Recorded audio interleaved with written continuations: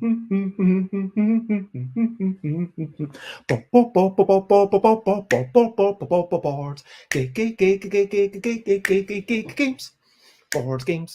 games. I might be talking about board games, but I'm not gonna shout. I am starting off with some streaming, and I am starting that streaming with some singing, and I guess this'll have so many people, and today should be wonderful. I'm grateful to all the folk who are friends as they join me upon this episode that will be the end. Hello, good morning, good afternoon, good whatever it is, wherever you are. 10 a.m. ish UK time for Busy Beats and Board Game Blether, episode 1000. And it's already gone wrong. I clicked the button to go live and then I didn't do it properly. But this is the last daily stream with many amazing folk. And it's going to be such an amazing cast, and I'm grateful to all the people who are joining me. I'm grateful to all the people who've jumped in along the way. I feel like I started this on when lockdown started, and it was originally inspired by Heather Newton, a way to get out of bed, a way to make sure that I'm doing something other than just sleeping in until 2 p.m. And as I look at the old episodes, there's been so many conversations that I otherwise just would not have had. I've had the joy of chatting to people. I've shared moments, and thank you to everyone who's joined me along the way, whether that's in the comments, whether that's as a guest, whatever that is. And thank you very much, Alan Paull. It is lovely to see you, and I look forward to seeing you on screen later. I think I would like to have a quick reminisce for just about 10 minutes, if I may. And I mean, it's my show, so I get to do whatever I want. I can go back and there's people that that's again refreshed. There's too many videos for YouTube to keep in one go, and that's kind of ridiculous. This has been a big part of my life, and in stopping it, yes, there's some sadness, but of course, all good things must come to an end, and I think that it's time for me to re-engage with the real world. Someone asked, am I going to be doing more streaming after this? And I don't know. I would like to carry on the mechanical chat with Alan that we've done. Oh, hello, Liz. It's lovely to see you. Thank you for joining. And my wonderful friend who actually gave me the eyeshadow that I'm wearing. It's, as I look back, I mean, 1 year ago, 2 years ago, 3 years ago, I guess it's taught me to be more confident in this kind of thing. I guess it's formed connections with me with a million, not literally a million, obviously, but with literally hundreds of other board game designers and people around.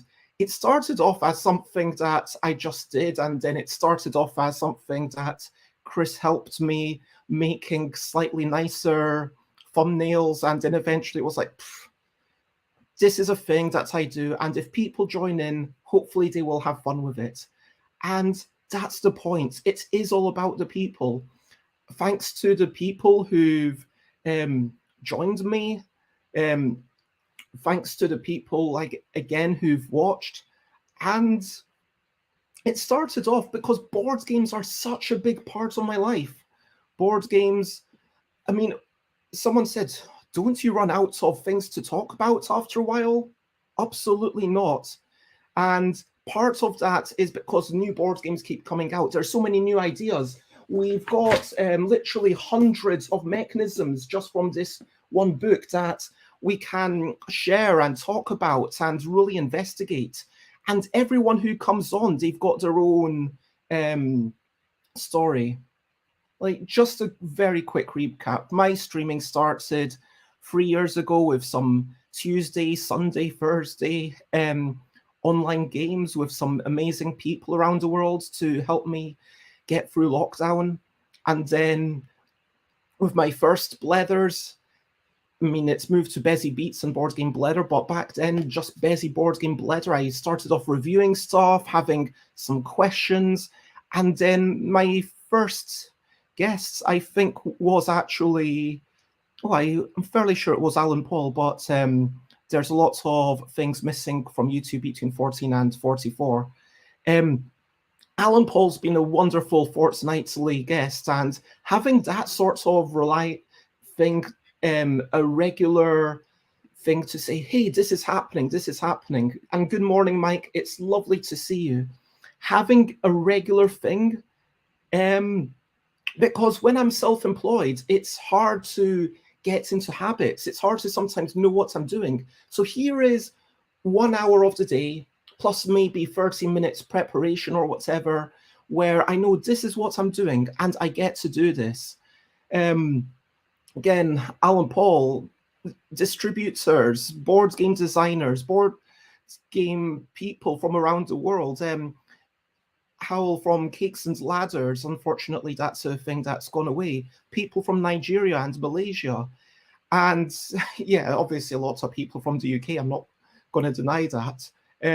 Phoebe that was fantastic. And with Tiz, where we had, Tiz is already a friend, but then how often do you really sit down and chat for an hour and get to know someone? Talking about Board Game Arena programming, and that was something that wasn't even on my radar. And now one of my games is up there, having Richard Denning on to chat about stuff, Rory Muldoon, Ella. I would love to carry on these conversations, but it's something that, yeah, as a daily thing, no. And good morning, Matt. It is absolutely delightful to see you. Of course, I'm not blind to the fact that there is a little bit of self-promotional value. I had a thing about Kitty Cataclysm and playtesting LDEC game submissions and Mickle. And, you know, as more people watch, then I guess more people are aware of me in some way. But for me, the main value of this has always been in the conversation, safety and LARP, learning from Dina Ramsey, a bit about marketing, as I said, fostering deeper connections. And yeah, Talita Ryan, one of my favorite people again. We had Ryan Estrada a few times on, a comic artist I'm having again today. We'll have Ellie Dix later on. And I'm sorry, Michael didn't invite you, but I mean, these are all wonderful people and I just cannot enthuse enough. Emma Janssen, and then having these group discussions, Lolvi, KC, Tally, that was the point where I felt like I really got the most value. Just having a discussion topic and being able to go in depth, because there are so much things that people don't really ponder for hours. Like, who talks about the joy of having a competition for 2 hours? And yeah, that's not even the longest stream that I did. I mean, with a single person. Jay from 3 Minute Board Games, I guess, ironically, yeah. And Jonathan Philip Chambers, Talita Ryan, and that's Jessica Jane Sankey and Catherine Morgan, Vincent Vergonjon. Again, I am grateful to people for giving me the time. And what makes a good podcast for you? I would be interested to know. How do you feel about things ending? Because this is what this represents. This episode represents a triumph. This episode represents, I like to believe, an accomplishment. But this episode, more than anything, it represents connections. It represents brilliant thing with brilliant people. And let me actually bring up a banner of recent highlights, living life and seeing the sights, recent highlights, playing games and other delights. Recent highlights, I mean, yesterday I got out and I was sending emails and messages to everyone who's joining me. That was something that I did until the wee hours of the morning. And yeah, that's pretty much it, to be honest. I did get a delivery of 200 envelopes, so that was good. So hooray, envelopes. Now I'm going to prepare some stuff maybe tonight to send tomorrow. We'll see. And we've got, there's me, says Matt. Yes, it was lovely having you on the show. I really appreciate it. And let's talk about brilliant thing. What's a little thing which is brilliant? I mean, Riviere, I chatted to them and we had the lovely chat. We got to know each other a little bit more. And maybe next year we might even hang out for a week and make a game. It's the fostering of connections. I mean, Matthew Dunstan. So on this series where Matthew, Alan, Paull, Rita, and I chatted about the steps of making a game, is a big co-designer, and there's value in that. There's value in just being like, okay, we'll bounce ideas off each other, we'll discuss, we'll learn from each other. And, I learned from Maisie about translation. I learned from Flavian about what it takes to get stuff into distribution. I learned from Eitan, what's going on there. And James shared such amazing stories about the history of stuff. And yeah, this is the brilliant thing. More than anything else, the brilliant thing is people. And it doesn't matter whether you're a game designer or a musician like Jenim, or a publisher or like Uli or whatever. Just people all have these amazing stories. And there's Matt again. And I would love to continue these conversations, but as a daily thing, no, I don't have the time or energy to set up that many things. But yeah, it's been just an amazing thing, and lots of love. And from the screen over here to the screen joining me, I'm going to present one of my lovely favorite people talking about people. Here is the person known as Rita Modl. Hello, Rita, how are you? Good morning. I'm sorry, I have to no, it's okay. Okay. Do you hear me? Yes, I hear you perfectly. And if anyone's hearing a bounce, I will get my headphones because I just realized that I've been very naughty and not put them on yet. So please, if you're in the audience, let us know how the sound is. But Rita, you've been a designer for a good few years. You're best known for Men at Work, which is a lovely dexterity game, putting things on top of each other. You've done other stuff like King of 12 and Hoppy Top. And I think you've got some, your photo experience shows on your Instagram, even your personal stuff is beautiful. And of course, your self-portraits. But Rita, is there anything else that you'd like people to know about you straight off the bat? First thing, I'm very tired because I had a very hard week. It was very stressful. Alan,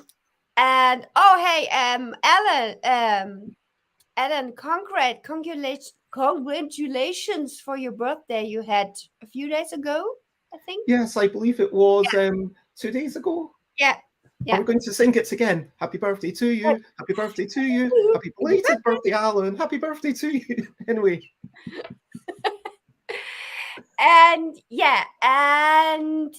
There are a lot of things going on. So in 2 weeks there's Göttingen, which is the biggest board game designer meeting in Germany, with a lot of designers, publishers, and so on. So I'm having the last tests for that. And in June, there are a lot of events, and July, BerlinCon, and a lot to do. Yeah, it's annoying that Göttingen, I believe, clashes with UK Games Expo. I'm having someone that I said, oh, you should come, and they said, oh, no, I got to this other thing in mainland Europe. But Rita, you a few years ago decided to have a new beginning as a board game designer and embark upon a new career. And of course, myself at this point, every ending is a sort of new beginning. And what defines new beginnings for you? How would you what does it spring up in your mind? So this is maybe very esoteric because I believe in every 7 years there's a change in the person's what's going on, and for me too. So maybe there are also new things which are coming, and I think it's a good thing. So otherwise it would be very boring.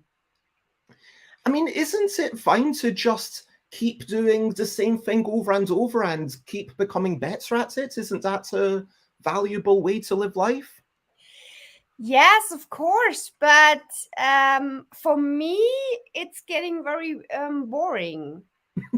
So, and maybe you are getting tired and lazy and not so it's not the same as in the beginning. It's not the same vibe as in the beginning. Yeah, and do you agree that it's important to finish things so that we can say, okay, I'm going to stop that so that I can start something else? Like, I mean, I'm saying, okay, I'm going to stop living here so that I can start living in Thailand, talking about being less boring. Yes, because we have one life, and if you have a dream, you should make your dreams come true. And it is not like you go there and you have to stay there forever. So you go there and you try it, and it's not good, you're maybe coming back or go something else. And I think it's we have the freedom to do what we want.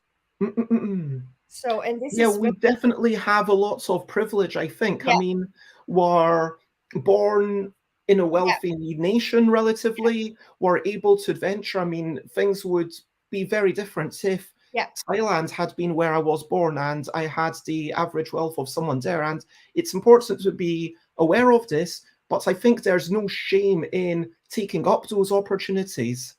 And speaking of new beginnings and coinciding with ending things, what would you say to people potentially like myself who kind feel a little bit sad about ending those things to make way for new stuff, or maybe feel a little bit of fear about the new beginnings? What would you say to people to encourage them? I've seen a lot of people changing their lives, and it was always they had struggled for the first 3 months. So it takes 3 to 6 months that everything is flowing and so on. So keep going. If something doesn't work in the beginning, keep going, and it's a new life. So just keep going. And you were, as you said, a bit esoteric or maybe a little bit cagey, you could say, about your own new beginnings. But can you tell us anything more about what you are personally starting, what your own new beginnings are, if you know what I mean? It's also very creative. What can I say? So I'm not working in a bank or something like that. So it's also had something to do with creative, and in some point I even don't know by myself. So I'm trying to figure it out, and I think I can combine those creative things. So I can do photography, I can do designing, and also other things. I mean, talking about new beginnings, let's go back to Men at Work. And when you first started that, what was the thing that made you think, you know what, I am going to actually make this game, and now I'm actually going to try to get it published?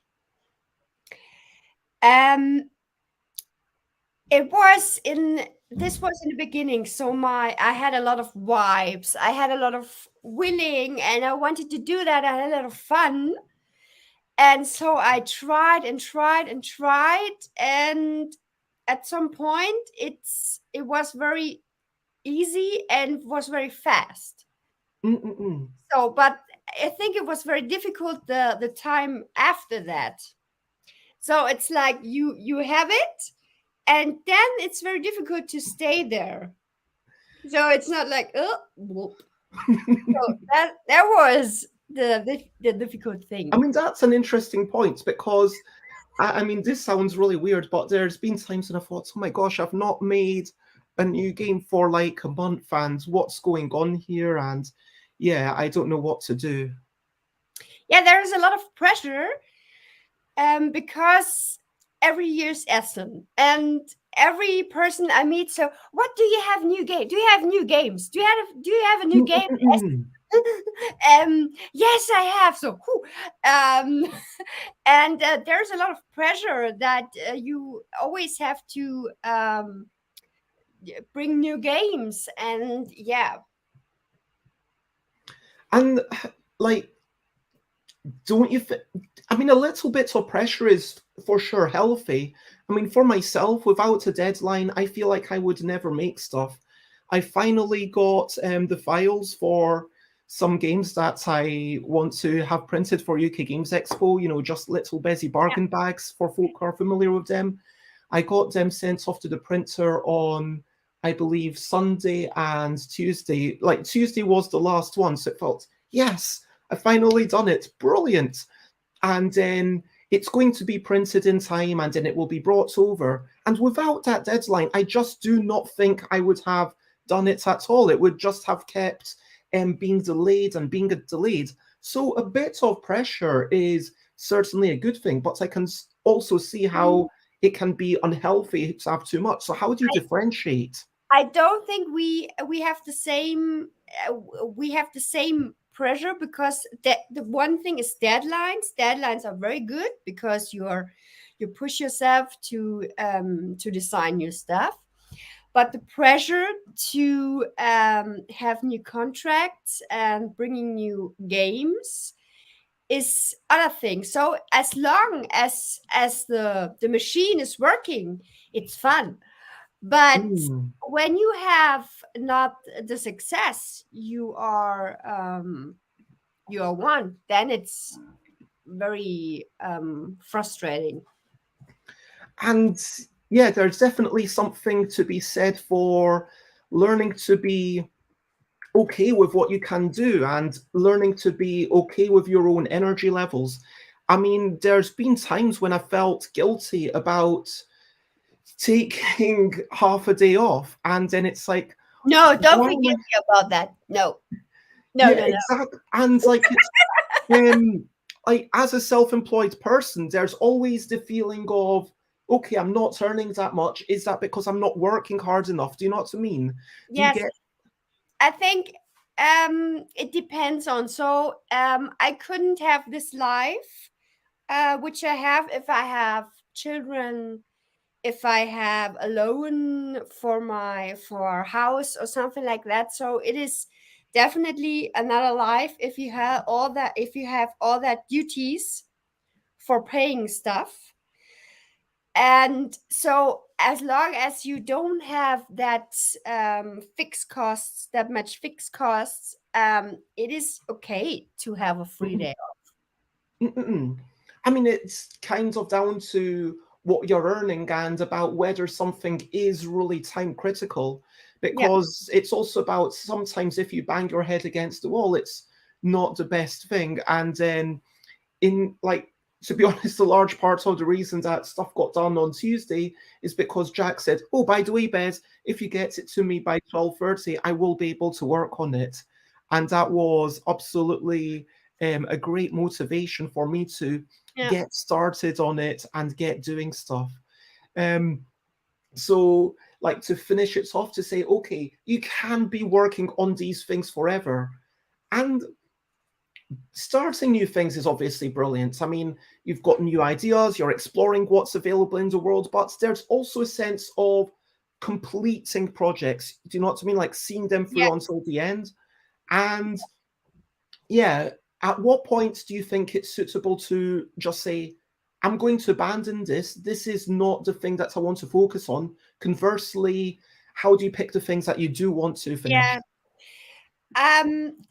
At this time, I'm doing it faster. So if I work on a project and I'm trying a few things, and then I see it doesn't work, then I throw it away and make new things. But in my early times, when the vibe was very on, I tried and tried and tried. But now I don't have the time and the power to work so long on one thing. Yeah.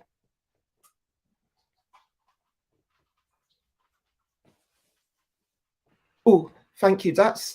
I'm going to add a friend of mine, another lovely friend over from New Zealand, and someone who's also doing lots of new beginnings with Ovation, a wonderful game about composers and music generated initially to be something for homeschooling. But Kirsten Lunde, I hope that you're having a wonderful night. Yeah. Later at night here in New Zealand. So I had a wonderful day, and it's capped off wonderfully by being here. Congratulations on 1,000 episodes. Thank you very much. Such an achievement. So, Kirsten, we are chatting about new beginnings, and you, as I said, you are starting on your own adventure. You've just started getting into game design, and for the past few years. How do you feel about new beginnings? And thank you very much. I think they're wonderful, exciting, and sometimes terrifying. But that's good. I mean, it keeps us, I don't know, it keeps us active and vibrant. And as I'm getting older, it's important. It's great because I'm learning a bunch of new things. I mean, it's good to keep myself learning new technologies. I was just playing around with DaVinci Resolve for our video on a game about writing stuff down, aiming to match other folk exactly 3 times. And we've got this if you need to run. And then that's a whole new tech for me. So I get to look up YouTube and learn what it's like to put together a what do they call them? A something real, just your little elevator pitch kind of. There's a great term for it that I'm going blank on, but that's the other sign of getting old. But but yeah, I'm learning all this great stuff. How long are you working on board game designing now? Well, I mean, Ovation, which is this side of me, Ovation started probably 5 or 6 years ago, but it started. I was a mom homeschooling my kiddo. Yeah. And we were going to the symphony, and I looked for a game about classical music, and I didn't find one. That was before Symphony and Symphony Number 9 came out. And I said, there's not a game. There should be a game. And I've loved board games my whole life. I was always the rules queen from being a teenager on with my whole family. I was always the person that taught all the games. And so games were a formative part of my life and were a formative part of raising my own kids. And so I started designing then, but it's been a long process. I've been learning a lot along the way and never dreamed I'd be getting to the point where I'm going to be launching it on Kickstarter next month. But here we are. Yeah. Can you show it in the camera? I haven't seen the cover. Yeah. Let's see. Ooh. Oh, nice. Yeah, it's been really exciting. A wonderful artist. I'm not a visual artist at all. So that's a new thing to do too, is learn how to art direct and communicate with visual artists about visual things with words, which is not my skill set. So that was interesting. And I just think she's phenomenal and did a great job. So yeah, just exciting stuff. How long have you been designing? I think you mentioned it or I was listening to you guys as I was getting ready to hop in. It's now 6 or 7 years. Yeah. I think on the bio it says since 2016. 17, 18, 19, 20, 21, Yeah, that's 22. It's 7 years, but there was Corona. So let us say 6 years. Yeah, that changed everything too, didn't it? That was a new beginning. Yeah. I mean, Yeah. for sure, like COVID, a lot of stuff started there. And I know my friend Sate said that for her, like COVID was the start of being able to connect with people online, and things like WellyCon that went online.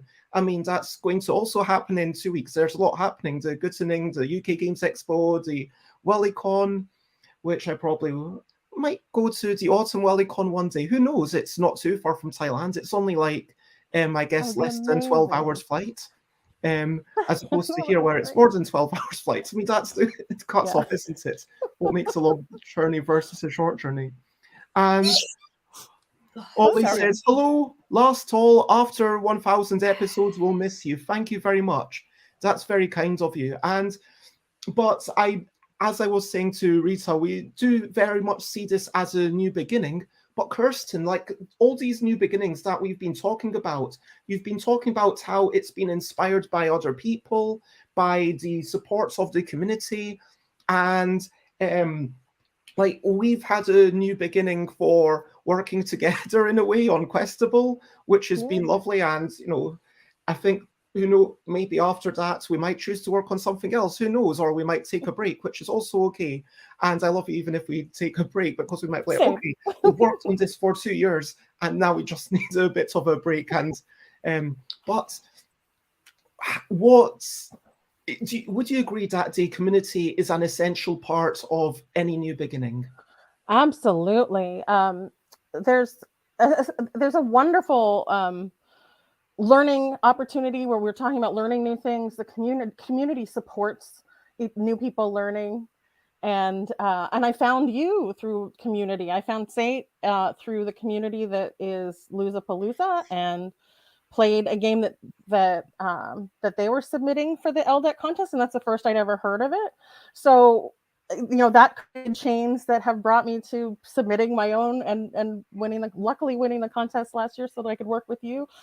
So community, where there's all this interconnectedness, there's finding opportunities, they're just getting inspired by each other, there's playtesting each other's games, and then there's support. There's just, when those hard times hit in the iteration process, or it's not working, or when you feel down, or you feel like you're lost, there's so much support and encouragement in the community.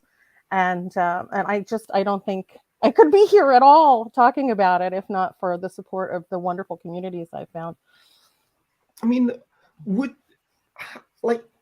I feel like this thing of support is just such an important thing. And I think that's probably the thread that I've started with talking about people joining me, with everyone you two and everyone who's going to come on being supportive. And we are a social creature.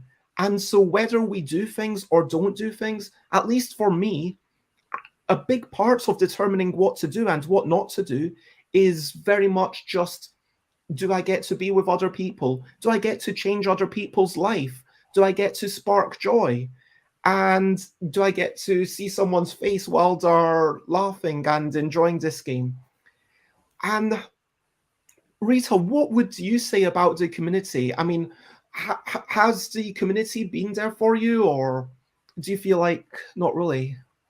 I think it's a very small business, so everybody knows everybody, actually.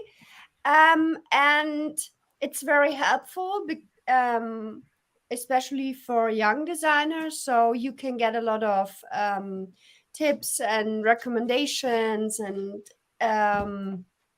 so on from older designers.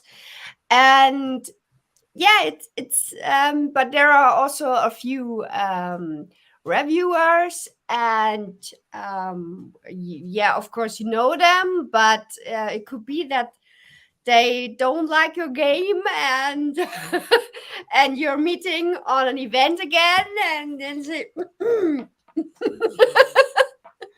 yeah, but it can be awkward sometimes. Yeah.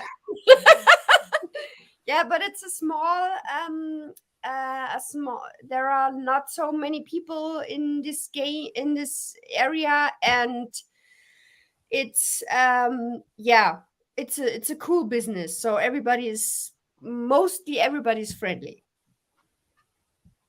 I mean, there are some people who say that there isn't really one community. The notion of a community is just an illusion. And there's, don't get me wrong, a lot of different groups, and I might be part of my Friday daytime playtest group, and I might be part of a close-knit group on a certain Discord, or I might be part of a certain number of people who play games together, often on Board Game Arena, but there's not one monolithic board game community. Would you agree with that, or do you think there is a board game community, so to speak? I think there is a big board game community because it could be so they are playing by themselves because they know each other very well. But I think the point is, if you put them all in one room, they would all play together.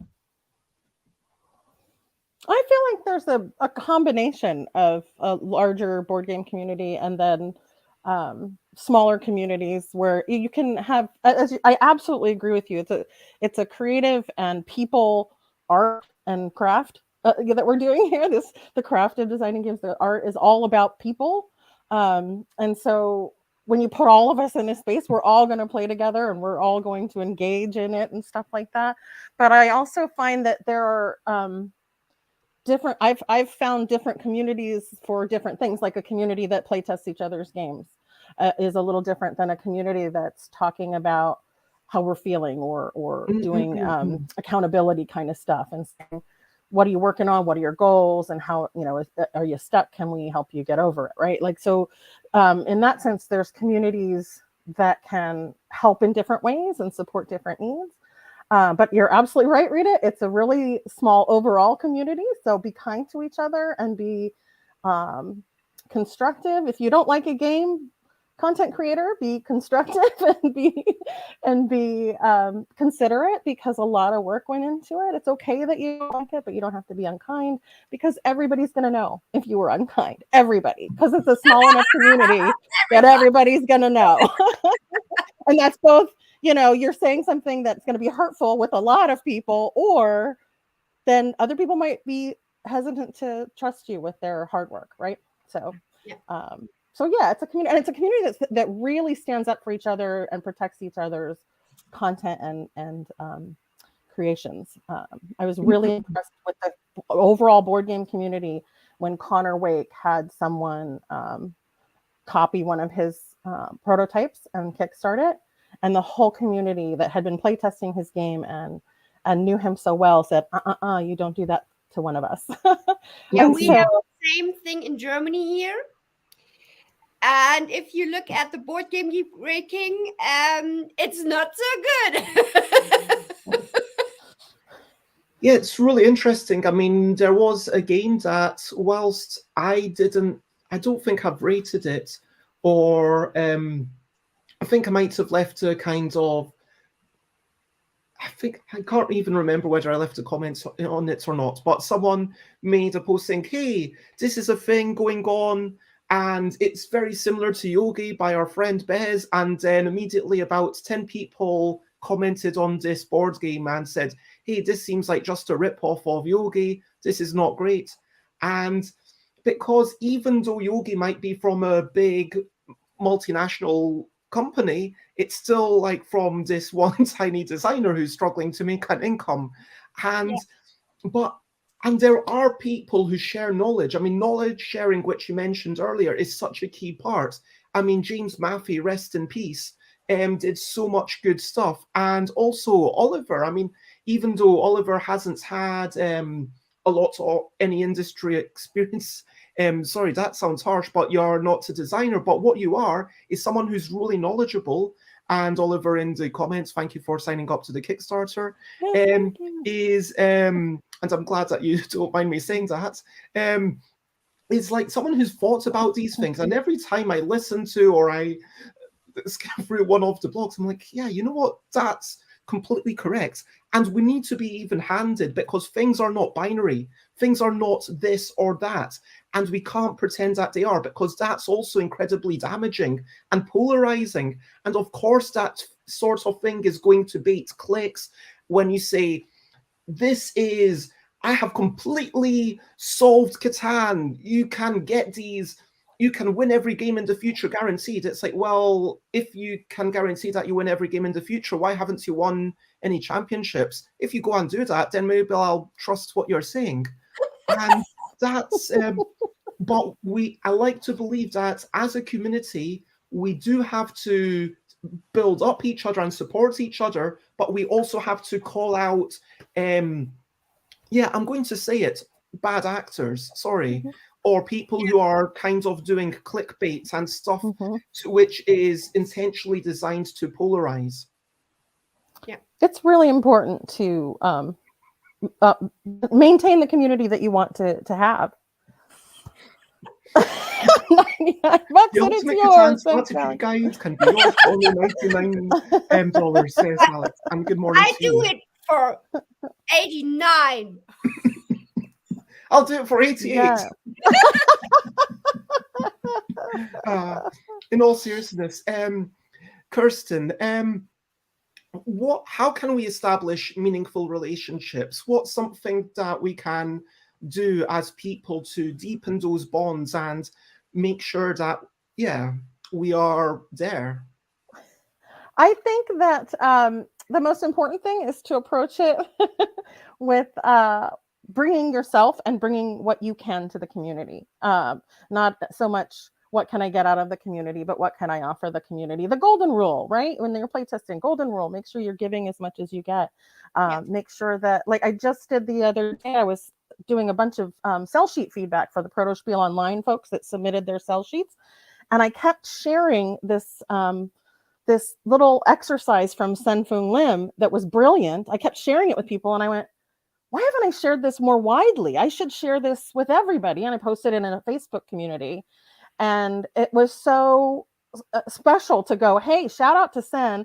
I've been spreading the word on this great exercise. And people were like, oh, this is cool. I hadn't seen this before. So even though Sen's been in the community a really long time and really is giving and guiding, people hadn't seen it yet. So when you come across something, don't hoard it, share it, right? Share those tips and tricks and realize in doing so, own your own value. Like I know that you can bring value to the community. So when I was starting, I was really uncertain and nervous and green, and I didn't feel like I knew anything or could bring anything. And exactly, in the end, you get a lot more back.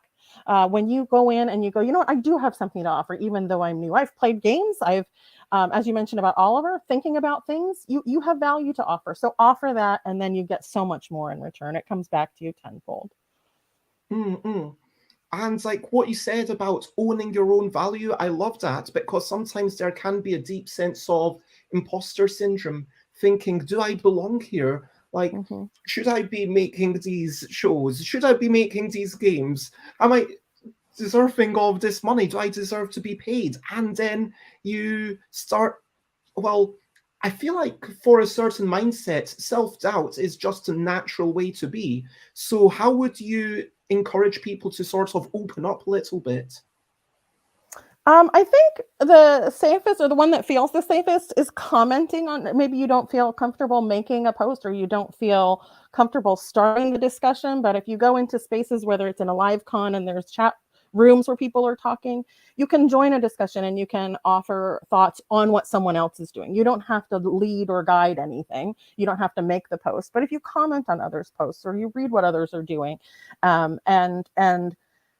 just respond. Responding is a good way to do it. And it'll make people feel seen and valued. So that is a value that you bring without having to feel the pressure of, well, what am I going to post today? Or what am I going to talk about? I feel that a lot. Or I go, I'm this social media thing. I didn't grow up doing this, so I don't know where to start. So I feel really comfortable commenting and sharing on other people's stuff usually. This is a very good point, because I always wonder, I post a lot and doing a lot of things, and there are always not so much comments, but when I meet people, they talk to me and say, "Hey, I've seen this, I've seen this, seen this," and there are so many people behind the scenes which are looking on it, but you don't see it. So if you comment it, I think it would be easier to get the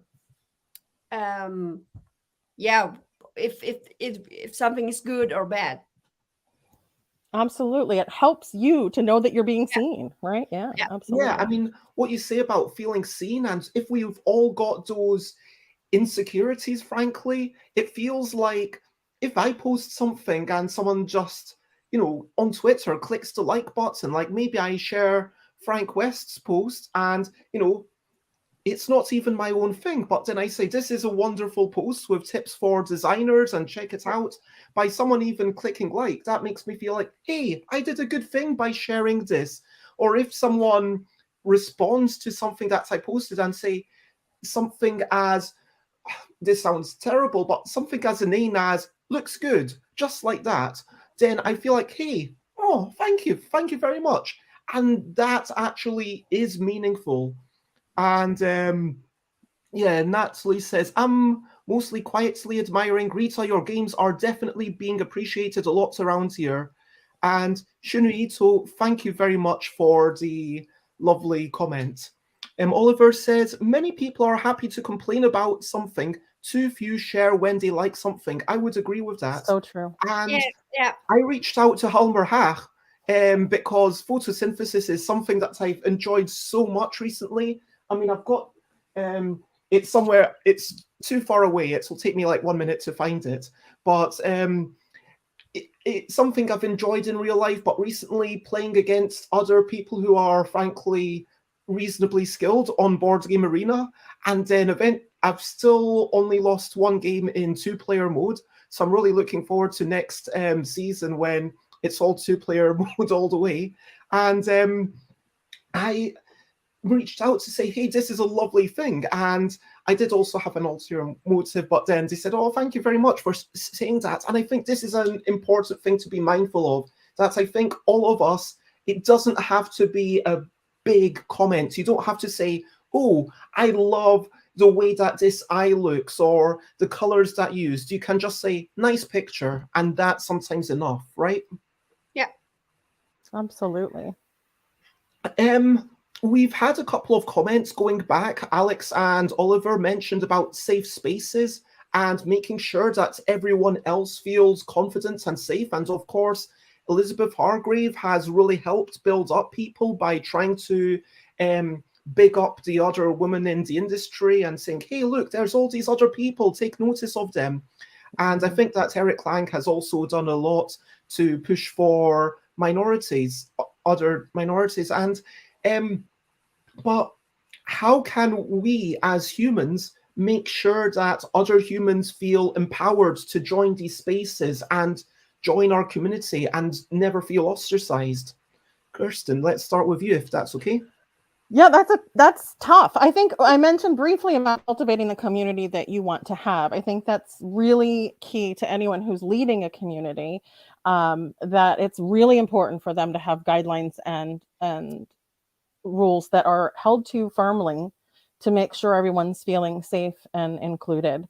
And those are the only communities that I participate in, because I want to feel safe and included, but I also want others to feel that as well. I realize that as a person who is white, I come with privilege, and I don't want to be in a space that is not representative and not diverse. So I want to make sure that diversity is welcome and encouraged.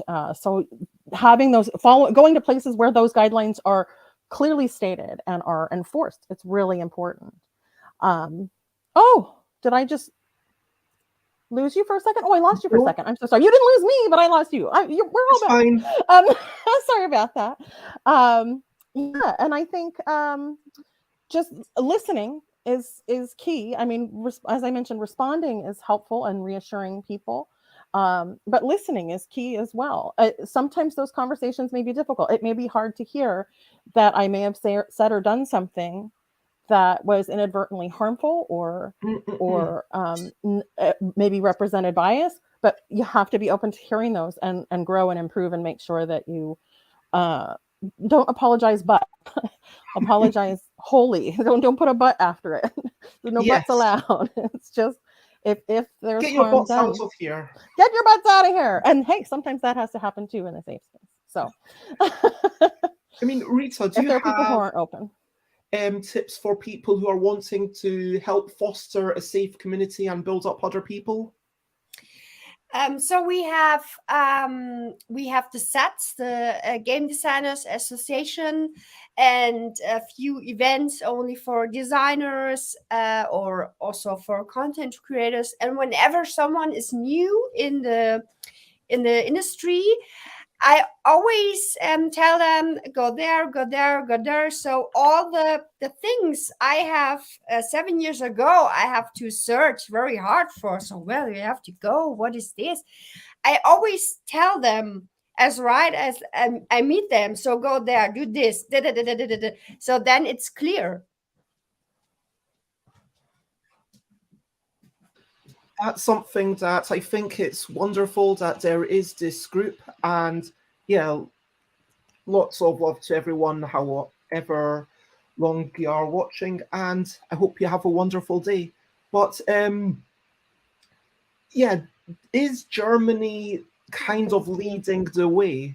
Because I feel like you've got the game designers of Canada who are also doing great stuff, and the Artisans of Canada, I think it's called, and Spielautoren, if I'm pronouncing that correctly. Now, there are also another thing. There are also the illustrations community, and there is also the people community for content creators, and there are a lot of things you can go if you do special things. And I always tell them where you can find information and where to go, so that you don't have to search for it or maybe do something else you shouldn't do. I don't know. Yeah. And the final question I wanted to ask about all of this is, how can we decide between the fostering really deep connections versus fostering plentiful connections, if you know what I mean?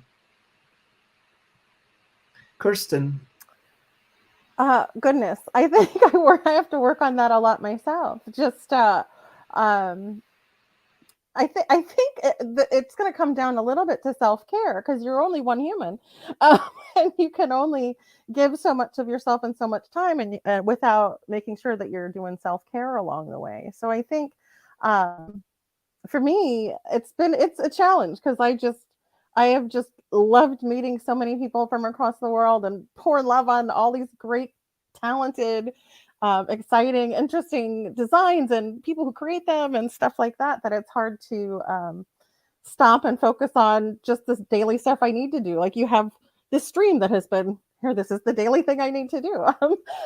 So it is a balancing act. And I'm not sure. I'm really not sure I have an answer about that, other than don't forget to make time for yourself and make sure that you're being healthy with yourself, and then offering up your time and energy in a way that's healthy for you. That's really, because otherwise I could have deep connections with so many people, because I just have all this love that I want to pour on the community.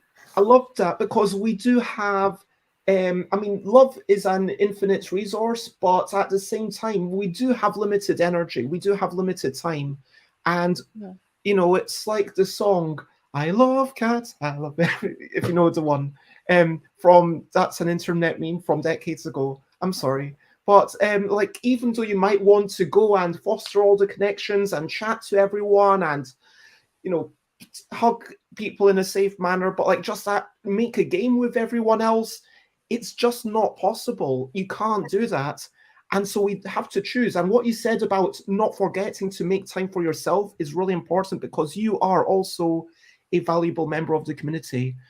And talking about someone who maybe hasn't made games but is certainly here to bring themselves into the community, and has been a big part of my life. And since we were fake nemesis in Koh Phi Phi when I went to Thailand for the first time, I would actually like to bring on another lovely friend who is Ryan Estrada. Hello, Ryan. Boomers!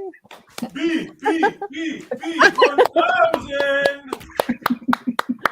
Oh, The bee is not excellent. red. The bee is not red, just saying. Thank you so much I think for we're being just jealous here, we didn't Ryan. make an entrance like that. It's a joy to have you here.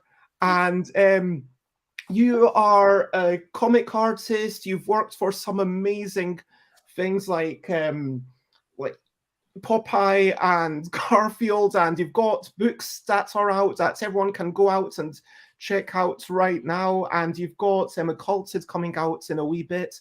What would you like people to know about you straight off the bat?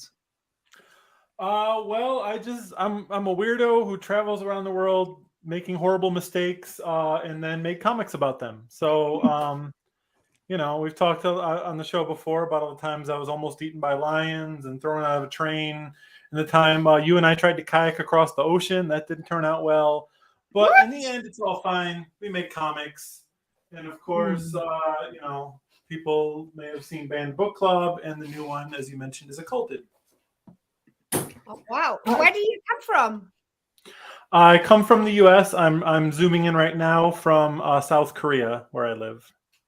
Oh, okay. Wow. And the question is, how far did we get? We did get all the way to the beach from the beach. True story. I mean, we made it all the way, but it was a little bit late. It was basically sunset. Yeah. Yeah, and then we had to pay someone to rescue us and go rescue the boat. And I would have been up for kayaking back. That was your decision. well, we did abandon the kayak in the ocean and it floated away, so we might have had a problem. It wasn't great. I mean, I feel like I want to go back there and do it again, but better. But yeah, I think that's a bad idea. I think it was a bad idea from the start. I think it would be a bad idea to do it again. I don't know. It's a very best kind of optimism, says Natalia. Yeah. But, I brought you on and I thought that we were going to talk about self-promotion, which is such a valuable thing. But, we've been speaking about the community, as you've heard backstage, but sometimes things can go wrong and you can end up getting a book about banned book clubs banned. Can you tell us a little bit about that? Well, yeah, Banned Book Club recently was banned in Florida. So that was fun. It got unbanned, but the way it works in Florida right now is if one person complains about a book, legally it's banned. They have to remove it from the shelves until a board of 3 people can look through it and decide if it can come back. And they decided Banned Book Club could be unbanned, but there's hundreds of other books that they decided these books are so offensive that we 3 adults whose job it is are not going to read it. It's just banned permanently. And that stuff like Ready Player One apparently was so offensive that it was banned permanently, unread. Children's books about, gay people or black people, completely banned. And so, yeah, I've gotten super involved in the story and researching, gotten to know more about the group that's been doing it. And I'm actually, right after this, I'm flying to the U.S. on a tour across the U.S. to do banned book talks. And one of the stops is I'm heading to Florida. And the original plan was I was going to go to Clay County and speak at the school board meeting where these bans happen. Because the guy who does the bans is there every single month screaming about how librarians should all go to jail. And I thought, I'm going to fly from Korea and just be the voice in favor of this. And I was working with the local librarians and local organizations. And then all of a sudden, the local librarians are like, actually, we changed our mind. Please don't come. It's gotten so scary here that they are threatening us with jail. A guy got fired because he tweeted about the fact that he had to remove books. And they're afraid that even if I go and do the most Mr. Rogers talking about PBS at Congress style, positive speech imaginable, they're afraid that there'll be so much backlash, they might even defund the library system, which is something that some places have done. So it's amazing that this book, the reason we got a book deal is our publisher was so shocked that as recently as the 1980s, there were banned books in South Korea. By the time the book came out, there were banned, not only were there banned books in the US, but our book was one of them, which is wild. What's going on in Florida? It's happening in a lot of states in the US. It's getting pretty scary. And it's kind of ridiculous. And we can sit here and laugh about it. And I do like what Alex wrote. I want to start a band about the banned book club and write a book about the banned book club band so that I can complain and get the banned book club band book banned. But in all seriousness, like, why is this an issue? Why should people who don't live in Florida care about this? Well, yeah, I mean, what I'm learning, it's like history always repeats itself. That's what our book is about. And like, I didn't expect history to repeat itself in that everything in the book literally happening again. And it's like step one of fascism. That's how dictators took over Korea for decades. And our next book, Occulted, same thing. It's I have a friend who grew up in a cult, and like it was just down the road from Heaven's Gate. Like they taught her, she wasn't allowed to study science, only science fiction. They taught her Star Trek was real, Gandhi was a space alien, and she was banned from going to school or reading books because they knew that any book that people read would say everything they said was wrong and take away their power. And that was the same thing that happened in Korea. But what's happening in America right now is groups are literally doing the same thing. They're trying to hold on to power by banning books about the people that they don't want to have power, that oppose that people that they speak out against. And what I've realized is it's not even, the stories about this guy that banned my book are always one man got, I think it's up to like 4,000 something books banned in Florida. And that is accurate. That is interesting because, like I said, all it takes is one person. But it's not just one man, because this man is not a local. This man does not even have a child in the school district that he's challenging these books in. This man moved there from New York specifically to start banning books. And he's the head of the local chapter of an organization that is funded by the Koch brothers. And he's actually the only member. So in other words, there were no parents in this community that wanted to ban books. The Koch brothers? The Koch brothers are basically any horrible right-wing thing that you hear about happening, they funded it. Any march you hear with tiki torches and anyone you hear attacking anything, I think it's just one Koch brother now. One of them died, but yeah, it's just that this major right-wing group is funding it.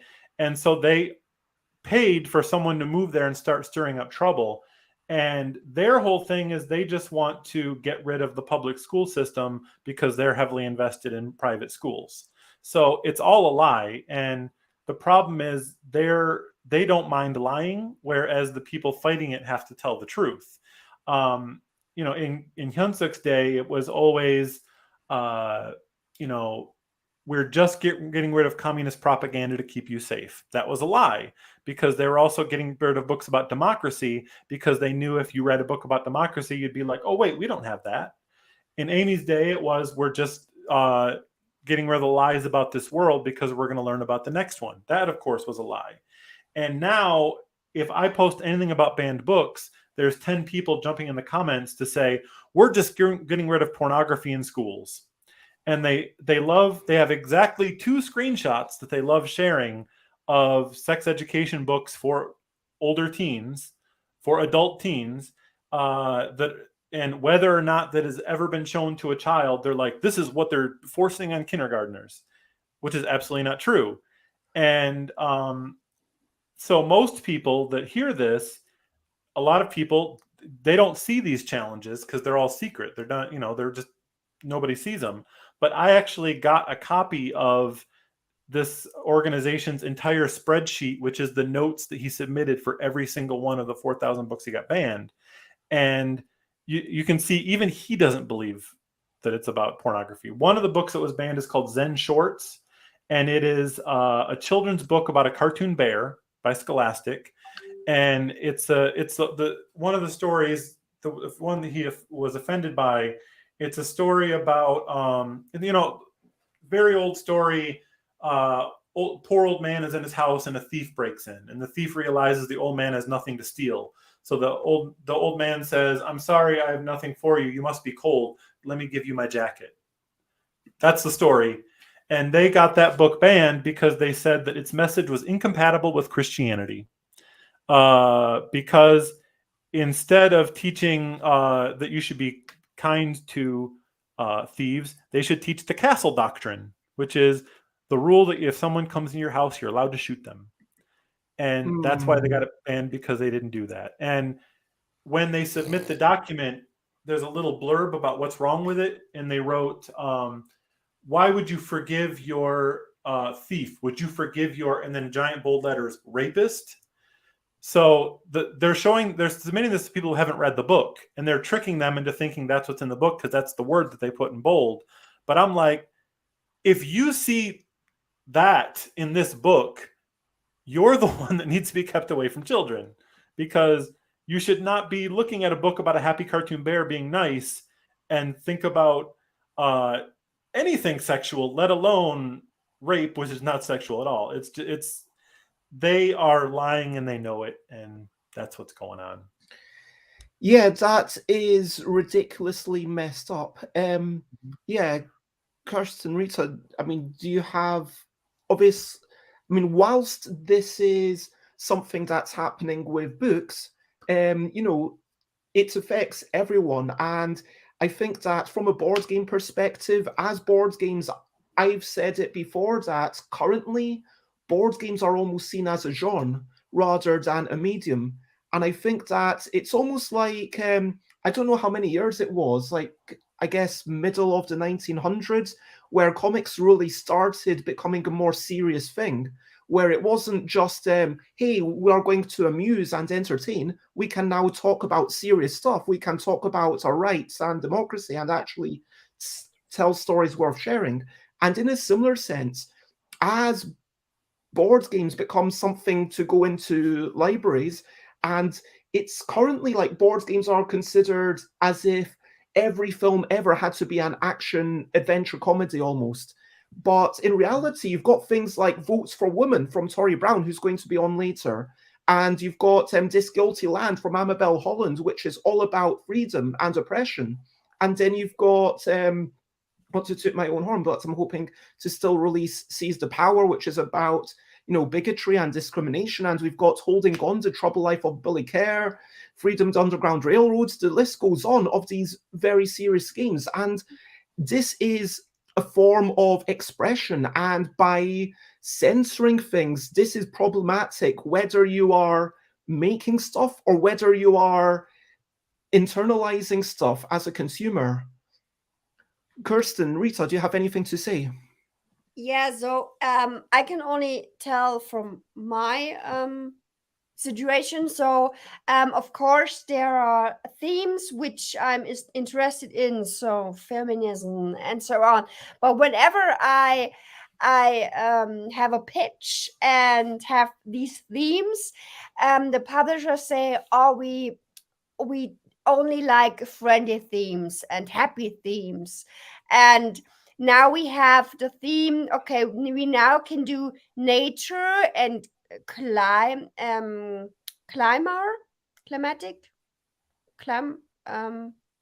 Climate change.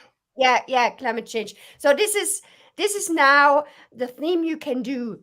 Everything else is they think people won't buy it, so they don't do it. It is, that feels like also its own almost premature form of censorship, where you're saying, hey, this probably isn't going to fly in today's economy. And the more that governance stops things from happening, and the more that publishers are going to say, we just can't do this, and then we'll have to restrict ourselves to underground things which can exist, but they are, by being underground, it's not going to reach as many people. Kirsten, do you have any thoughts? Gosh, so many. It's really hard to watch what's happening in the US currently. I'm really sorry that it impacted Ryan. And really impressed that you were ready to go and speak. It's very difficult to watch. It's very frustrating. It is definitely, I think Alex said so much for separation of church and state. It is very much the Christian nationalism rise that's happening, and it's extremely disconcerting and frightening, and it does want to shut down thinking about these things and talking about these things. And so I think it's really important that we continue to do it. We continue to, that Ryan continues to create these great graphic novels, and that we continue to push to be heard, and that we continue to tell the stories, amplify the voices that aren't being heard where we can, use what privilege we have to amplify voices, and don't let the human stories go down that fight. Don't let that anti-intellectualism win, and allow us the space to create and tell our stories. I'm so sorry if that's not productive, No. but I'm restraining a lot of angst and frustration. No, I appreciate that, and I appreciate you trying to keep it family friendly. I mean, I do want to ask something before I get our next guest on, which is, do you think there is anything that's too problematic to have in libraries? Do you think the government should ever step in? And how do you feel about owners of conventions censoring non-family friendly stuff? Because at UK Games Expo, they say, well, this is a kid-friendly show, and if your game is about sex, there are certain things that I've seen at Spiel that they just would not allow at UK Games Expo. But obviously, this is their private space. Do you feel like government or councils should ever make that decision, Ryan? Yeah, well, I think, like you mentioned, something not fitting in a convention is the same thing. Like, I could have a Bugs Bunny convention and be like, you can't sell Daffy Duck art here. And that's not censorship. That's just the theme of my convention. But a library, a lot of people, like, they're gotcha when they talk about banning books. Like, how come, but you don't want, like, Trump's book in a library or this right-wing book? And I'm like, no, I do want those books in libraries, because if people say awful things and put them in print, do I think they should have written that book? No. Do I think the publisher should have given them a lot of money to write it? No, but they did. And now that book exists. And if that person runs for office, or if I'm considering working for that publisher, I want to know what they put in print. And I don't want to buy the book. I'm not going to give them money. So I hope it's in a library somewhere so that I can read it and further human knowledge by seeing what was written. And I of course, like, I don't want I think the library shouldn't be like, let's put this on a display on the end cap and be like celebrating the voices of awful people. But it should be in a library, because someone's going to need the information that's in that book. So I think books should be available. And to bring it back to your theme, if you want, I researched and found some board games that were banned by states, if you want me to tell you about those. Absolutely. Oh, interesting. All right. There were a bunch of them, but I just chose a couple that I thought were interesting. There was a book called Hart and der Grenze, which is translates to Right at the Border. And it was a board game about smuggling goods across a border. And like, one person played as the smuggler and the other played as the police. And the country of Brazil banned it for encouraging crime. And so in order to get it back in the country, this is the game right here. In order to get it back in the country, they just re-released the same game, but reskinned it as Robin Hood themed, and suddenly it was fine. There was another board game called War on Terror, the board game. And it was kind of a parody of the US's War on Terror. The goal was to defeat terror, but you did that by invading countries to increase your own power, and you could fund terrorist attacks in your enemies' countries so that you would have an excuse to invade.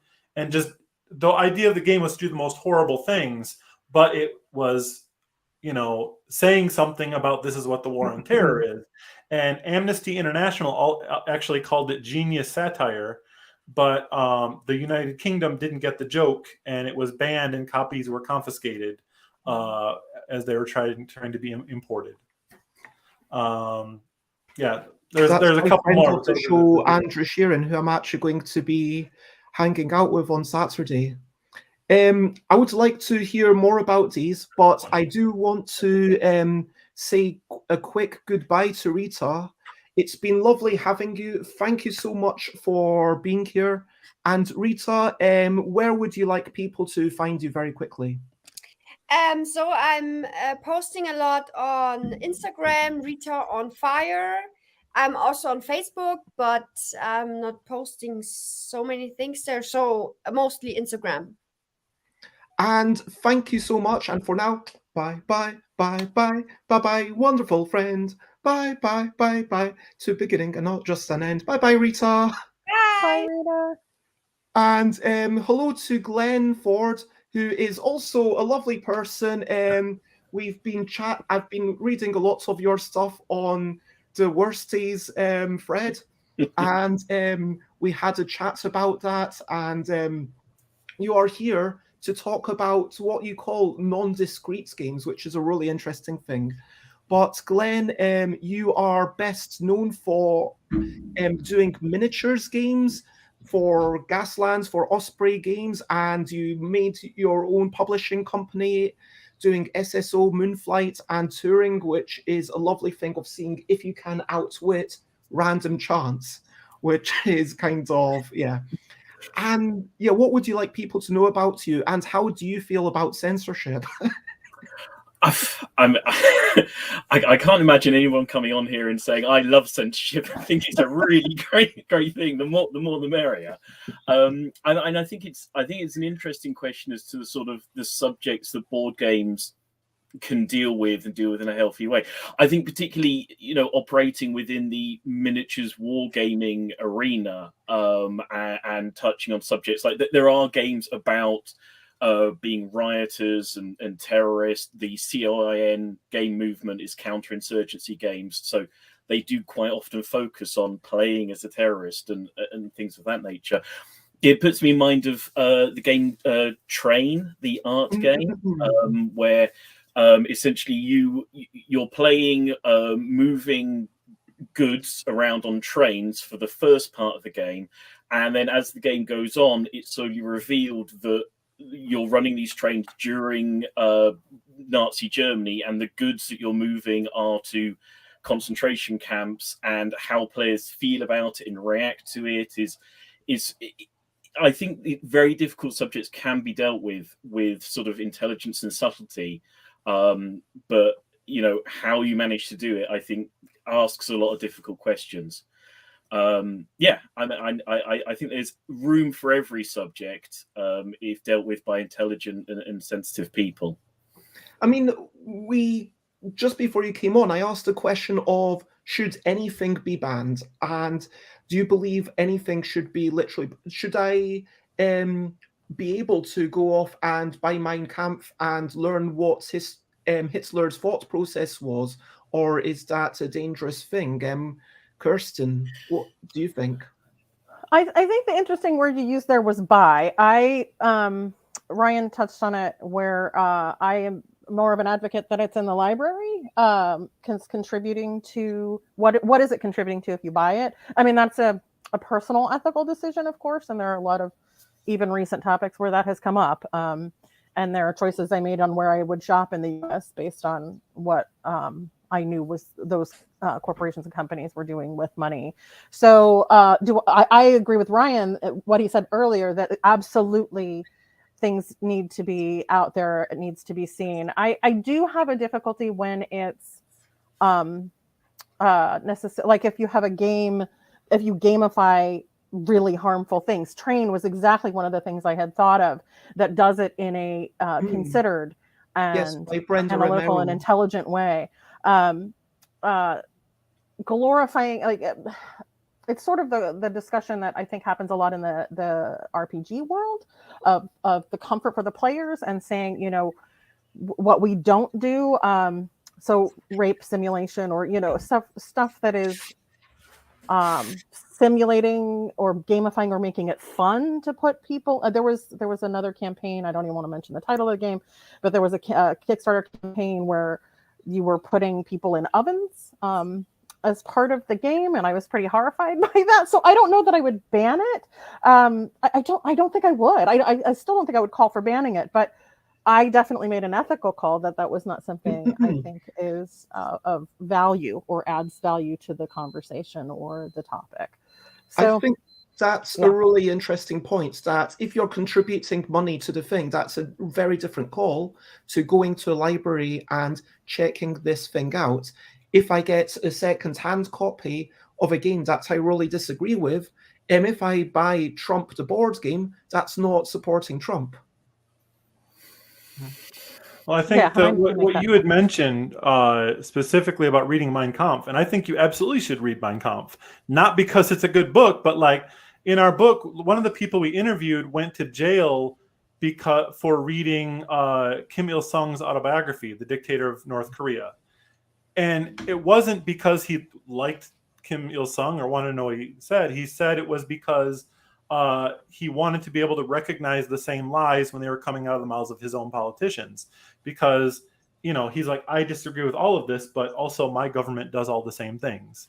And so you can learn how to keep history from repeating itself by learning about the worst parts of history.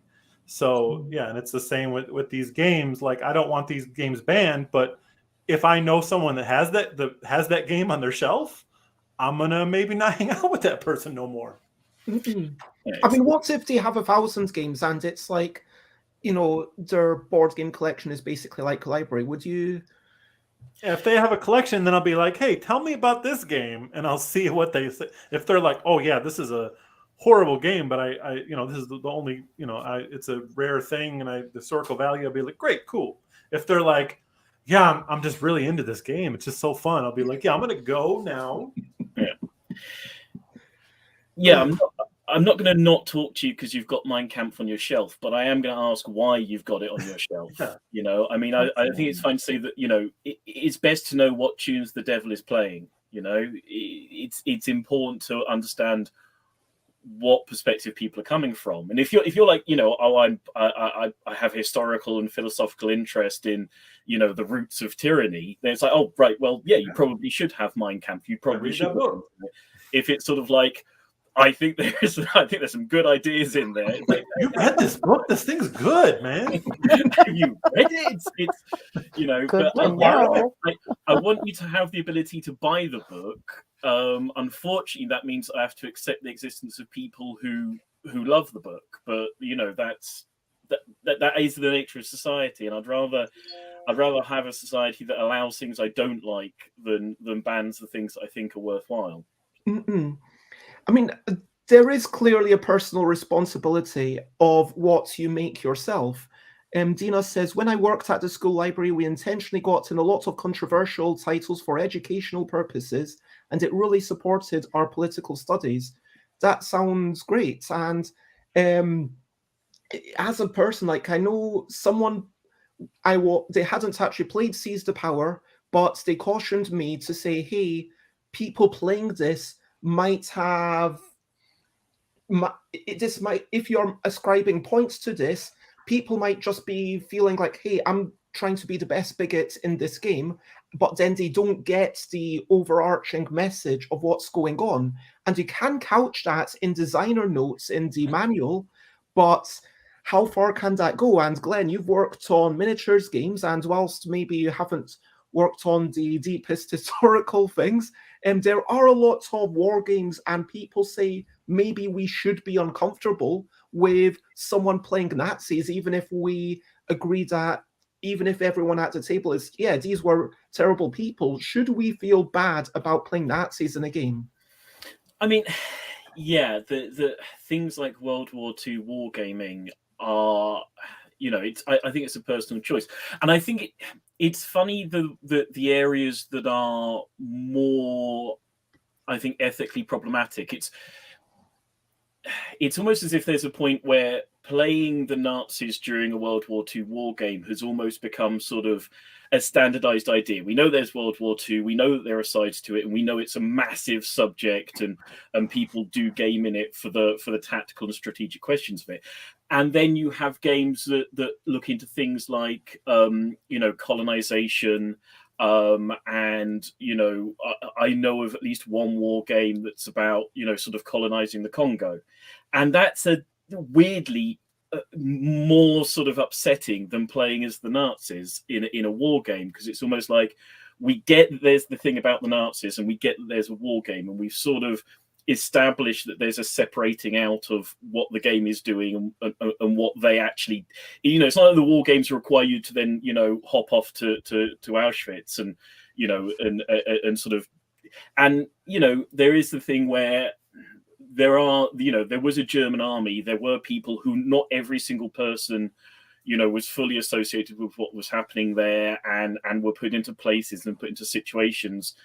People have often said the first country that Hitler ever invaded was Germany, and there is that place of going, look, this is something else that we're doing here. These are different things we're interested in. We're interested in the physical, tactical situations that went on in that place at that time. We know that there's something else these people were attached to, and we've chosen to make a separation there. It's difficult, and I think each individual has the lines they draw. It's like I don't play World War II wargaming, but I accept that there are reasonable people who do.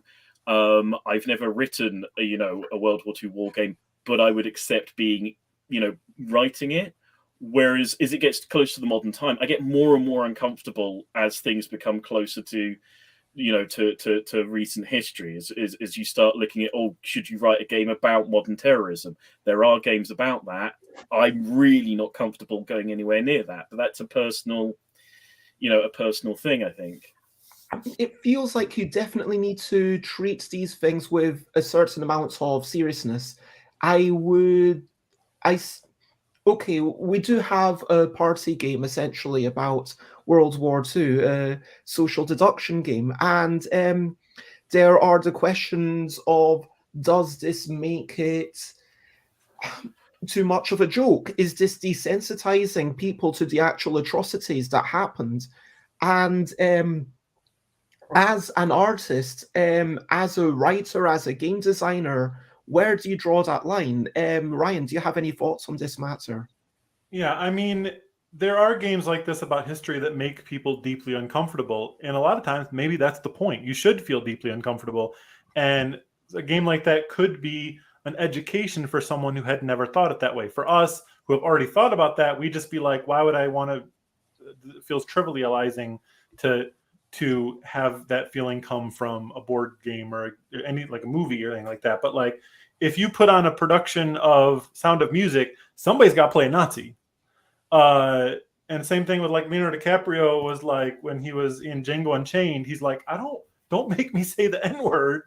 And they're like, you have to say the N-word because we're trying to make a point.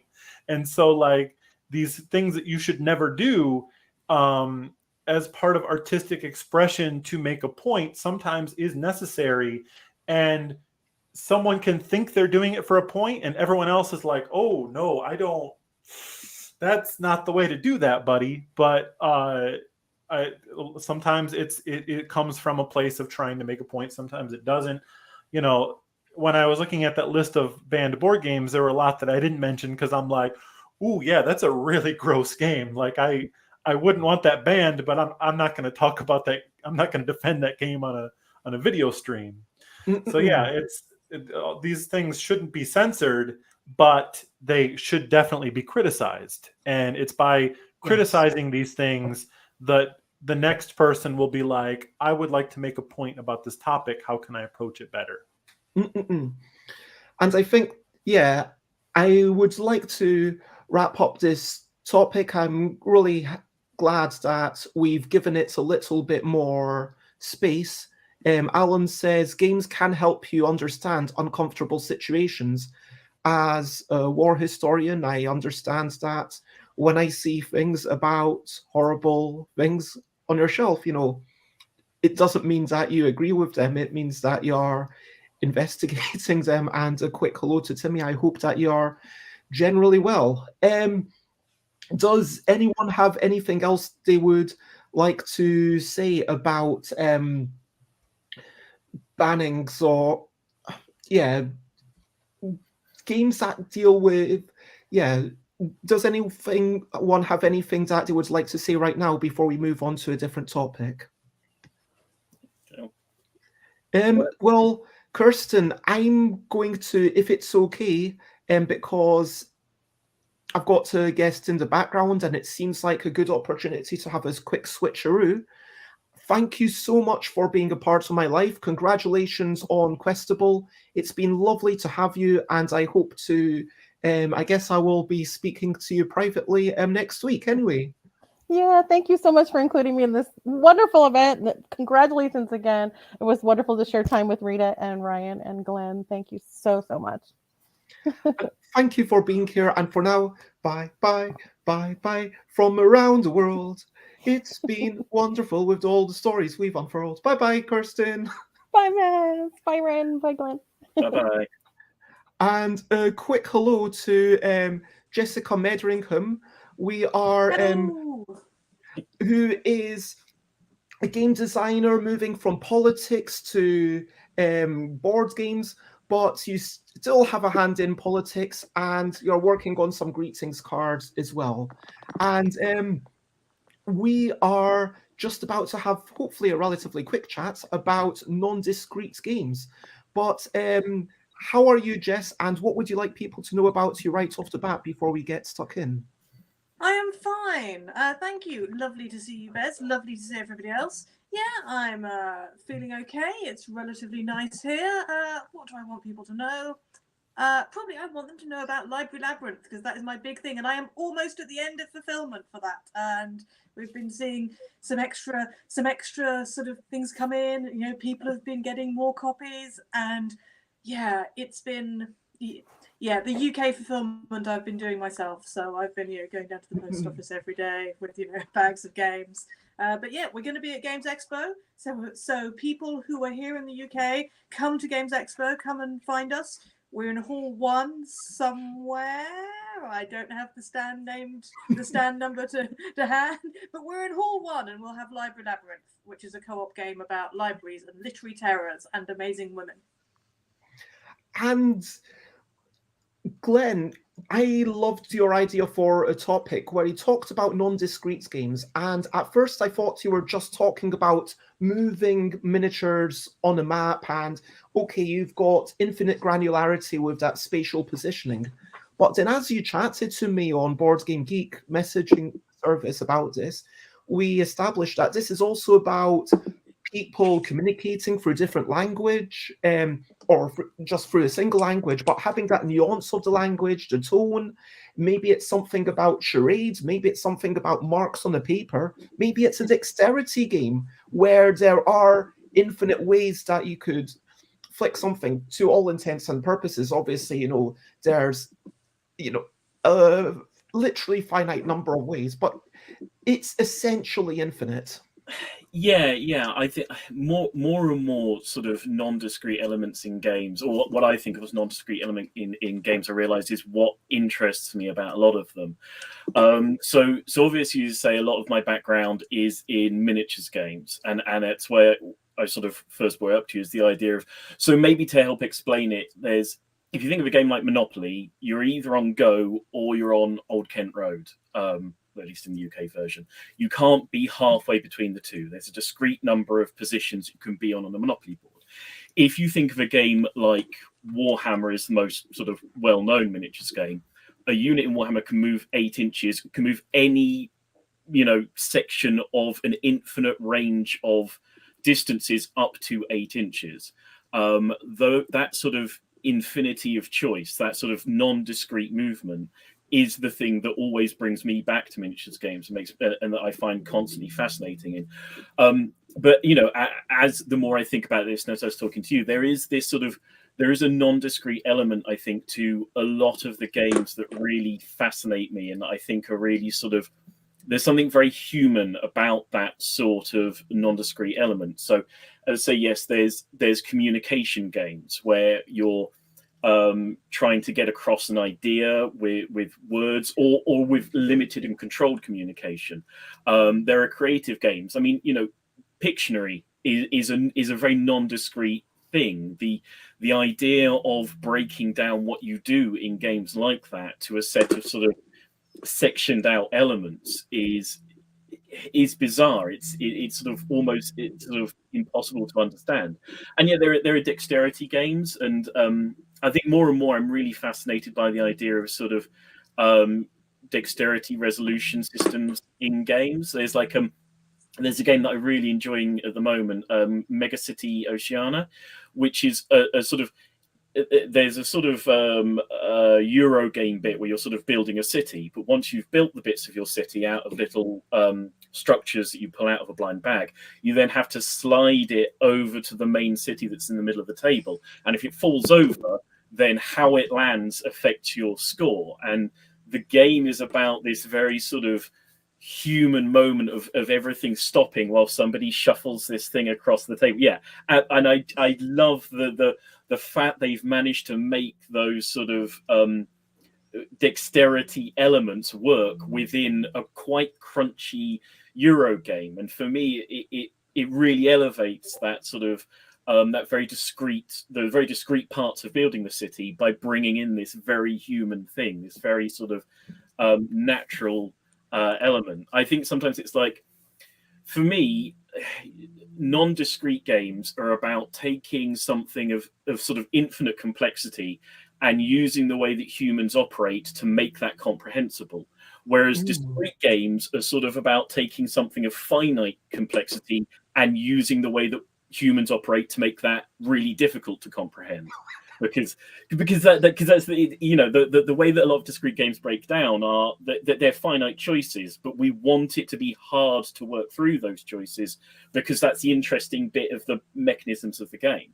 Whereas if you say, okay, there's an infinite number of choices here, that should shut you down. That should be too much. But the way that humans operate within sort of non-discrete elements, the way that we communicate, the way that we approach other human beings, mean that we have something very human in being able to section that down and operate with it. And yeah, I think it's a subject of great personal interest, and I think interesting for elements of game design. I mean, like, if we were to all draw a smiley face as quickly as we could, I reckon we would all probably draw a circle with 3 marks in it representing eyes and a mouth.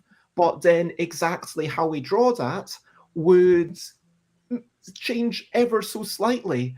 And if what we're trying to express is happiness or joy or some certain emotion, I think that whilst we might all, go for a smiley face or something, there's still going to be a little bit of nuance. And whether you make this mark or whether you make this mark, it almost exactly the same could actually change. And it feels almost juicy, to use a word that I believe a video game designer used, where a small change from you can have a big impact.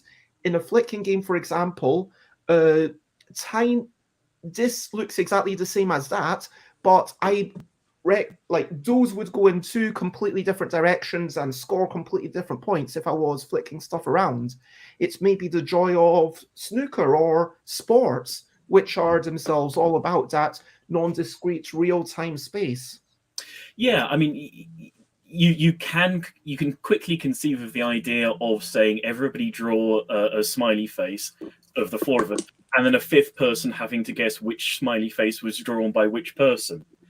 And instantly there's like, well, that has so many sort of possibilities of reading people and understanding each other, and to what degree do you try and show that this is the smiley face you're drawing? And I think it's an interesting field to look into. And as I say, it's the thing that brings me back to game design over and over is how to leverage that and how to make that work and how to make it interesting. So Jess, Ryan, do you have any thoughts on this? Jess, what are your thoughts? Yeah, I mean, so firstly, that's really fascinating. The idea of discrete versus continuous things is always interesting.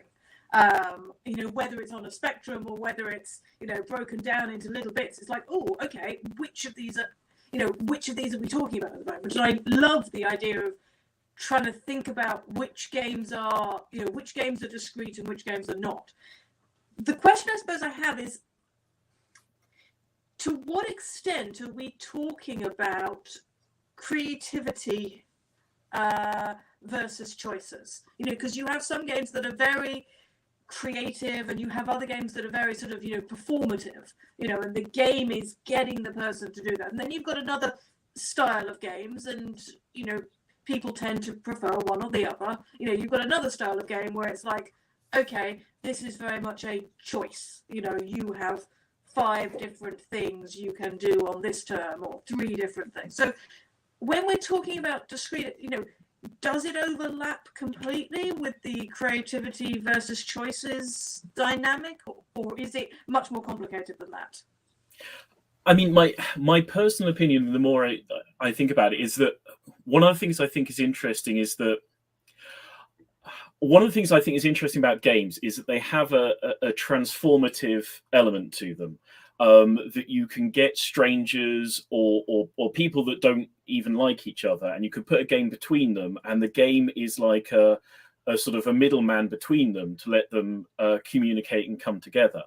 And I think that the power of discrete games is that they are, in my opinion, more transformative than the non-discrete games. I'm far more likely to need to get on with you or click with you or connect with you to play a non-discrete game than I am if I'm playing a fully discrete game. And there is a continuum sort of between the two. Like in miniatures games, people always say that non-discrete measurement is an argument starter. It's a great way of getting the other person to have an argument with you, and requiring, we always call it the social contract of where you allow that sort of the personal to creep in and say, we'll let this go, we'll let that go, etc., etc. So I think that when the game is about the sort of the discrete choices that you can make, I think it gives you a lot more options to make that transformative element between people. And when it's more performative, where it is more creative, it requires a lot of the time you to connect with the other person much more significantly. Personally, I find the game design of trying to have both those things to be fascinating. That thing of like, I want to have something that's very transformative, and yet I want to have something that connects people together on a very, very human level, and trying to jam those two sort of non-fitting jigsaw pieces together is the sort of the puzzle that I keep returning to and wondering about and trying to figure out in an interesting and new way. Ryan, as the person who's, I mean, this sounds harsh, but the relative outsider in that you're not working within the board game industry like most of the guests are today. But how do you feel about these types of games? Does this make sense to you? Do you feel like one speaks to you more than the other? What this reminds me of is when I used to teach English as a second language, I realized that I got much more engagement like when I tricked kids. Like I'd take a game that's very regimented, but I'd trick them into thinking it's like I'm going to get the words backwards, but a more creative game. Like, for example, we had this word where every week I had my bag of Scrabble tiles, and they would rock, paper, scissors to see which person got to take a tile, and they tried to spell the vocabulary words with the letters they found first. And it was just to get them to practice spelling. And every week they're like, oh, we don't want to do this again. But one week I'm like, instead of saying we're going to play Scrabble, rock, paper, scissors Scrabble, I'm like, we're going to play Pokemon. And they're like, oh, what? And I'm like, you're a team leader. What's your name? Pick kids in the class. They're going to be your Pokemon. And then you choose which Pokemon comes to fight. And then they do that. And then you get the letter, and then you pass the letter to another Pokemon to do the thing. And they're like, this is amazing. And just because I put it in their head that they're like creating a story, they're doing the exact same game, that is very, there's only a certain number of letters in the Scrabble bag, but they're able to like do so many things with it and make a story like Pikachu got defeated 3 times. Take him out to the hospital and have him sit at the table and sort letters instead while this person comes. And so, yeah, that's what it makes me think of. Yeah, it's interesting having there you've got a discrete game still there, but then you've added the creative non-discrete elements of what do you call yourself? It could be literally anything. And if you wanted to call yourself Poopy Butts because it makes you laugh, then I guess cool. We are Team Poopy Butts. You've met children then, I see. Yeah, I certainly think the element of sort of creating stories and creating explanations for things that you can share and operate with other people is a really fascinating area for these sorts of games. Another game I dearly love, I would try to recommend to people, is a game called Greenville 1989 by a company called Sorry We're French. And what it is if you know, say, Dixit, essentially you get a Dixit card, although it has a sort of 80s Stranger Things horror theme to it. And you look at that card and you have to say what it is that you are going to do if you're in the scene that is on that card. Where are you going? What is the next thing that you're going to do from the location that you're in? Then a judge player gets a handful of cards and has to decide which of the cards they've gotten are the next scene for the other players around the table, and you've got to figure out which one they assign to you. And that gives you this moment where the first time some people play it, they see a sort of horror scene and their response is, well, what I'm going to do is I'm going to run in the other direction. And that's useless because that gives the judge nothing to go on. They've got no way of like picking a card for them. And then you go like very, very specific and you describe exactly what you think it is you're going to see on the next card. And that's also useless because the judge doesn't happen to have the exact thing you've just described on the next card. And then finding the right slot. And because it's a cooperative game, you've got to allow all the other players enough remaining space of description that they can come up with something that doesn't overlap with the story you told. And by asking players to essentially figure out that what they're trying to do is tell a story that is of exactly the right width for the judge and the other players. Like at the tabletop, the game doesn't tell you to do that. It's not there in the rules, but you work it out pretty quickly that that's actually how you get everybody through the game. I think just every time I play that game with new people, I love seeing the sort of the places where people figure out, oh, I can't go too broad, I can't go too narrow, I've got to, and there's just something beautifully human for me about people realizing that, understanding the way they've got to communicate, the way they've got to give other people empathically the information that the other person needs in order to do this little mechanical thing of like matching cards out and placing pieces around the tabletop. I always find I find it fascinating. I find it fantastic. I love it when those moments occur. It seems like what you said about going back a few minutes, having discrete elements, maybe discrete scoring, which is usually what you kind of need. I mean, every game, I think, except unless we go into the realms of RPGs and pure creativity games, there is discrete scoring. Of course, with a storytelling game, it's basically, well, how happy do you feel about the story you tell? And that's basically your victory condition. But we do have, any ortho game is going to, by necessity, have discrete elements. And so I guess then the question becomes, how much non-discrete stuff could we get in? And even by having a tiny bit of a flicking mechanism or something where you bring language into it.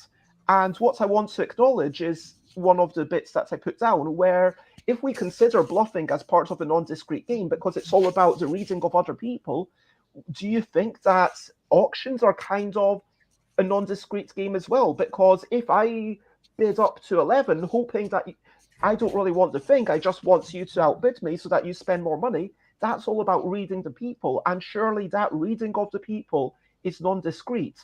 So, and then if we take it to its logical conclusion, can we then say that any game where there's some interaction, even if I'm playing a perfect information game like photosynthesis in Free Player, I'm looking at the players, I'm trying to get an understanding of where they might go, because it's not about me making the best decisions, it's about me managing that chaos of, okay, I hope that they fight each other and I'm kind of staying out of the way and then I can win. So obviously it's not a binary, you've got it or you don't, but would you agree that there's a tiny smidgen of non-discrete reading other people even in that? I think of it a bit like fun in games. I mean, any game can be fun with the right people in the right situation. The worst game I've ever come across in my life could be great fun. It doesn't mean the game put fun into it. It could just be like a terrible game that is in and of itself no fun, but with the right people I can really enjoy it. I think every game can have sort of non-discrete elements in it because you're playing with other human beings. You can have table talk during any game. You can try and get into people's heads, no matter how sort of abstract and sort of set out discrete the game is. I think as game designers, there's that thing of like, okay, well, there are the things that people are going to bring to the tabletop, and there are the things that I put into the game, and there are mechanisms and rules and elements where I can encourage people, I can guide them, I can say, look, these are the sorts of things this game is interested in. These are some other things you might do while you're playing it. That's your place, that's up to you. You know, whether I sort of service it, whether I help you out in doing those things, is where I live as a game designer. Ultimately, it's like what I'm encouraging you to do, what I'm signposting for you, what I'm saying, look, go down this road is where the fun is. You can enjoy yourself over here. I don't know you've got your own thing going on, but this is where I've put some fun. I put some fun in a box over here, maybe tramp down here and have a little look in the box. That's what I'm doing for you.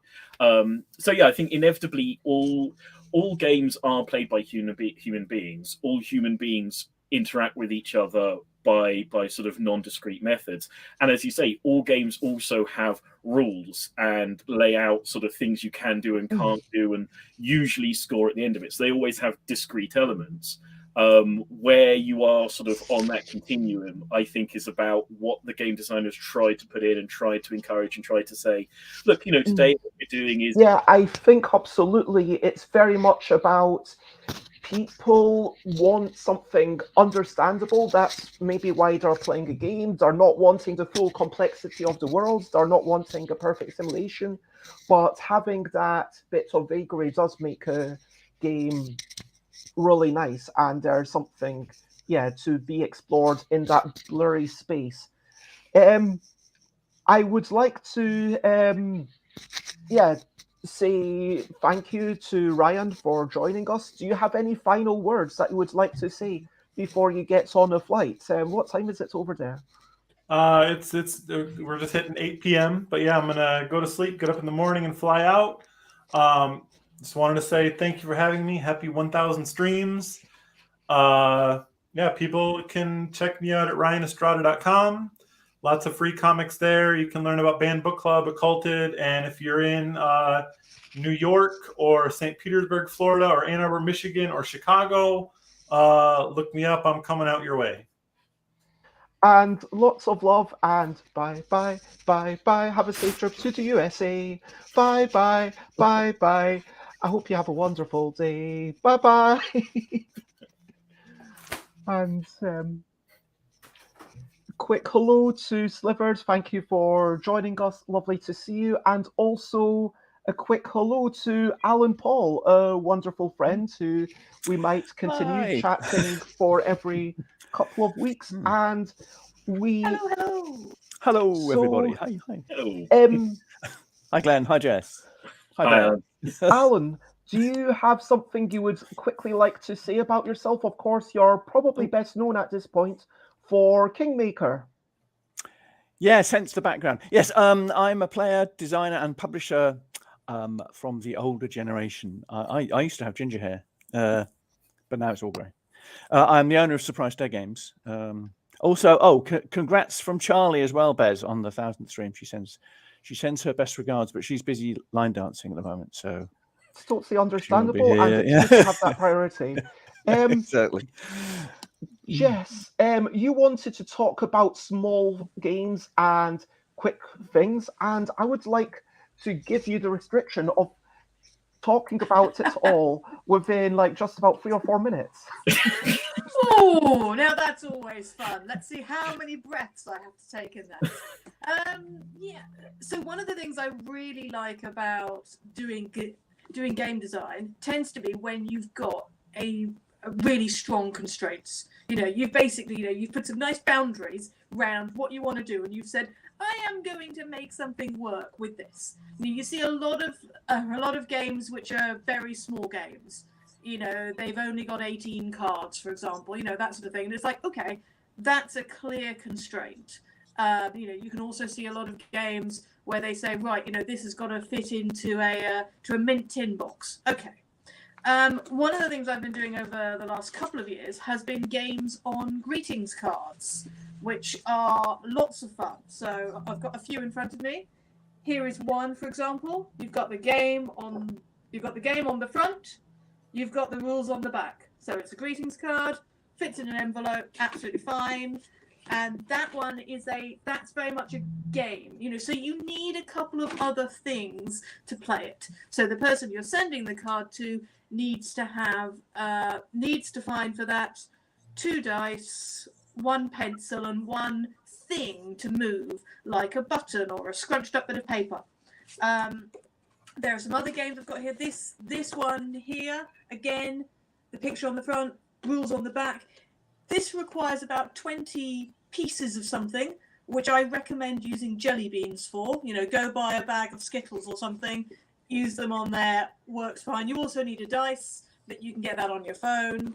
Yeah, this is just a logic grid. So it's so no pieces required. It is a simple, can you work out what's supposed to go where? And this one, which is actually folded and done, this starts out with all of these being blank and you colour it in. This is a 2-player game. So the others are all solo games. This is a 2-player game. Was great for Valentine's Day. Basically, you need some dice. You need some colouring pencils.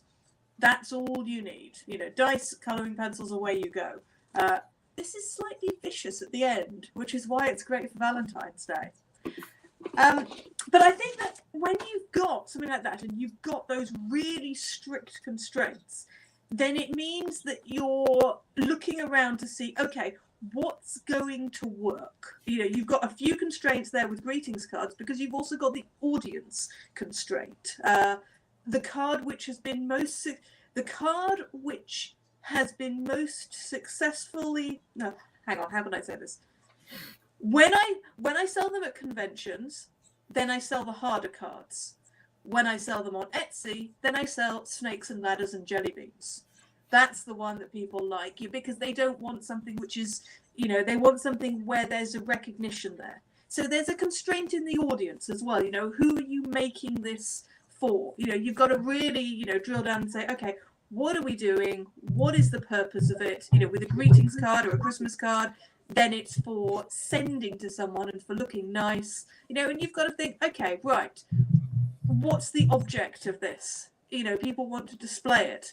They, so it's got to look pretty as well as simply be a set of instructions.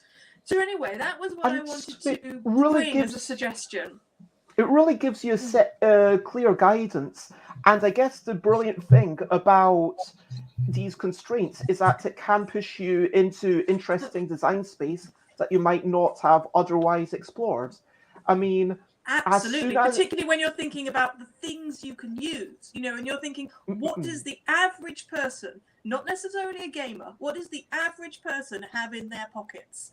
And there was a game that I started doing which involved flipping coins. But then I realized I was asking people to have, for one of them, I was asking people to have, 5 different, 5 coins. And they didn't need to be different coins, but 5 coins. And then I was thinking, actually, do people carry that many coins around in their pockets anymore?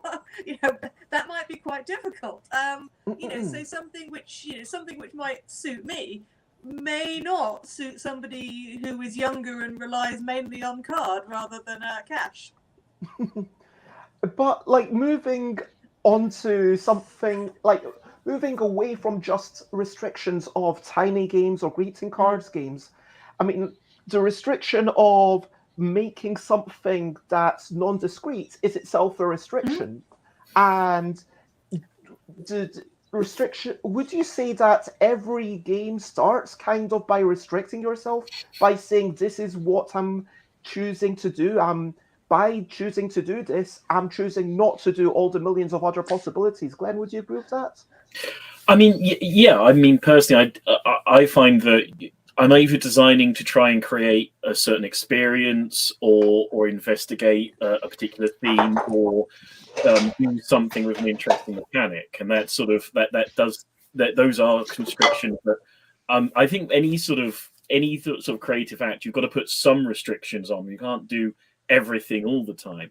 I mean, it's interesting, like as a designer of tabletop miniatures games, you know, you expect that the person is going to get a rule book off you, and then supply everything else, you know, they need to play. And you know, I assume that people are going to have quite specific equipment of miniatures and terrain and things like that. But then the mechanics have to be based on dice, or, you know, maybe a deck of cards if you're getting a little bit exotic. And it's very different from the experience of designing a boxed board game where I can put anything into that box. It's totally up to me. I can have a very, very specific piece of equipment sort of put in there. And those sort of restrictions of having to always consider what I'm going to ask them to make, do, and mend and find for me. I think designing miniatures games is something that's always on my mind. And, you know, I have long discussions in tabletop miniatures game design discords about whether or not there's a necessity of having you know, non-discrete movement and line of sight mechanics in order for something to be a miniatures tabletop game, and whether playing to that constraint, and if you don't, are you just making a board game that happens to have miniatures in? And, you know, where those divides break down and what you think is interesting, what makes the genre that you're creating a game in, what defines it, I think is something you always have to sort of be wary of when you're sitting down to start designing a game, certainly. Alan, presumably restrictions were slightly different 40 years ago? Yes. Can I just supporting what Glenn said? I mean, the classic example we had was with Airfix Battles. Now, Airfix Battles was the original concept was obviously use Airfix figures and Airfix models in it. But because we didn't really get a lot of support from Airfix, we ended up producing a boxed set of a game which you can play straight out of the box with no miniatures and no figures in it. So basically we had squared board. It is a war game, but it's got a squared board, and you could use it just with counters, which we provided in the game. So it had counters for tanks with little pictures of the tanks on, and little circular counters for the individual men. So you could use it, you know, completely out of the box with no figures, although it was really presented as a kind of figures game, and then optionally you could add figures to it instead of the counters. Now, some people actually did describe that when it first came out as not a proper war game because it didn't have figures in it. And it had squares. You didn't have measuring, you had squares. So it was a lot of discrete stuff because we had squares, and so you just count squares with all the problems that has. And then other people said, well, why don't we have a version of that doesn't have squares, and then we only use figures with, and we have to supply our own terrain. So we are working on those kinds of things as well now. So it's the whole of that stuff is really interesting, and people's reaction to it. The fact that some people thought it was, it's really a board game because it's got squares, not a war game. Yeah, I mean, for sure, it's the blurring lines, and I think talking about non-discrete stuff is totally suitable, because I think it was Jeff Engelstein who made me first appreciate how the concept of fuzzy logic applies to every definition in the world. Yeah. Whether someone is tall or not, whether someone is white-haired or not, whether someone is white or not, frankly, whether someone is, whether a game is non-discrete or not is itself non-discrete. Yes, I love the constraints. The constraints side, though, I love that. My most constrained game is my one card World War One game. This is a simulation of World War One. Okay, it contains one card which actually is a bit wrinkled because it's been in my back pocket, and you just need 2 dice. So I need 2. Well, technically you could share. You could use 1 dice, but 2 dice, 2 players, and an umpire. So there's quite a lot of people in it, and it simulates World War One. Because you make choices about what happens, and the effectively the kind of umpire role. The umpire decides what the modifiers on the dice roll are, and you can actually. I mean, this was supposed to be a kind of step up from the traditional, rather humorous. You can simulate World War One with a dice. You roll a dice. 6 the Germans win, and a 1 to 5 the Allies win. That's a simulation. It's a perfectly valid simulation, but there's a step up from that, and had a lot of fun with that. But constraints are really good for design. Really good. There's a really interesting thing there about when games like that become workshops almost. What's the difference between that? So I do a lot of political type workshops, and I try to bring in things of game design, and that's probably how I first started moving in this direction. And it's things like, so we did a lot of things like creating a character sheet for the member of parliament you were trying to influence. Right. Creating a D&D character sheet and going, okay, right, so are they a short-term thinker or a long-term thinker? Are they a big picture person? And and you can sort of create that. That's kind of interesting.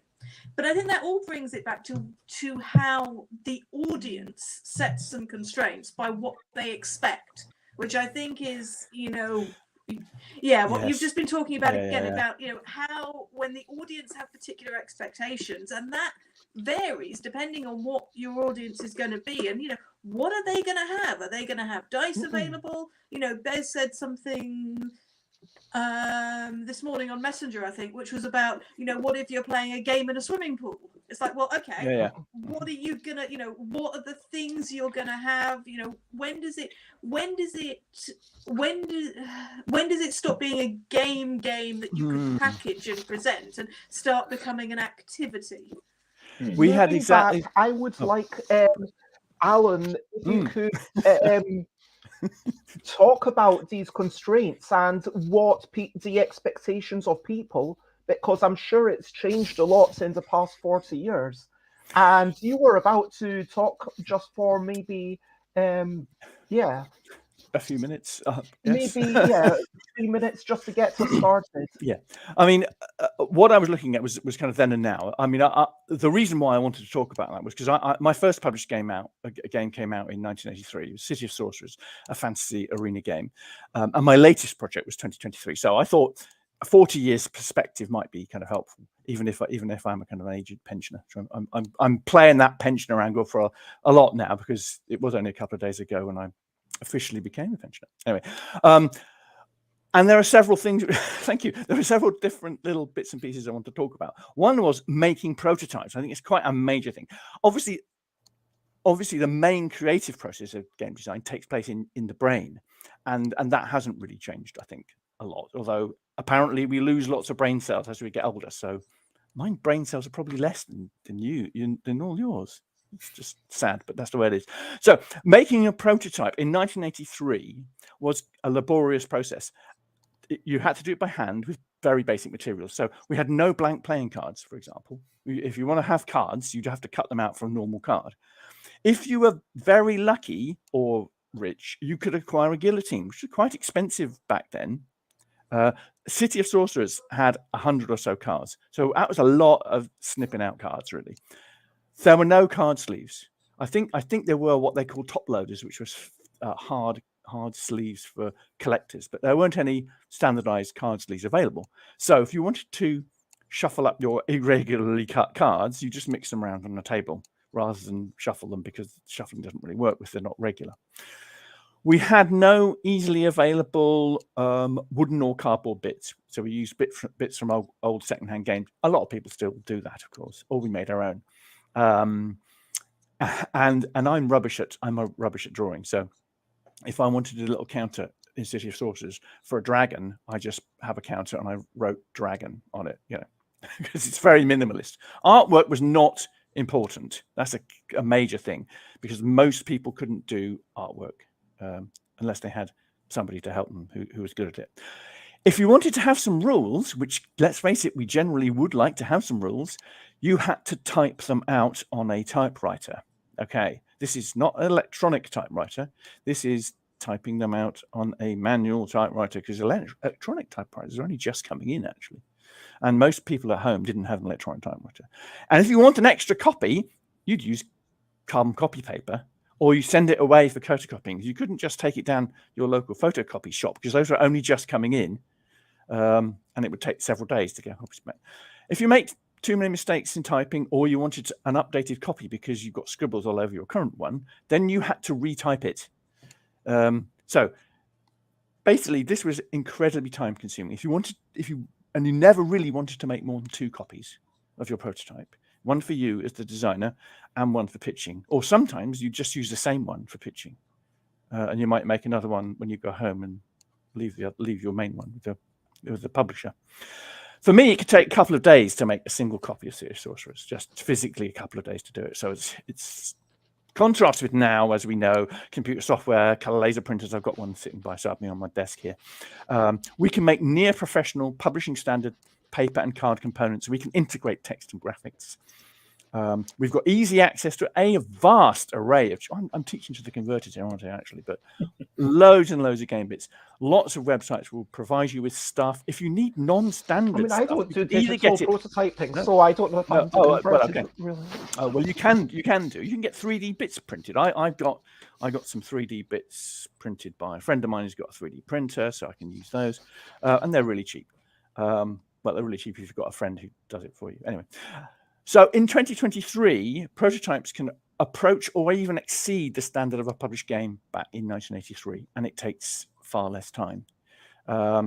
For Kingmaker, for example, Charlie, who's my wife, and she's the expert of Photoshop stuff, we were able to create a new version of the board for Kingmaker, fully layered in Photoshop, for ease of manipulation and printing. We just did that. That's for the prototype, not for the final version, for the prototype.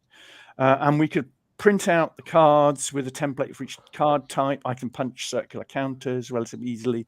So we even we produced quite a lot of prototypes for various different people. And it meant we could print real playing cards en bloc for the whole game, which is over 250 cards, just for the prototype. And this was completely impossible in 1983. You just could not do it. I would like to continue this conversation, Alan, but to wrap up what we're saying, it just sounds like we really need to accept the privilege, not just about where we're born or being able-bodied or whatever, but also the fact that we're born now rather than 100 years ago. Yes. 40 years ago, let's hold 100 years ago, and except. You didn't even get into the whole digital playtesting that Alex mentioned, which is a fantastic thing. But I do want to be mindful that Glenn does have to skedaddle. Sure. So, Glenn, thank you so much for joining. Do you have anything you want to quickly say before you leave?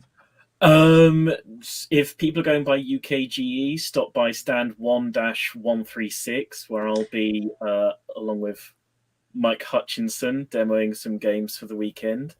We back onto you, I believe. I think actually now I'm thinking I think on the map that we sort of that our stand is the next row over, and we we meet at the back. So I'll see you there. I'll see you there then.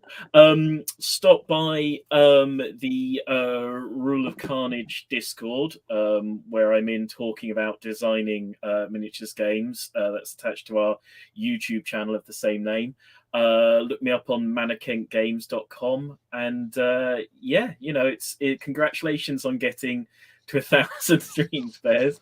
And I look forward to seeing you at UKG as well. And nice to meet Alan and Jess, and thank you for having me. Thank you. I will see you at some point in the not too distant future. Bye, bye, bye, bye, bye, bye, bye to Glenn. We'll be chatting more with Alan, who'll be talking about Now and Then. Bye-bye. Hey, Bye. good line. See you Yes, again bye, next Glenn. time. And Tony Boydell, thank you for joining. I always feel weird when I say a name that's different from the screen name, but in the comment it says 100 years ago we had battleships, Yes. L'attaque, race games, happy families, and Snap. And I guess the implication is not much else. Although Landlord's Game was 1913, I believe.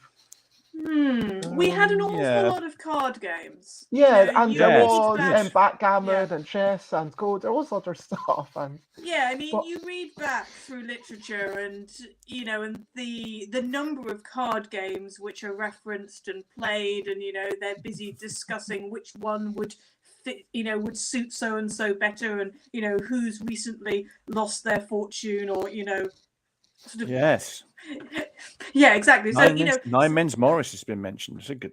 Yeah. I played a lot of Nine That's a Men's good Morris one. when I was little. yeah, I agree with I like that. those ones. We definitely have expanded the range of what games are capable of, and I think one brilliant thing is the knowledge sharing that we talked about earlier. Mhm. And I'm hoping that after I finish our daily streams, we'll continue doing, streams about the mechanics, maybe with Jeff Eccleston occasionally and Isaac Shalev as a regular guest, which would be lovely. Anyway, Alex does say, it makes you wonder what amazing games have been lost to history. I want to quickly introduce my next guest, Joe, who is a wonderful designer. You were a finalist for the Zenobia Award. Molly House is now being published with Whirligig.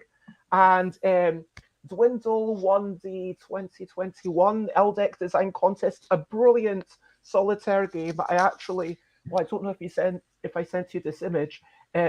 Someone was really wanting a solo game to play themselves because they came to Herefordshire, the Hereford Games convention, and they told me, and I asked them, do you like words games? Do you like party games? And they say, oh, I like words games, but I don't like people. And I asked them, well, would you like me to teach you a solo game and then stand 2 meters away and let you play it? And they said, that would be amazing. And so they just wanted to be in this big hall full of people, but not necessarily interacting. And so, yeah, they played, that is a very sensible reaction, I think. Actually. Sometimes I feel like that. But Joe, thank you for coming on. And what would you like people to know about you? I think you've said most of it. I I also make music. That's the other thing that I do. So yeah, that's enough, I think. How do you feel? I mean, you've not been experiencing games for 40 years, I don't think. But how do you feel about how games have changed? I think there's some positives. I think like the breadth of topics that games are on has really expanded, and probably quite a lot in the last few years has been just a big expansion in the kinds of games that we're seeing and what they're about, which I think is generally a pretty good development. Yeah, anything else? I think there's like good and bad mechanical kind of things that are happening as well. Like, I mean, this is an interesting thing. Like, not everything is necessarily good. I mean, things might trend towards being better, but there might be some things to learn from the past. And Alan, I would actually like to ask you, as the person with the most experience here, are there things that you think you miss about 1983 game design? Do you think we should learn stuff from older design principles? No. I'd like to look at that actually. The game design process. Actually, I mean, one of the things I wanted to talk about was that, and I think this is highly relevant. If we look briefly at the game design process in the early 1980s and before, I mean, as I was a freelancer and I was winging it in terms of the process, really, of doing games. You just couldn't get a handle necessarily on the process. There were very few game designers in the English-speaking world anyway. There were probably more in Germany, but we didn't have access to that really. After making a few games myself, I started to think about game design as a process, and really it was like word of mouth. You could get a handle on it, and I fortunately met Lewis Pulsifer, who did Britannia and other things. But there were no how to do it books or articles, or because there was no blogs, there was no websites. You couldn't actually just look things up. So you were down to word of mouth experience. There's no published shared experience. But now we've got dozens of books and articles and other resources about every aspect of game design, development, and publishing. I mean, Kickstarting is the specialist areas for Kickstarting, the types of Kickstarter. I mean, Lou himself wrote. I was going to say wrote the book, but it's only one of many. He wrote a book called Game Design: How to Create Video and Tabletop Games Start to Finish. And that was because when that came out, which was several years ago now, there was basically not a lot which told you how to do it from start to finish. There was resources for bits and pieces, but not the whole thing. And I wrote a chapter in an academic book called New Traditional Games for Learning, and that was an article really about how you can do it, how you can design and publish games as a small publisher, because that was my experience. So when it got to Kingmaker, for me, I was using lots of established methods of how to do things, and all of this can be communicated quite quickly and easily. So back in '83, this is what I was referring to. You just couldn't do this. There wasn't the experience around from the community. The community was only starting to emerge, and it's only when you've got that large community that we can help budding game designers by saying, wow, look at all the wealth of experience you can delve into. You can avoid all the mistakes that we made back then and have a head start on it. So I mean, I think we're almost wonder if you're ever a little bit envious of the newer designers who have access to all these podcasts and writing and videos. I think learning by doing and making mistakes is really, really helpful to a point. But I was going to conclude my little section with, we are in the golden age of game design now. I mean, you may not think that as a designer, but we are really now, because we've got all the tools that we need at our fingertips to make great games, and it's so much easier. And that's the main message I always had as an old guy. A couple of contradictions or conflicting points of view. Firstly, Tony says, yes, we can learn from some of the simplicity and naivete, surely. Today there seems to be an eye very firmly on the big money prize. I like the analogy of all the free chord hits from the 50s and 60s against the overblown production value of nowadays. And there is, sometimes I think this is a really important thing. We worry too much about making games that sell thousands and thousands of copies. Whereas Annabelle Holland, last time I had her on, said that the whole point is there's a 2-digit number at which point they feel this game's been enough of a success. And that's a really valuable thing to do. If I don't know if I will reprint a game about stuffing balloons as a team without talking, but it's a card game, there are no actual balloons. But it's like people enjoyed it and it was still valuable to make. Not everything that you share with the world has to be this brilliant thing. Tony wants to hear from Joe and Jess because I've talked a lot. There is a view I have here, and I am only going to agree about 70% with Alan, I'm afraid. There's that 30%.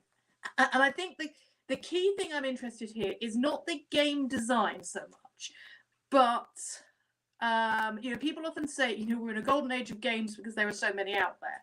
Now, I think that if you read back and if you read, you read Regency literature or, Victorian literature, it's clear that there are card games where almost everybody knows the rules. Card games which are way more complicated than Snap. Games, and I'm like, actually, that's something I think we've lost, and I would really like it to be that there were more games where everybody knew the rules. You read Agatha Christie, and there's an entire book where, you know, there's a chapter about what the scores were in bridge. It's called Cards on the Table. And, you know, and the whole mystery is around, you know, who could have done it because who was playing dummy at that time. And it's like, okay, this is a book where you need to understand something about the card games in order to understand the murder mystery.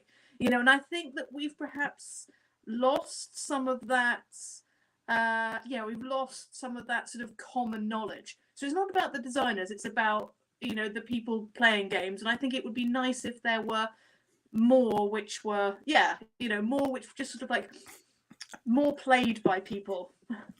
More common games, maybe. Yeah, if I can quickly respond, I refer to it as a golden age of game design, not necessarily golden age of games. And I think that part of what we can... I agree with you now. Yeah, part of what we can do with game design is we can, and there are niches that do, recapture the simplicity if it ever really existed. I think life was always complicated, to be honest, and games are always really quite complicated. I mean, we talked about, Bez and I talked about Toffoli the other day. Toffoli is quite a complicated game in the grand scheme of things. Anyway, sorry, it was yesterday. We don't need to talk about it again. But Joe, what are your thoughts about this? Do you have anything else you want to say? And the question that I wanted to ask to wrap up this topic is, what changes do you hope to see in the next 40 years? So I would say, like, I think probably now is a great time for basically anyone to get into games, because I think there's such a breadth of game, like, mechanics and topics and themes and all that kind of stuff that, like, I think you'd be hard pressed to find someone who wouldn't find a game that they enjoyed to play. And I think that's probably more true now than maybe it has been in the past. So I think from that point of view, I think we're in a really good place with, as Alan says, game design. But there might be other things that are going on that aren't quite as positive. Anyone else got any hopes for the future? I think I'd like to think that we would retain the essence of what we have in a lot of gameplay, which is player interaction, people actually talking to other people. The danger is, especially if you've got a lot of new technology in it, that you lose that. I don't like the idea, for example, of people sitting in their own room playing like a Euro game which doesn't have much interaction in it, and there's a danger that we might go down that route quite a lot. Now there is interaction in Euro games. I'm not saying there isn't, but there is a danger that we might go down that route because of technology. And I think the great thing we have, and I'd like to see that retained in the next 40 years, is people sitting in a room playing games. That would be yes, here. And the other thing I would like to see change is for the breadth of what is available to continue to expand, and let's make more board games that could be banned by fascists. I'm working on it, don't worry. Yay. Jess, any hopes for the next 40 years? I think that Alan's hopes are probably mine as well, actually. You know, I'd like to see more, sort of Victorian parlour games almost, you know, things that have got a lot of interaction. Personally, because I don't have a huge amount of time at the moment, I've got 2 small children, then I don't really have the time to sit down and say, okay, you know, we're going to play a long, you know, an hour and a half long game. But I think, you know, sort of those small games with multiple people where it's really about the interaction. Yeah, I'd like to see more of those personally. And Alex has their own hope that for chronically online people, maybe the practice of being bored or alone with your thoughts is something that we could relearn from previous generations, rather than always needing that immediate gratification. And Tony wants to give a shout out to their own game, Race the Rails, which is, although Tony is biased, which it would be nice if you disclaimed your bias, but it's, Tony says, an excellent modern revisioning of a 1940s parlour game. It is indeed. Thanks, Tony. I love you, Tony. But let's move on. One thing that has survived way more than 40 years is word games. I mean, I feel like as long as we've had language, people have been wanting to play with it.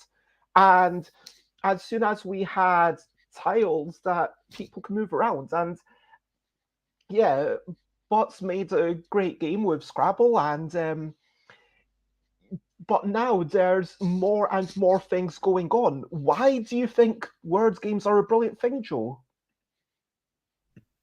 I think word games are a brilliant thing because I love words. I think I've probably got a personal bias towards it because I think it's just part of how my brain works. I really like wordplay. I like spellings and anagrams and all that kind of thing, and that's kind of fires my brain neurons in a positive way. So I think that's what they do for me.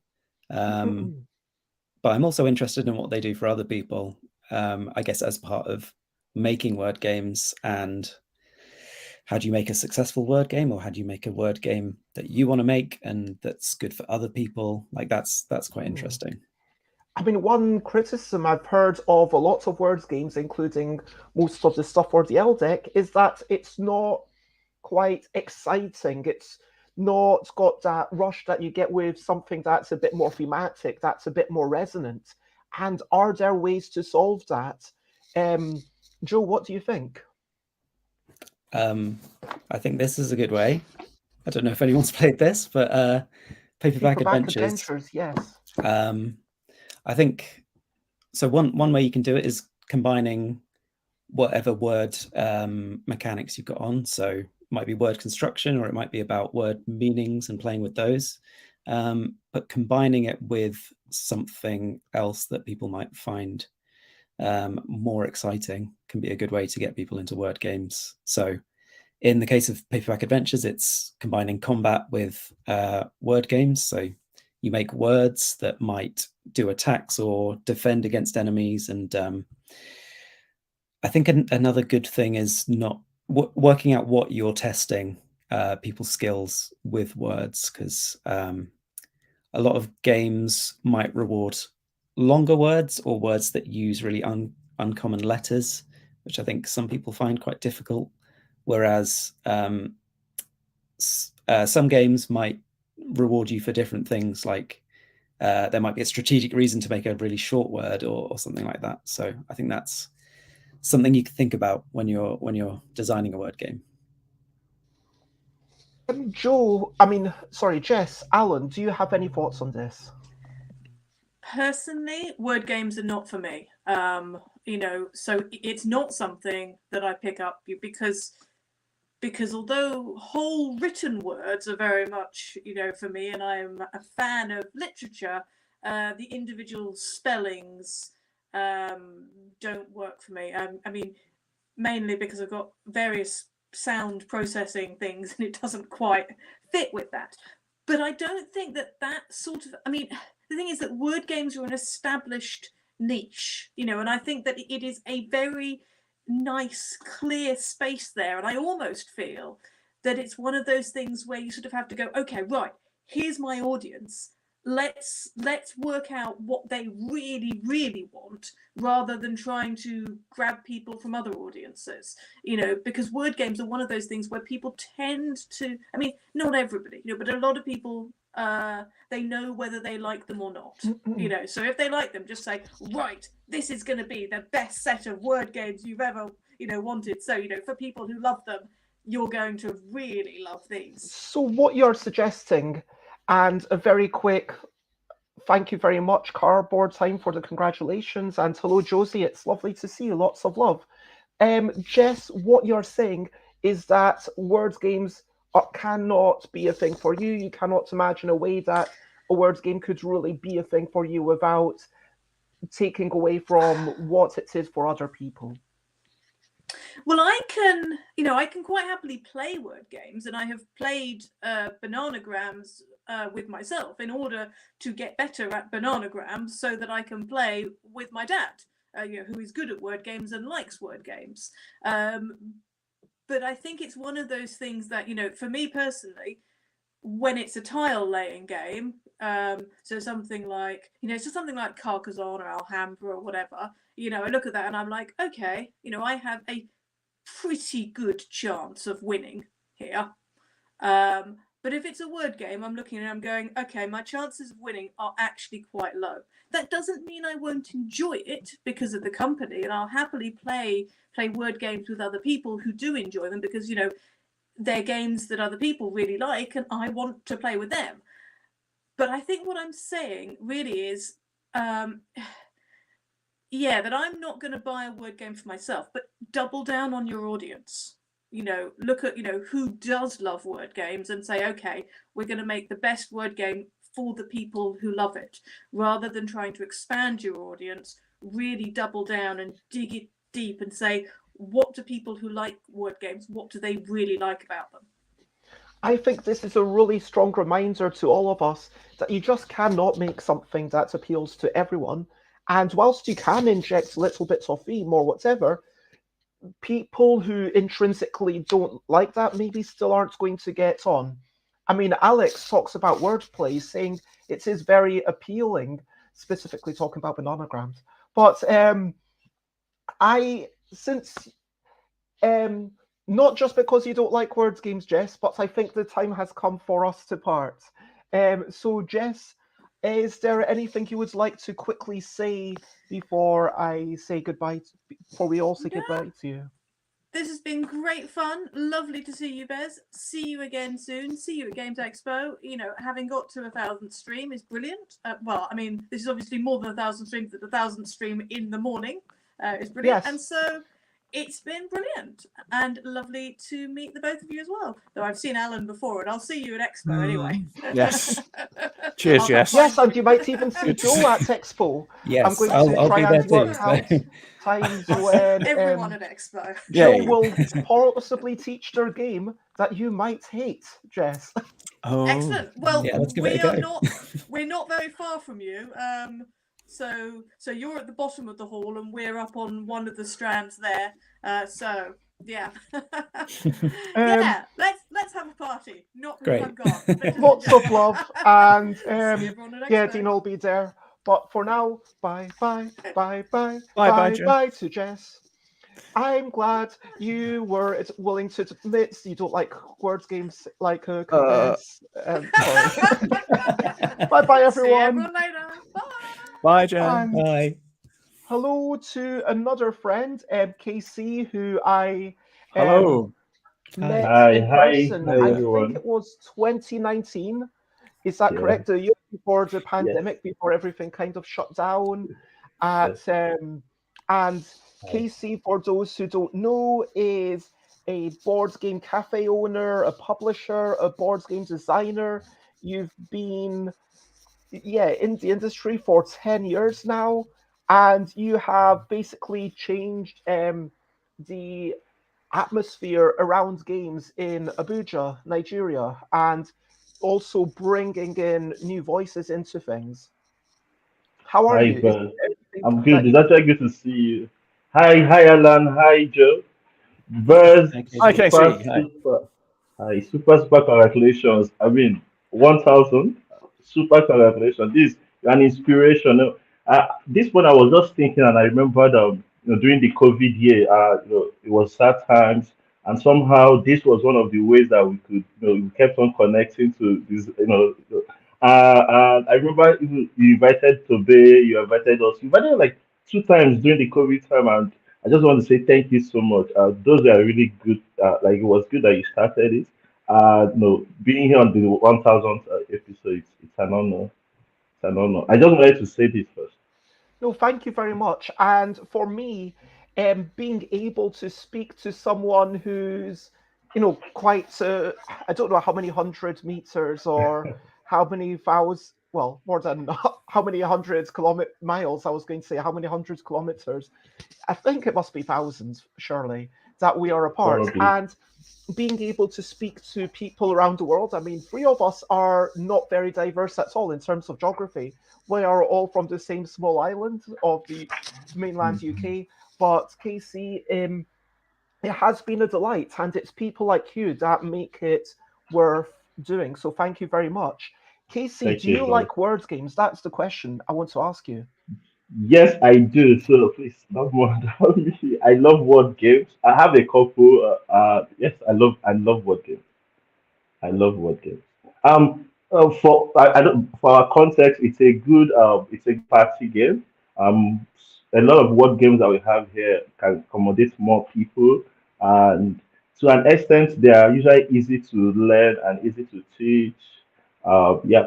So yes, I do love word games. Um, so something that I wanted to ask about word games is how we categorize them. So I think I've put in the chat, well, in the thing that's scrolling past. So we've got games that are constructing words, and that's a big part of what people think about. I mean, your own Dwindle, lots of the LDEC games, even Wibble, where you're allowed to use any additional letters you want. It's still about constructing words and using these tools to make the words. And then you've got trivia games about words, which is a really interesting thing. But recently, we've got a lot of sorts of games about the meanings of words. If we look at just one, so Clover, Codenames, the list can go on and on. And we've got, of course, story games about language, but I think at that point, at least for me, it's not really a words game anymore. But Joe, what are there other types of words games, and what do you think? How would you categorize them? Is there additional categories that you would like to add? Are things less or more a words game? Yeah, I mean, well, actually, I wanted to add to what you were saying, and something I found interesting was I looked at the family of word games on Board Game Geek, and looked at the kind of top 25 ranked games, and I think 20 out of those 25 were the kind of code names variation of games where it's about word meanings rather than constructing words from letters. So I think it's interesting that that's a much more popular mechanism. I think that maybe speaks to people who have problems with maybe spelling or find it intimidating and finding like connections between word meanings a bit more accessible. So that was interesting. I wonder if it also ties into their maybe it feels like there's less discreteness about them, to go back to what Glenn was saying about non-discrete games. Like with a word construction game, either it's correct or it's wrong.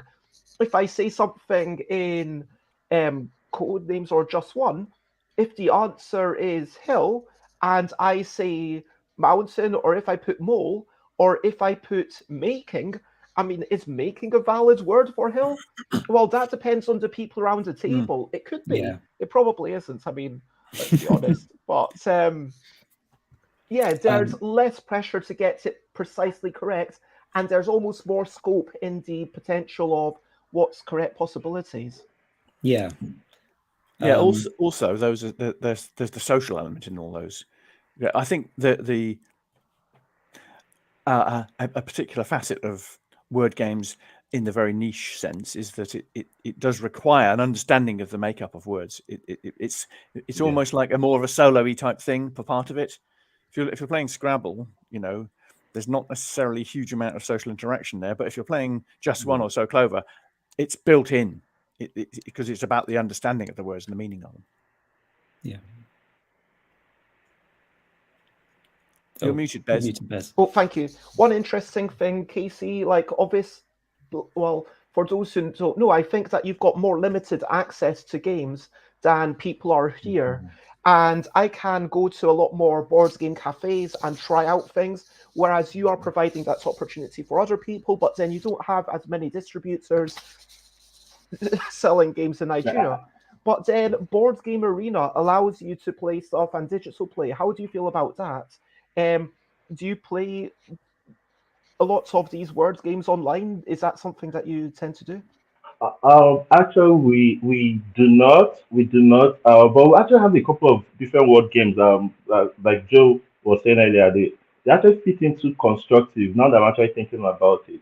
So, for instance, we have this game in house that we designed. It's called Sounds Alike, and it's a game of homophones, right? And it kind of bring everyone together because at each round, one of the player is a pronouncer, and you pick a card, and all the words in the card are all homophones. So they sound alike with another word but different meaning. And so the pronouncer has to pronounce the word for a maximum of 2 times, and all the other players have to figure out which of the words exactly. So we laugh at our accents because I mean in Nigeria we have over 400 languages, 400 tribes, and it make up different accents. So someone could say sun, and you wouldn't be able to figure out is it the sun like the element, or is it the like sun a child, and so we laugh over those sort of games. We even have this word game called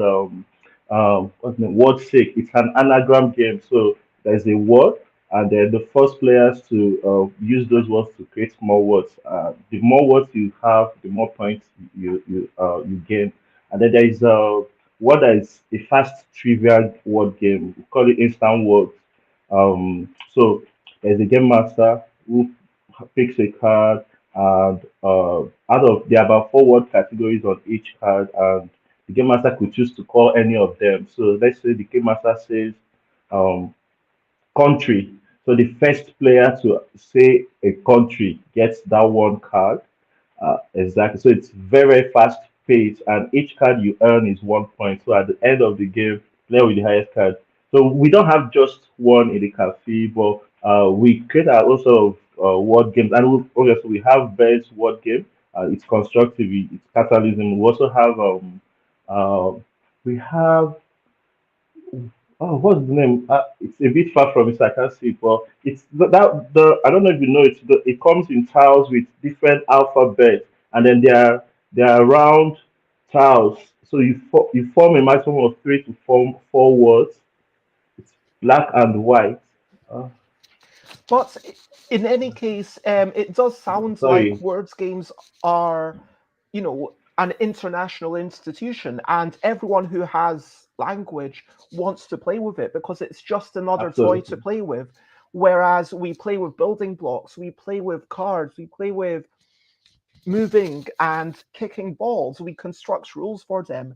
And it's natural that when we've got something like words, one thing I would like to very quickly touch upon as we close out this topic is a lot of people are scared of word construction games, if you know what I mean, identifying that particular kind of word game, because they feel like maybe they're not as good at spelling, maybe they are dyslexic, whatever. Is there a way that we can equalize things and allow people of differing abilities to play together, which is something that applies in every game, but specifically words game? If we could have a quick wrap around. Joe? I think personally, I feel like in word construction games, people should have access to a dictionary. They should be able to look up if a word is valid or not.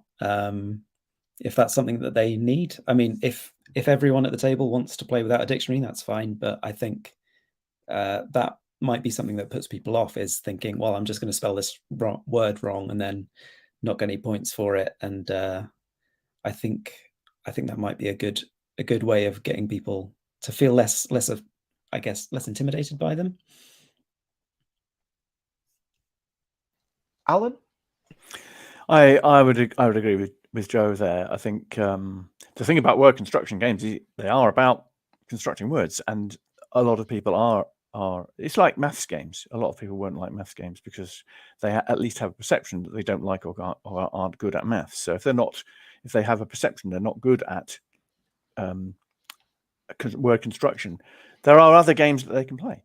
But having ways of ameliorating that is a good idea. I mean, I have no qualms.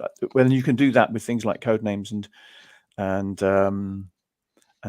just one, by allowing people team, to having cooperation, yes, and there's all cooperation's a great sorts way of catch-up mechanisms exactly. that have been in all sorts of other games, including one that I'm fairly proud of in Wibble, where each time you win, you get another card that you have to use. And it doesn't mean that everyone else is necessarily going to win, but it means that they will at least get a chance to compete and be part of it. Yep. Casey, Indeed. do you think it's really important that we try and level the playing field?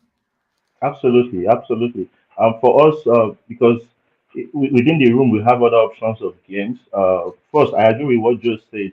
We always use our phones to confirm words, and you can check. But we watch the room, especially the game master. So once we notice someone is not comfortable with a particular game, we immediately suggest a new one immediately because we have the options in house.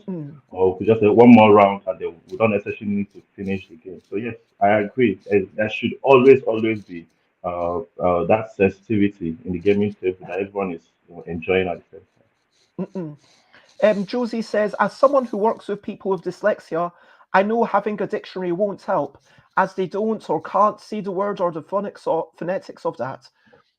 Pardon me. Word games often trigger a trauma response, which makes them panic. Team games, conversely, would be better, so the pressure isn't there. And so having that cooperation or team aspect is a really nice thing. And well, to be fair, we do that with children all the time, even when we're teaching word games, don't we? We can have what we do with our grandchildren anyway. We'll have well, you do. Other people might not. Other people might not. People might not be as imaginative as you, Alan. Maybe. I mean, I have learned this. Like, someone was telling me, like, how you give parents the cards that, of course, you can use this, but then they just do not think of that, which is kind of sad. But Casey, before Alan goes, you wanted to talk about why board game cafes are such a important thing, and everyone is a winner in board game cafes. What do you mean by that? Funny, in our community, it's almost a cliche. Everyone, we try to reinforce that in Nipcard Games Cafe, we are all winners. People take a laugh over it. I'm like, no, I'm not a child. Please don't tell me I'm a winner in this game. Someone is going to lose. But we keep reinforcing it. We even joke about that. Oh, maybe if you leave the cafe, maybe you guys can now argue who won and who lost. And what I actually mean by that is that the cafe is not a casino, right? You're not winning money, you're not winning anything, right? And win or lose, you still have to pay me, right? So if you're paying me, you're winning if you're having fun. That's it, because you're not betting with someone, right? So you don't necessarily need to win. You just want to distress. Maybe you've had a rough day, or there's a particular game you've seen online and you want to play that particular game. And for me, I consider it a winning. And we try to reinforce that because growing up, what has been reinforced in our life, in our mind, is that there is a winner in every competition. So it's about reinforcement, reinforcement, reinforcement. If you're having fun, or if you said, "Oh, I've been to," not to brag, these are 50 years. So some people are just finding out the cafe right this year, and then they walk in and say, "Oh yes, I've been to Big Games Cafe," and they take pictures, right? Because I think the modern games is becoming more popular, right? So when they eventually come, like, "Whoa, I've never seen this much games in my life." There are over 700 games in library. That is a win for some people. They just get so excited and start creating content. So that's how we try to reinforce it that, hey guys. And I'm also saying, I also have this bias part of it that if we become too competitive, people who don't like losing will stop playing games, right? So they're like, oh, I don't want to come here because whenever I come, I never win. So we try to keep reinforcing it, guys, and we don't reward the winners. So when we started the first year, we had this board where we wanted to start rewarding winners. So we had game of the week, gamer of the week, or winner of the week. But it became too competitive. Everyone wanted to be there. I actually cried at the cafe one time because people were becoming too aggressive and didn't want to listen to me, and I became emotional and I couldn't talk back and tears. And I found that all of this competition, it's almost bad energy, right? So it's about reinforcing it that, hey guys, just having fun and playing all of these games together. It's sorry. Oh, also having fun and playing all of these games together, it's fun enough. So I think that's what I mean by a board game cafes. Everyone is a winner. Yeah, prioritizing the joy and the experience. I mean, what Cardboard Time said earlier, I think it's perfectly moving away from the idea that you have to win every game. And I do think that sometimes some things can be problematic.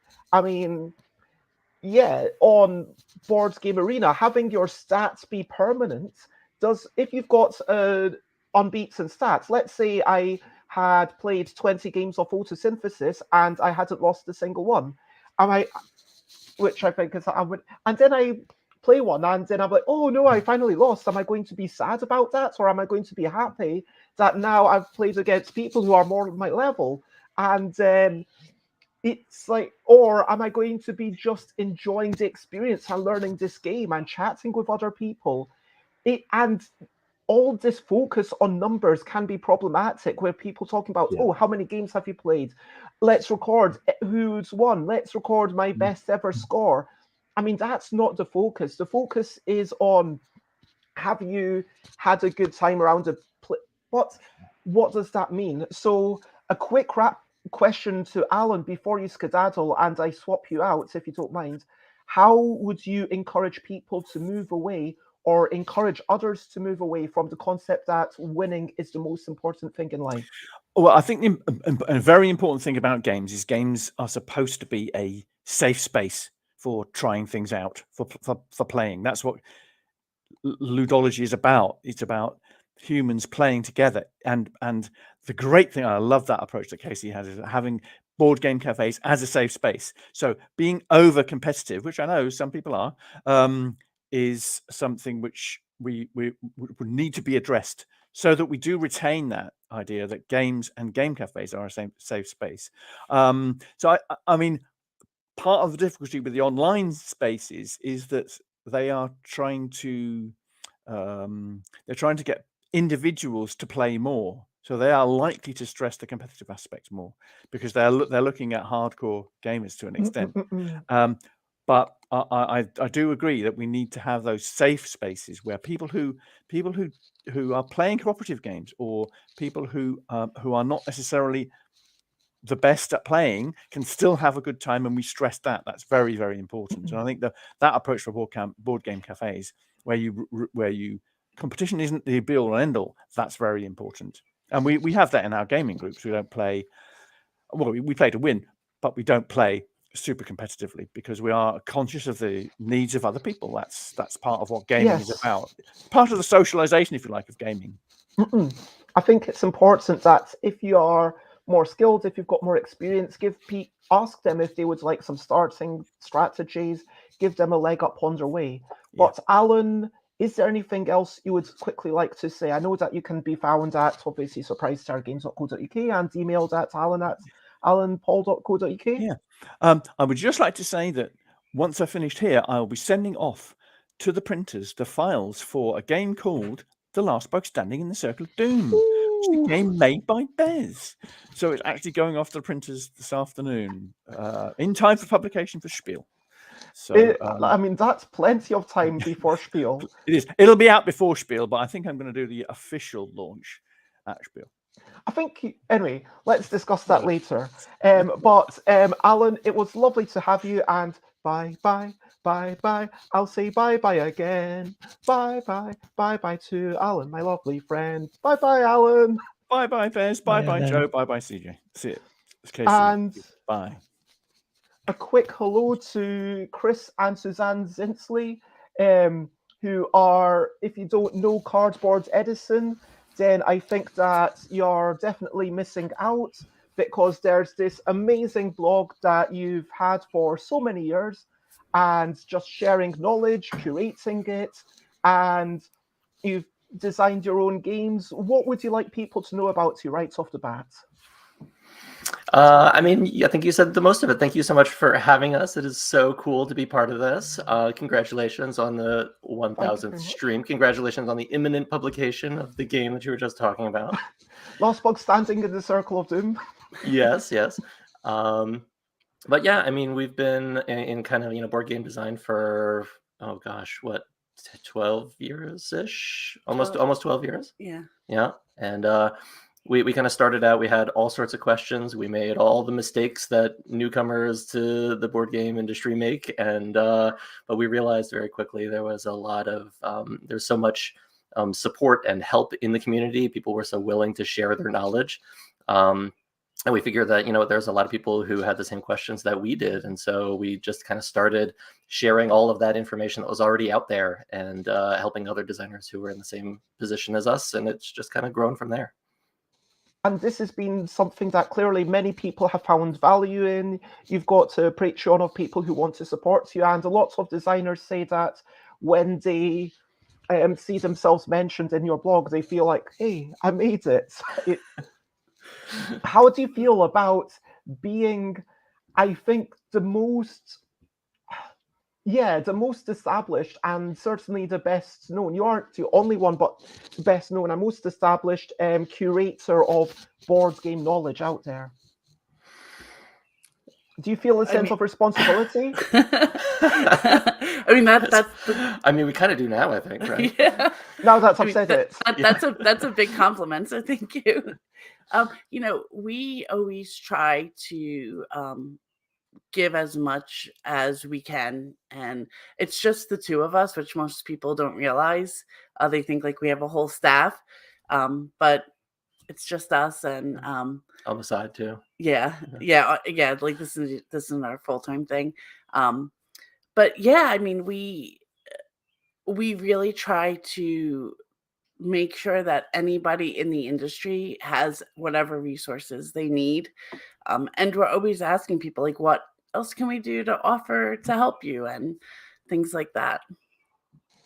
And it's a really wonderful thing to be uplifting people. I mean, what KC was talking about 2 moments ago, that is also part of, even though it's not uplifting designers to make more games, although it could be, because maybe those people who have fun then become designers, it's all about kind of fostering this community spirit, whether that's sharing knowledge or whether that's reminding people that they don't necessarily have to win.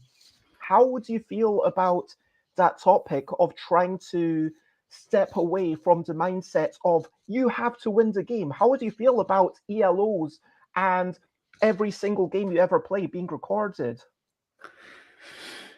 Yeah. So it's a weird space, because when you play a game, you always want to win. But I think some of the best moments come when you don't win also. Like if it's down to like the tail end and somebody just sneaks in the win and it's like, oh, that's great. I think those are some of the best moments. But I also think like you were saying before, that if you win every time, does it then lose some of its fun, or is it better to play with people that are at your level a little bit more? One thing that I wanted to ask, unless you've got something that you really want to chime in with, Chris, is we like contests, which you wanted to talk about, is kind of part of this, because there's a whole concept, and maybe I'll just actually move on to that and merge the two things together, because I mean, Joe, you entered a couple of contests. Casey, I don't know if you've had any contests. I run some, everyone's had some interaction with some contests or something. But again, if you don't win, there can be the feeling of, oh, that's a bit sad. How do you move away from that? Yeah, so I mean, Casey actually, we know, has been a judge for at least one contest that we know about that Suzanne does each year. Is one of the various things that we do at Cardboard Edison. Great experience. Well, that's fantastic. And I mean, really, like every decision that Suzanne and I make around the contest is tried to be geared toward making sure that people have a good experience, regardless of whether they win or not. And I think that a lot of contests come from that mindset, that if you win, great, that's fantastic, but almost everybody is going to not win, just by the nature of what a contest is. And so we kind of make sure that the judges give feedback to the contestants. That's a huge thing. We always hear from people who've entered the contests that the feedback that they get from the judges is like winning would be great, but the feedback, getting notes, getting your game in front of some other people, getting that outside opinion, that's really the thing that is the most valuable. And moving back towards games, I mean, I've heard it said that a game is only really good if the pleasure enjoying the game is not reliant on you winning.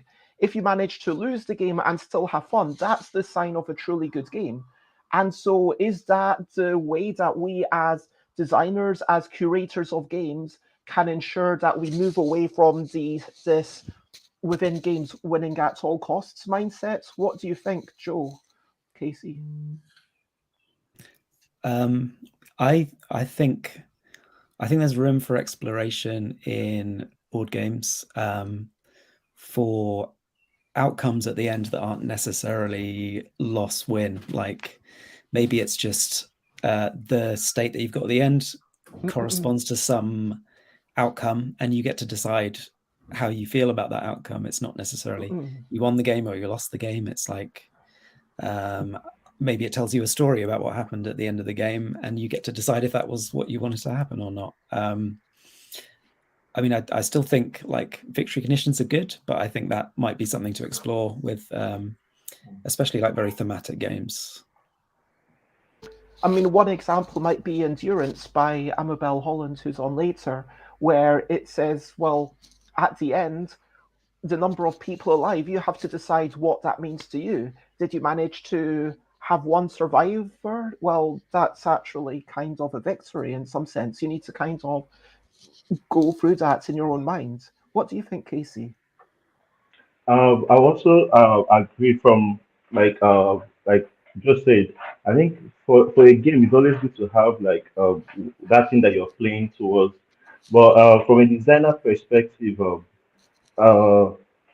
I'm working on a game, I'm always thinking that is there a way that the winner is the winner from the onset is not the winner at the end, right? That like is there something that can help someone have this quantum leap, those chances so that you don't necessarily have to start winning in the beginning. So that way, it's now the journey. It's like what Susan said, when you thought you were winning, and then just at the last moment, someone else takes that win. So that moment is always crazy because like we almost, right. So it's about creating that process that people would enjoy that thrill up and down before eventually, the game has to come to an end and someone has to have the highest point. And now that I'm thinking about it, the cafe also function as a hub. So within the community and from everywhere across Nigeria, people always come in to that for consultation or to make for us manufacture their game. So already this year we've done games for 2 Nigerians and us manufacturing for our first foreign client from US. So one of the Nigerian, a lady, so her game, at the end of the game, the first to get to the end is not necessarily the winner. So you have this point. So is what you intend to use your point, which is money, to do that rewards you. So it's not just having so much points. It's now okay. Now you have this. How much are you willing to give away? No, so the amount you are able to give away is what qualifies you as a winner. At first, it didn't really. It's not the normal way that I know of games. So at first, I looked at it again. We kept talking about it, but she was insistent that I don't want the first that gets to the end to be the winner, but it's what you're going to use what you gain to do that qualifies it as a win. So now that I'm thinking about it, it's actually brilliant. And I guess there is definitely scope for team games and cooperative games, of course, and story games, as we've mentioned, and moving towards these safe spaces, as Alan was saying. Now, I want to quickly, before we move on from this, to everyone ask, is there any radical idea that you'd like to see in a board game cafe? Something that you'd like to see board game cafes experimenting with? Something that you think, oh, that's brilliant.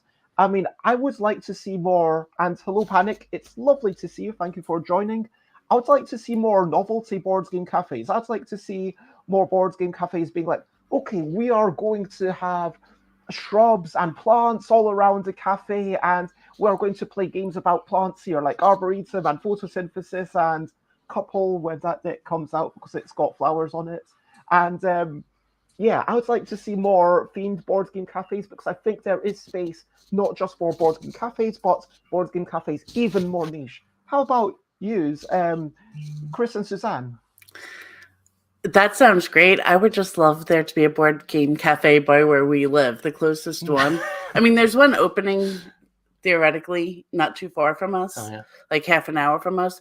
But right now, the closest one is in New York City, which is like 2 hours from us. Oh, so we don't like. I've never even been to a board game cafe, and I actually just went to one for the first time maybe 2 months ago. Yeah. So. And hello, John. It's lovely to have you. Joe, do you have any radical ideas for board game cafes out there? Not really, but I like your idea, and I think I would quite enjoy a kind of cat cafe that's full of cat themed board games. I think that would be I'd really enjoy that. Yeah, I think there's definitely a space for big hubs like the Nib card, like what you've got in Nigeria. I think that there's space for hubs like I don't want to put a bias, so I guess I'll say the Ludicrous or Drafts or the other ones I'm struggling to remember now. I do apologize to everyone else in London that I can't remember. But there's also space for board games where it's almost a joint purpose. We're not just about board games or about this, plus even more niche. But yeah, so we're talking about contests, and you talked about minimizing the feel bad of not winning.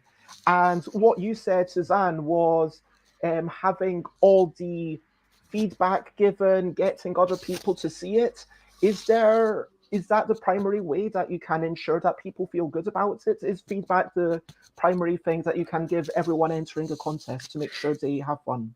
Yeah, so that's one of the main things. And the first question that judges answer is, what was the best aspect of the game? And then the second thing is, what's the weakest part of the game? And we ensure that it's constructive criticism. I spot check all the judges' answers to make sure that there's nothing like insulting or rude or just not informative, like this game isn't good. Like, so I make sure nothing like that happens. Also, a lot of times we always give the judge the opportunity to leave their personal email. And we've actually had a lot of designers that enter the contest have been mentored by the judges in the contest. Even if they weren't finalists, they just entered it. And a significant number of games have been picked up that way also. So we try to also like build connections between people. Oh, you're muted, Beth. Sorry, that's fantastic. Joe, as someone who's entered a couple of contests, would you agree that the feedback is kind of the most important thing there? Yeah, absolutely. I actually entered the Cardboard Edison, the most recent contest, and I got some really useful feedback from that. So yeah, I really appreciate what Chris and Suzanne do. That's brilliant. That's great to hear. Thank you. And also from Bez, I entered the LDEC contest, and my game won. But then we spent lots of time kind of talking about improvements, and Bez did a lot of development on it and gave me lots of feedback on that. So I think contests are really great. I've had a really good experience in all the ones that I've done. I mean, you are biased because you won that contest, though, and it is kind of making sure that other people do stuff. I wanted to, before we wrap this up, I've got 3 quick questions that I would like to have a quick whip around everyone, if we can go in clockwise order, starting from KC. So, firstly, what do you think makes for a good prize in a game design contest, and do you think there even should be prizes? Casey. Yes, I think there should be prizes, but that's not the main point. Just like we've established, is the feedback. Again, it depends. Are we looking at those an individual that wants to make their games, or is it a publishers competition? So most individuals will need money for design at least, or even to pay for development, or even to for illustration, or even the first prototype, right? So yes. I think that that's fine, and generally the contexts are good. Too much competition, obviously, too much of everything is bad. But having that context, it's not just about the competition, but like you've established, first, the relationships that you build, like personally, I've benefited, and not just even people from our community have benefited from the amazing work Chris and Suzanne have been doing. So first, they get those knowledge, they meet different people, and there's also a likelihood of getting a cash prize. So yes, that's my opinion on this. Chris, Suzanne, what do you think makes for a good prize? I think it depends on who's running the contest. If a publisher is running a contest, I definitely think that there should be a cash prize or a publishing guarantee, something along those lines.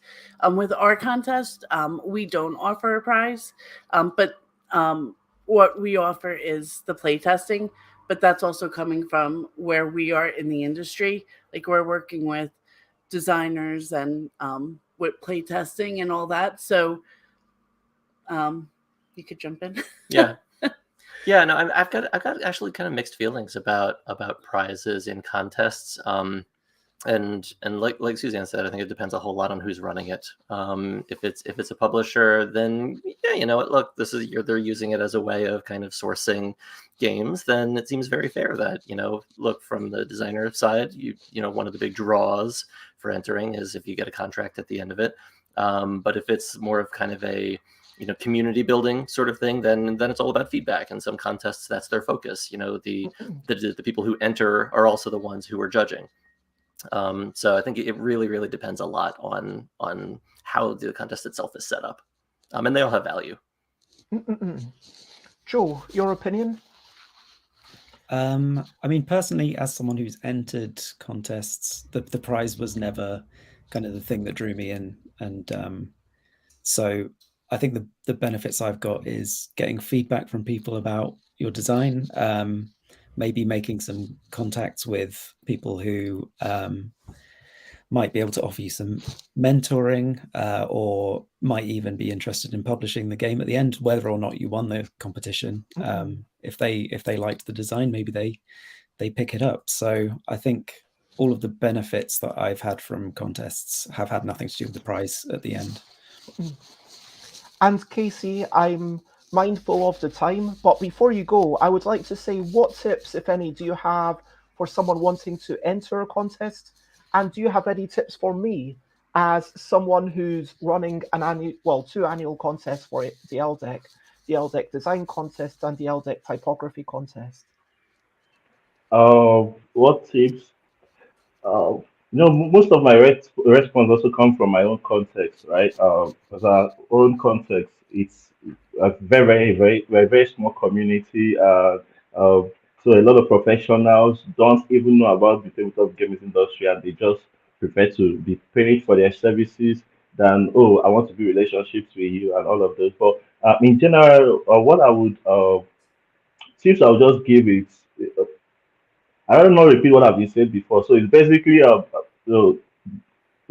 realizing that it's not just about the money, right?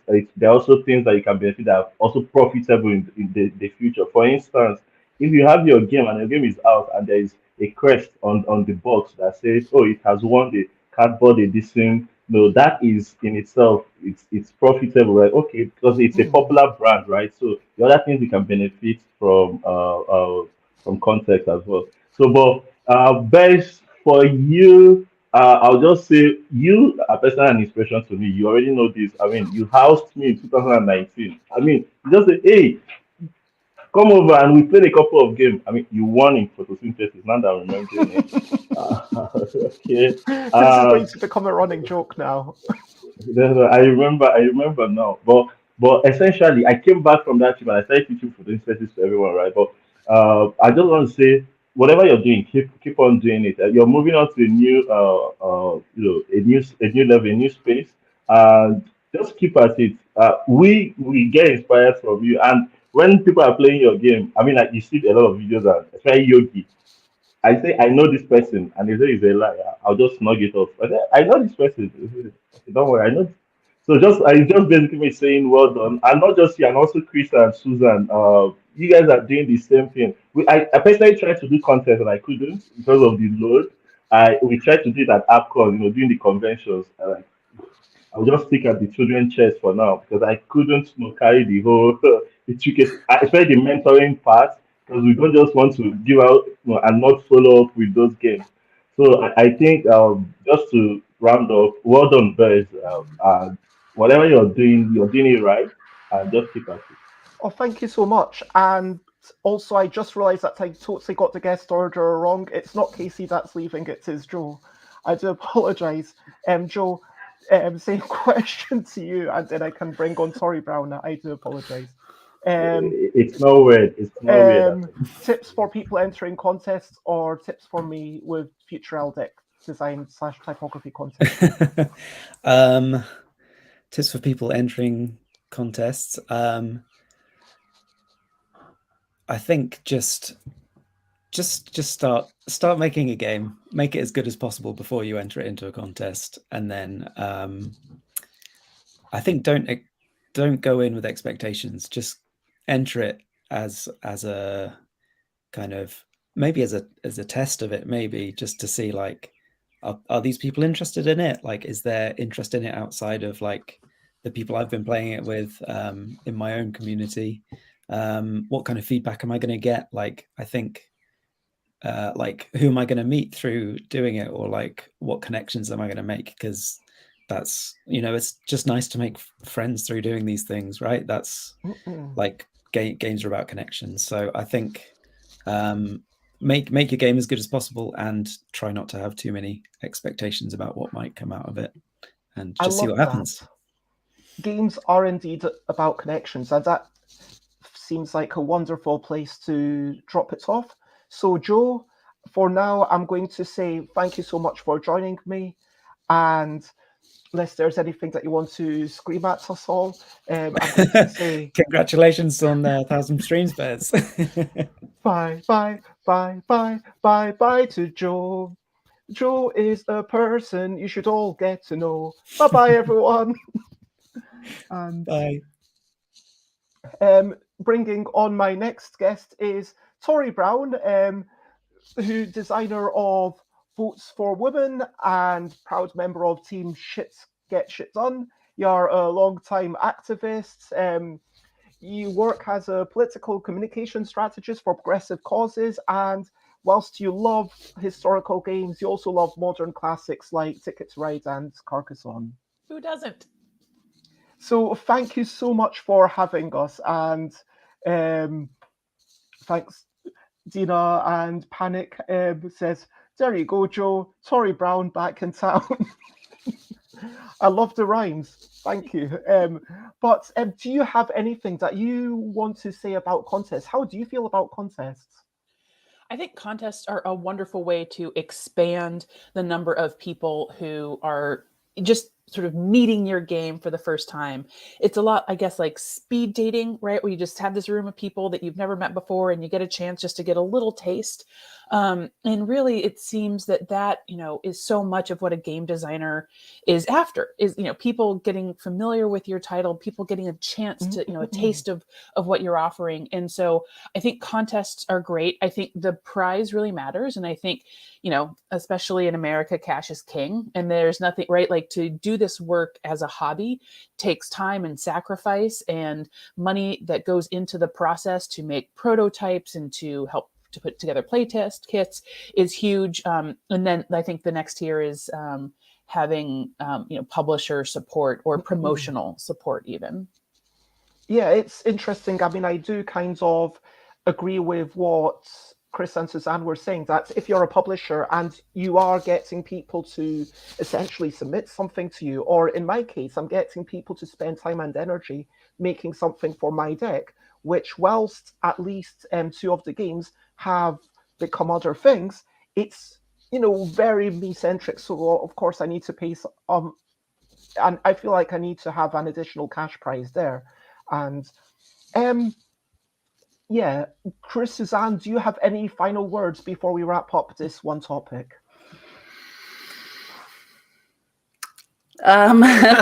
Do we? I don't know. Good question. We'll have some contest related news pretty soon. Yeah, we'll be announcing the winner pretty soon. Yeah. No, I just say, you know, enter contests and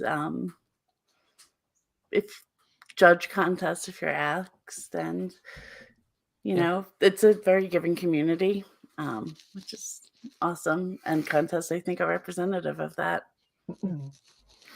Well, thank you so much. And Tory, you came on. We were going to chat about expanding the scope of what games can be, because actually earlier on with Ryan Estrada coming on talking about banned books and problematic things, and books, I mean, games have been banned. I mean, my friend Andrew Sheeran, who made War on Terror, which got banned because it had a mask in it, and they didn't quite get that it was a parody of being a terrorist. They felt like it was encouraging terrorism, which is completely antithetical. But what I asked at that point is how much responsibility is there on the designer to make sure that this is dealt with in a sensitive way? I think a lot of all of the responsibility. How we tell stories is as important as the stories that we tell. And who is at the middle of these stories, who has power, who gets mocked. These are incredibly important questions that really, I think, only a designer has the responsibility. You know, I think a publisher can encourage a designer to say like, wow, like this might be misunderstood. Would you like to explain it? There's a piece in my designer notes about the start card for opposition. So my game is about the American women's suffrage movement, and it pits the suffrage movement against opposition. And the opposition start card uses a picture of the Constitutional Convention, this sort of key moment in American history where we're separating ourselves from the British government, where we're declaring ourselves a new nation, where we're asserting inalienable rights. And playtesters were really bothered. A few playtesters were really bothered that I would use this moment of American history as a starting point for the patriarchy and opposition to women's votes. They thought that this was only a great thing and should be revered, and that by placing as the start of the opposition deck, it's a problem. So my designer notes, my publisher is this, you know, like people are having some problems with this. Is there some other art you would want to look at? I stuck to my guns and said, no, this is incredibly important. It's where the Declaration of Sentiments came from in the suffrage movement. But let me tell this story, right? Let me explain why it's so important that we take this moment of radical revolution and talk about the sort of parallel to the suffrage movement and the radical revolution that was started by suffragists, that women are people and deserving of political citizenship. So I think the publisher designer relationship and opportunity to collaborate is really important in creating the kind of how the story is told mechanism or moment for players then to understand what the designer was after. And it seems like the relationship between designer and publisher, I mean, Fort Circle seem like they're really on board with telling this story. I mean, Elizabeth Hargrave's been bigging up what their forthcoming games are, which is fantastic. And of course, Votes for Women is not the first game by any means about the suffragette woman. I mean, suffragette movement. I mean, Amabel Holland to name but one of many. But I think this is an important topic, so it deserves multiple games, not just one. No one says there's two. Well, maybe some people say there are too many World War II games, but they still keep coming, right? And like specific battles now have multiple games devoted after them. And you don't see outcry. You don't hear people saying, well, I'm only going to have one Stalingrad game, so which one is the best, right? I think that Amabel and I take the same subject matter and do radically different things. The game texture, the way it feels to play, the time it takes, it just very different. And it's a wonderful thing about this hobby and this craft, this art, that you can take a singular subject matter and shape it into all of these different kinds of experiences. It's lovely. And I'm really glad that Fort Circle and Kevin Bertram sort of saw the value in telling the story. Amabel and I were designing concurrently. She got her game to market much faster than I did, which I'm still a little jealous of. But I'm really glad. What happens when you're happy to print less than 100. Right. And that like is also a sort of, way that this industry is really sort of fascinating, where you can do print and play and get stuff out really fast and target, a sort of very devoted following, or you can do the sort of grander production that Votes for Women became and, sort of try to go a little bit more mass market. There's room in this industry and in this hobby for, multiple paths from the same story. I firstly want to acknowledge John Glynn's comments going back about contests. For what it's worth, I find contest feedback to be pure gold. The games I enter into contests are so much further along than the games I have not entered. Anecdotal, but that's my experience.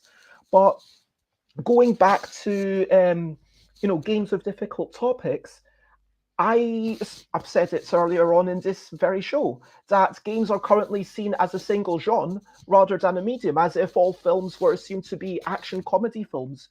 Would you agree with this? And is that something that goes on in Nigeria as well, KC? But I quite agree. So there's usually these stereotypes with games.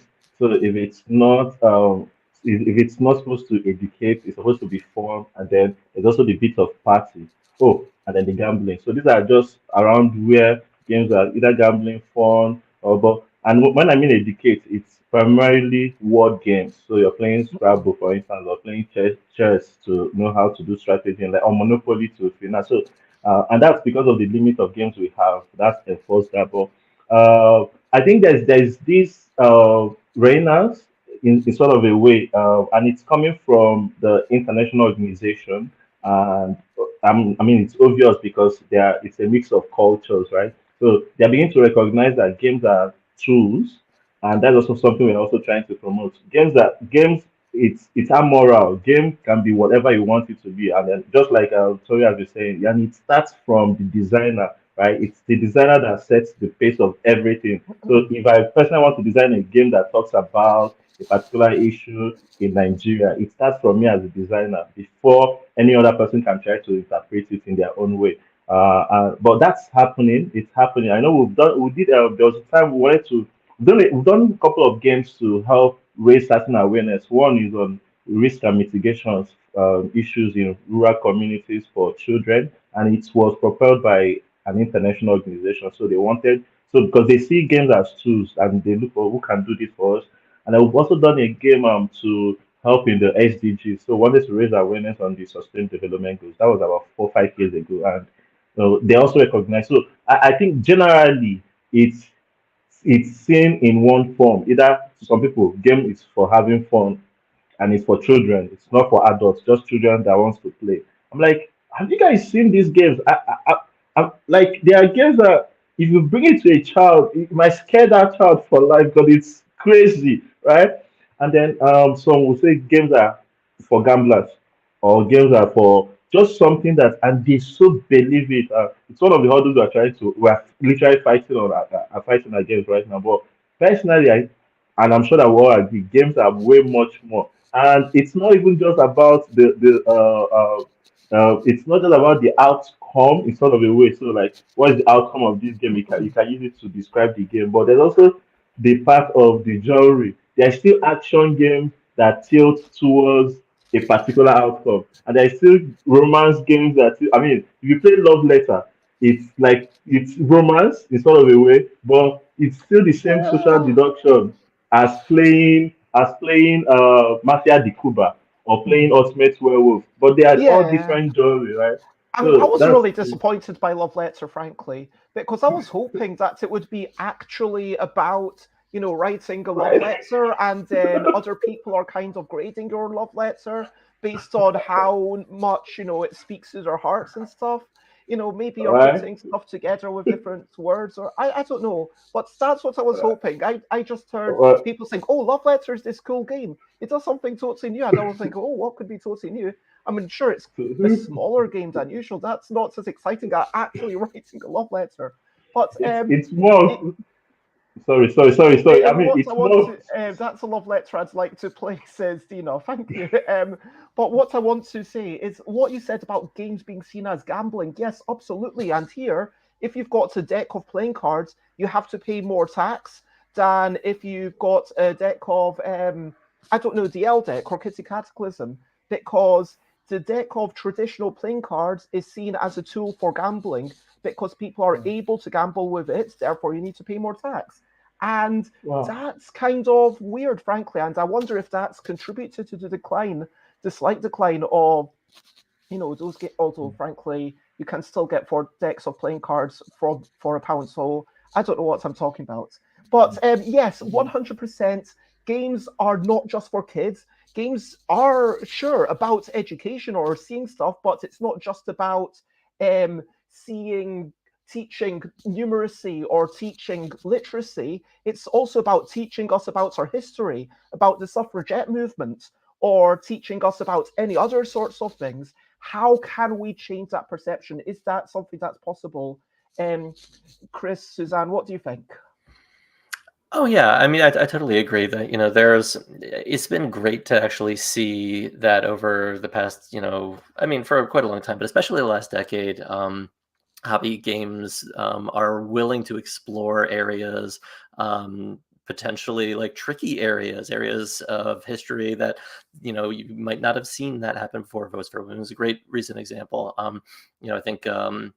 About games like Black Orchestra, about the various attempts to assassinate Hitler back during World War II, and the players in that game are taking the role of literally people who were part of the Nazi Party machinery. It's like, whoa, okay, and so it's a really, really tricky balance to walk, and there's so many pitfalls, and it's tough, but I personally love that more designers are willing to take on that challenge. I just want to jump in. Another thing I really like about games like that is we have 2 young daughters, an 8-year-old and a 14-year-old, and to teach them history in a game state is just fascinating. It's a really cool teaching tool to then play the game, but then afterwards have the discussion like, all right, this stuff really happened, like this is what happened, how did you feel? And I'm hoping that more games come out that can be used as teaching tools also. And it's also like educational games get kind of a bad rap historically, because the focus has in the past been more on the educational side, less on the game side. And it's like, well, if you want people to actually learn from the game and play the game, it's got to be a fun game first. And Tory, I hope you agree that your game is a brilliant thing for teaching adults about. And KC, I'm mindful of the time, and I would like to thank you so much for joining. Is there anything else that you want to shout before you skedaddle? Oh, you're muted. Sorry. Yes, I probably said it before. It's just well done, Bez, and it's been an honor being on your show. I can't even count how many. Probably 4 5 times. I just want to say thank you so much. And yeah, it was actually good to see you guys, Chris and Susan. It's been a while. Nice to meet you too, Tori. I just want to say, please, if you're watching, just keep your eye on Nigeria. There are a lot of new games coming out. We are working so hard to find a way to get these games out. So people send a lot of messages, and it's very expensive to ship. But we are constantly working on how to get our games, a lot of them now, to global markets. So that happens soon. So, well, thank you so much, Casey, and bye. It's been wonderful to be. Bye in your company. Bye, Casey. Bye. And Panic Games says, I want to play Breakup Letter. And Black Sheep says, more breakup text these days. And hello, Bones, it's lovely to see you. And moving from games that are meant to teach us things, maybe even as adults, to someone who has taught even adults game design. And with your, hey, it's kind of like a contest where you say, hey, let's all make a racing game and do it within like 20 minutes, right? It's like, if you manage to do it, you win. By the way, you're muted. Oh, your mic isn't connected, it says. We can, hopefully you can sort it out, but we'll let you know when we can hear you, Kathleen. And just keep trying to talk. Sorry, if I could ask you, what difficulties did you encounter with your game, Votes for Women? And what's the reception been like?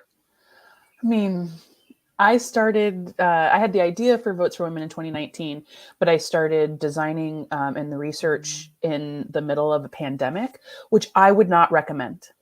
If you have a chance to not try to publish a game during a global pandemic, I would say take that chance. So there were problems on the supply side, what was happening in China, the warehouses, the factories, the shipping, like all of that was a mess, but outside of anyone's control, and something all game publishers and designers were dealing with at the same time. I think on the design side, I mean, how do you make history fun was a challenge. This is my first game. I have not played a bajillion war games. I think games that last longer than 2 hours don't do a great job of holding my interest. So I just didn't have the kind of deep language of, I think, a lot of designers and folks that now I've met who've been doing this work. They've been in this hobby for a really long time. I came to this work from a political background, from movement building, and so knew the pieces of my game that made sense to me from the theme, but needed to learn mechanics and learn how to tie it together in a way that was fun and inviting. And so I relied heavily on my developer, on our senior playtesters, on our just average playtesters and the playtest reports that came in. I had to do a lot of deciding what feedback I would take and make changes and what I would just let go and wasn't a part of my design. And so that I think was really difficult of like, how do I stay true to the story that I want to tell and the game experience that I want people to have, while all of these folks are throwing a lot of ideas and suggestions in. And then I think writing the flavor text was like writing a history book by text message. It was just an incredible challenge of writing that I didn't really expect. And I, even now I can just go on and on and on and on and on. And so brevity was definitely a challenge as well. Yeah, absolutely. I mean, actually having to be succinct and everything. Kathleen, can you make any noise? Hopefully, yeah. Yay! Oh! Okay. So, you're keeping us in suspense. Well, yeah, I'm in the process. I'm not, in about a month or so, I'm going to start the process of moving back to America. So in my apartment, I've got boxes. My good microphone was in the box, and then I tried to make my headphones work. So nice to be here. Finally. And yeah, Kathleen Mercury, for those who don't know, is a former teacher of gifted students for like 15 years. And then you decided to move to Transylvania. And you are a co-host for Inverse Genius podcasts, including Games in Schools and Libraries and on board games. Absolutely. And Grease Lightning is a lovely game that got published by WizKids. And there's more on the way. And you are a person who enjoys life. And I do feel privileged, and you kind of remind yourself of your good fortune. I do. I tell my students all the time, I think happiness comes from being able to, yes, Kathleen, being heard and seen. Usually being heard is not the issue. So today is just like a day. I mean, I was like literally like watching in the Uber on the way, like, I gotta go, Yeah, but that's okay. Teaching has been great. Teaching internationally has been great. Romania has been a delightful, weird surprise, super good. And yeah, let's talk about game stuff. I've been really lucky to create the life I want. That's the point I was making before I derailed myself. So yeah. And do you think that games are something that can teach us things that cannot be taught through other mediums, maybe through an experiential learning method? Oh yeah, totally. I mean, why do we like games? They let us play pretend, right? And so there's a lot of really meaningful, like role players have known this for years, right? As far as a lot of meaningful experiences that can come from when you get to just play pretend. And even in the most, dry QB hero of games, you're still like, I'm in the Yokohama fish market, So there can be lots of that. The other thing too, especially in teaching game design, with kids for as long as I did, like I think I've had over 600 kids make games throughout the years, so that's a lot. But it's so it's not just like the content of games, but even the design process of games. And that's the real reason why I kept doing it year after year. If it was only just about game design, that's not enough, because if kids never wanted to design a game again, then I didn't give them what they probably needed. But it's really all about like the collaboration, communication, failing at something, making something bad and then making it less bad. That's really hard. And especially working, I mean, yes, I worked with gifted high IQ kids who can be especially primed for not wanting to fail in front of others, not having much experience with that. But I think it's universal, something that we all struggle with. No one here likes to lose in front of, 2, 3, 4, 8 people, whatever, so but playing games a lot helps lessen the sting, that where they may like freak out if they don't win every single game. Like by the end, they're like, all right, well, I lost a game. That's a lot. That's actually a lot of growth. One of my favorite stories was I had a student who he was trying to design something, and this is a student who was on the autism spectrum. And he was trying to do something in this game. And I said, I know what you're trying to do. I don't think this is it. And he's like, no, this is what I want to do. I'm like, okay, fine. And when he play tested it, all 4 play testers said, this is not doing what you wanted to do. This isn't good. And he was like, fine, I'll change it. And I was like, great.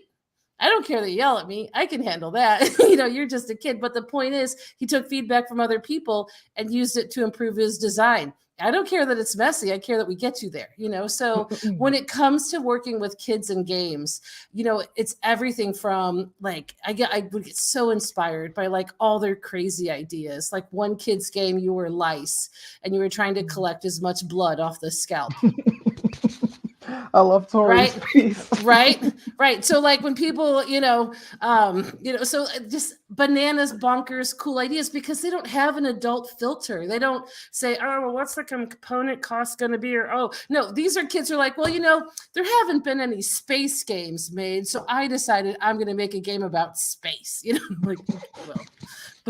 I have them play a lot of games, but there is a limit to how many I can introduce them to. I can't introduce every single theme, So I think when it comes to, kids would rather play a bad educational game than no game, So I think sometimes, especially for teachers, that's a whole other subject. Time is our most precious commodity in terms of what we do and how we do it. So if we can close the gap between getting a teacher a game into their hands and them learning it, understanding it, knowing how to work with it, having enough copies for them, for all their students so they can then employ it.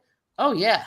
I have so many publishers that would love to get their games into schools. That's not the issue. Getting them actually played actually is the real issue. I mean, it's interesting what you're saying about bad educational games are better than no game, but that's in a context where they're essentially forced to learn. Whereas if we're moving back towards adults learning, there's a case of, well, it needs to pass a certain threshold in order for the adults to want to engage with it. And I did want to ask actually something about Votes for Women, because obviously there's been a small degree of negative reaction. Is that something that we can overcome, or is that inevitable? I mean, Suzanne, what do you think? I mean, that's a great question. So like any game that like touches on any kind of topic where it's even adjacent to things where people have opinions, you're going to get a range of opinions. People are going to come out and find something to criticize about it, even if it's like something as obvious as Votes for Women. It's like, what is there to argue about? But I don't know. I feel like even we're in this period right now where like there you get so much negative reaction to things that just seem like common sense and have been for a very long time. So it's also an online thing. You know, people show the worst version of themselves online oftentimes. And, you know, people when they're face to face don't say any, you know, when you're online, a lot of people will just say things they would never say face to face. Well, and I think too is, you know, if it's something that's broadening, you know, people have no problem with, you know, 800 zombie games, 15 World War II games, but you're like, here's a game about women. And they're like, ooh, you know, I mean, there's a little bit with me with like tiny violins, my brother. You know what I mean? If you can understand what a real conflict is and make a game about it, then you're limiting yourself to so many possible options. You know what I mean? And I think that's one thing like with Enola Holmes and this subject. You know, women back then weren't just running around like in Mary Poppins with cute little sashes. They were bombing things. They were disrupting. This was not necessarily like they were tired of asking nicely. And I think that when even if it's something, I don't know. I mean, people need to, you know, understand like that there is room at the table for any number of narrative stories to take place. And if you immediately shut something down because you're like, I don't like this, you know, that sort of thing. Well, you know, small world. I think this gets to this question of like, what are games for, right? Are games fun? Are games escapism? And that's what I've seen a lot of, especially as I've walked this line between board game and war gaming, right? The war gaming community seems to have a pretty visceral reaction to the subject matter in Votes for Women. Sometimes it gets excised as, you know, this isn't a war game. I got a runner-up in the Board Game Geek Golden Geek Award, and there was a long conversation about how it doesn't belong here. This is keeping, my favorite was that by Votes for Women being recognized as a runner-up in this category, was keeping a real deserving game from having that recognition, right? That there isn't enough room. And that a lot of players, it seems, especially in wargaming, engage in this activity to escape from the very issues that Votes for Women surfaces. What is the role of women? Do they belong in public spaces? Should they take up space? And they you get involved, some people get involved in an activity like wargaming because it's a lot of old white men just like you, that you can then pretend to be a military general. You can put yourself into heroic battles where you will save lives and defeat injustice, perhaps. And that Votes for Women represents an incursion in your safe space. And people have like, you know, so is a game, you know, something that you can learn from and enjoy? Is it an escape from your real life? What is a game to you?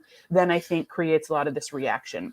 And frankly, some of this negative reaction to Votes for Women has been wonderful for people coming out to defend, for people saying, oh, I hadn't heard of this game, but now I'm going to check it out because some jerk face said that they didn't think women belonged in games, right? There is an opportunity to capture some of this backlash that will always exist, you know, especially, you know, the whole part of the whole thing of Votes for Women is that backlash and opposition exists and must be overcome. And so it's how do you harness some of that kind of crappy stuff that make people want to step up, play the game, buy the game, support the game online and other spaces, that's been the sort of overcome piece that you were talking about, Bez. It feels like the way to move forwards is simply to just keep curating the stuff in order for people to be like, okay, this is it, and the games I really liked are not going anywhere. Like, it doesn't mean that you're going to get left your zombie games or whatever. That's totally cool. I don't have anything against zombie games. I mean, I just want there to be other games which are also like Molly's House and Votes for Women and Switching My Own Horn, Seize the Power, maybe if it actually comes out one day. But yeah, Kathleen, do you feel like this is, teaching? I mean, you've talked about learning failure, but which is a really important thing. Even as adults, some adults just cannot cope with learning what failure looks like. But and it's do it a lot more. I think there's whenever I give presentations or workshops on game design, I always start with this one image. Someone took Chris Pratt's character Andy from Parks and Rec, took quotes from him and made them into like inspirational posters. And my favorite one is, I don't know what I'm doing, but I know I'm doing it really, really well. And to me, that is absolutely encapsulate what it means whether I'm teaching or designing games, because one, it indicates obviously a little bit of humility, also a sense of humor, but also that you have to basically maintain a belief that you are going to get it across the finish line, and that and I will always say the difference between a published designer and one that isn't is perseverance. You're going to be told no. I just got one of my games returned back to me from a publisher. You're always, I had a playtester once throw their player board at me, I'm not going to play this bleepity bleep kind of thing. So many different things will happen, but you have to have the ability to keep going. I'm not going to say you have to have a thick skin. That's on you to decide, you know what I mean? But you just have to be able to take the feedback and keep going. You have to be able to separate yourself from the work, which is probably the hardest thing. It's what's on the table that people are responding to. It's not personal. And I would see this all the time when I was in St. Louis, back home in America, when we would have game nights and game design nights. And there every now and then someone would show up with a prototype and we'd play it and we'd give them feedback and we'd never see them again. Because it was precious. It was their baby. They couldn't handle, they didn't like what we had to say. And you have to be willing to just push past that. And if you do, there's so many cool opportunities and so many people out there willing to support you. So you just have to almost like Dorothy, right? You're going to get hit with a tornado, right? You're going to get hit with a tornado. But if you make it through the other side, it's like all rainbows and, well, munchkins, but and I'm not trying to be like rah rah rah. I am telling this as someone who took it 8 years from when I started working on Grease Lightning to when I held the published box in my hand. I've had 2 games returned to me recently from publishers because one couldn't make it and the other one, well, they can't make it. So, there's just so many things out of your control. The only thing you can is, I believe in this. I want to see this happen. Be open, be honest, be humble to people's ideas, and then keep going, and I don't ask to be in the space. I am in this space. I'm at the designer events. I'm talking to publishers. I'm like, oh, hey, I have a game. I'd love to work with you. I like that. You've got to have that confidence. You've got to have that perseverance. And I think that's very true. Whether you're a designer or whether you're a game player, I think it's super important to just keep going. And I don't know what's happened to Natalia in the background, but Black Sheep says, I want entertainment out of a game. And I just want to say that I feel like the word entertainment here is slightly problematic because of the connotations of a jovial nature.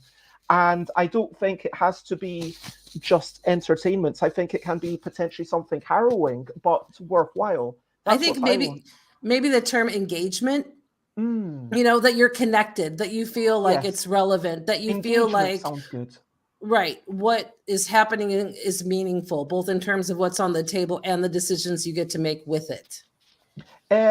But yes, I agree with the rest of this. That could be fun, silly, thought-provoking, or educational. I just don't want to be bored with a game. Yeah.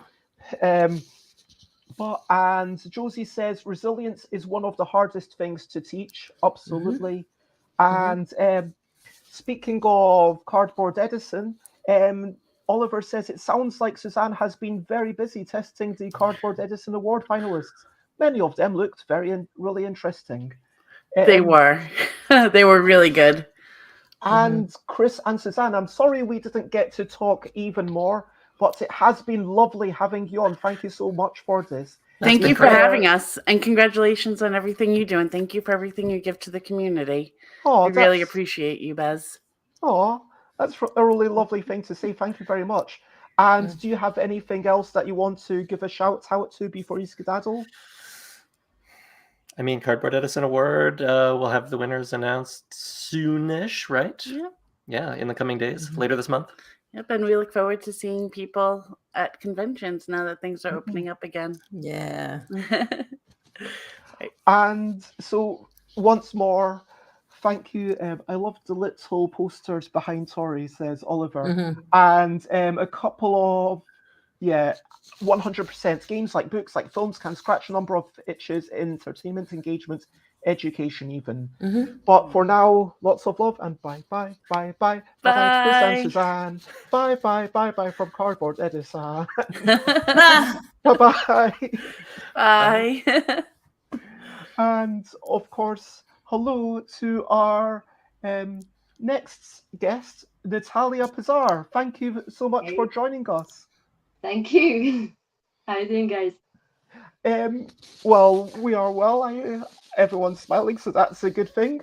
And Natalia, you are a brand ambassador for Lucky Duck. You go around all the stores and, like, not literally all the stores because there's too many, but so many stores and so many conventions, demoing games, and you're just in love with the hobby. But you also tell people to lift heavy things, and you shout at them if it's going to encourage them. Yeah, indeed. Do you have anything else you'd like to say about yourself? Yeah, to decipher that, so I run a strength training studio. So it's a gym where we train people. Yeah, pretty much. I think you covered my current self really well. Well, you wanted to talk about the personalities of gaming stores and how each time you go into a place, it's got a different vibe. And I would like to ask you, what are some of the most eccentric or strangest things you've seen in a gaming store that just somehow clicked? So I will start with the most interesting one, which is actually local to me in Bristol. It's called Bristol Independent Gaming. They are mainly a tabletop gaming store and gaming space. So it's an incredible place in the middle of an industrial area, pretty much outskirts of Bristol. If you don't know it, you would never find it. It's on a top level of a warehouse where you have to hit a buzzer and then they will let you in. But once you're in, you've got like about 20 giant tables set up with all the tabletop stuff, like different game everywhere.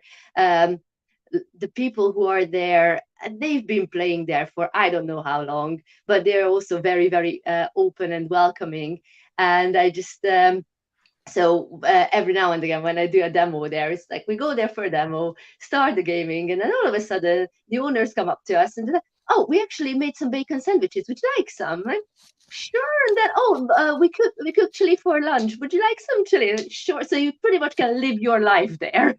And it's completely like out of central Bristol. It's somewhere else. And as my friend said, one doesn't just walk into big. You kind of need to know it, but it works, and it's been working for years. That's really interesting, because the idea of something that you need to buzz into and, be in the know, it seems almost contradictory to the idea of being a welcoming space.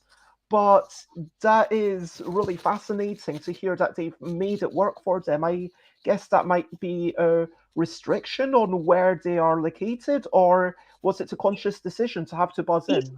It wasn't a conscious decision. I think it's Bristol. So there's space and business spaces at such a premium in this city that if you want to open something, you will take the first available thing. So then if you need to be upstairs somewhere where no one will see you and there's no actual window, then so be My gym is on the 3rd floor in an old, almost abandoned building. Yes. Yeah. And I would actually like to pass that question to Tory and then Kathleen. What are some strange things that you've seen that just work? Well, my friendly local game store is a place called Labyrinth, and it's within blocks of Capitol Hill. It is a wonderful place. The owner, Kathleen, there's some like good vibe energy on that name, Kathleen, is worked so hard to not just be a place where people can come and play games, but she is a part of the community there. And she interacts and does, sort of partnerships with other local businesses. During the pandemic, she would do, people could buy games and pick them up from a local bar where they were picking up food. There's a little kitchen store, right?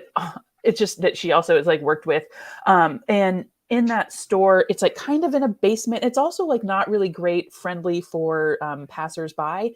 But once you walk in those doors, the staff is like, how can I help you? What's happening? There are all of these events. I gave a speech for the War Game Wednesday during Women's History Month and demoed the game. And we had standing room only, folks playing the game. And it was the first time I'd been in an event where I saw people playing my game. And it was just a little overwhelming, a little emotional. And it was an opportunity that Kathleen and the community made happen.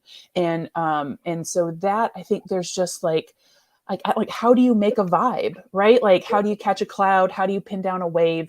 How do you make a place like this? And I think it comes from the owners and the people they attract, the community that they build. And I am in awe of it. And if you're in Washington, D.C., go to Labyrinth, say hi to Kathleen, pick up Votes for Women or any other game, because it's a place that I hope lasts for years and years. Sounds fantastic. And sometimes I want to shout out about a big thing, but sometimes it is just those human connections.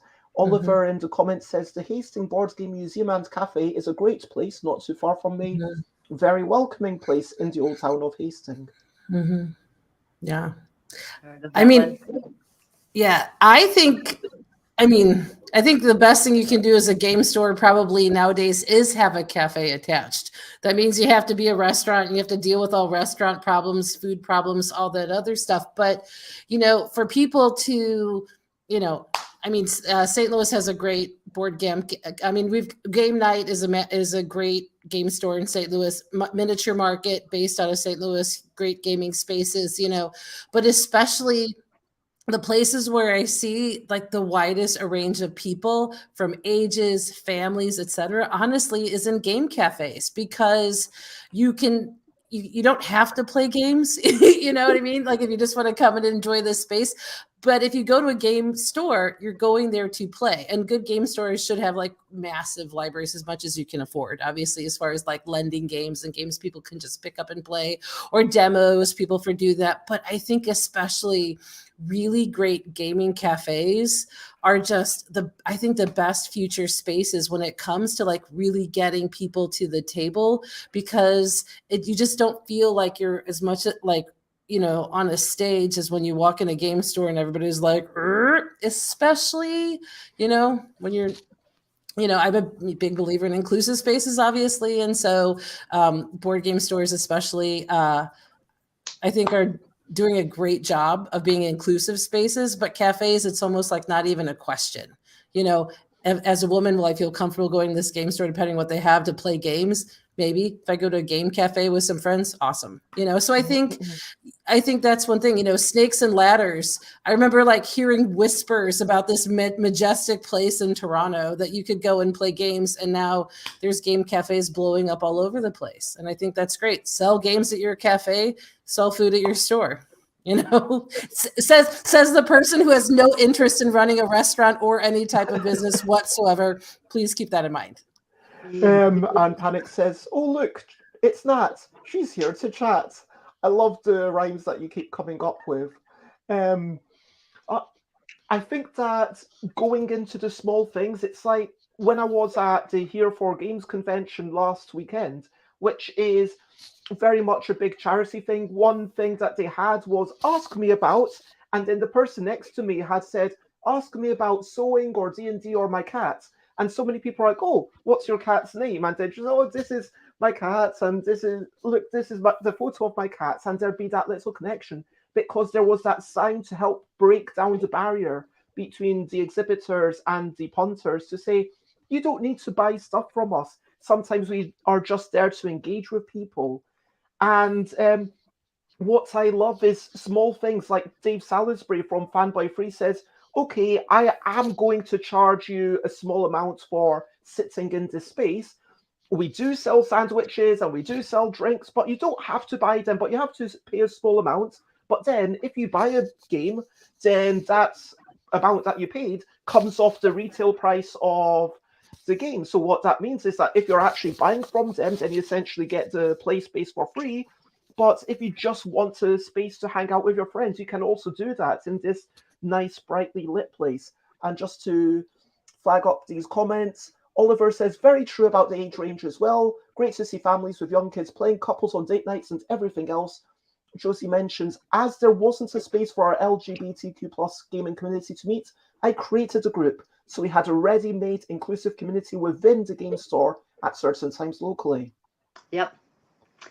Make the world you want to see, right? Yeah. Excellent, Josie. I love it. You don't happen to live in Exeter by any chance?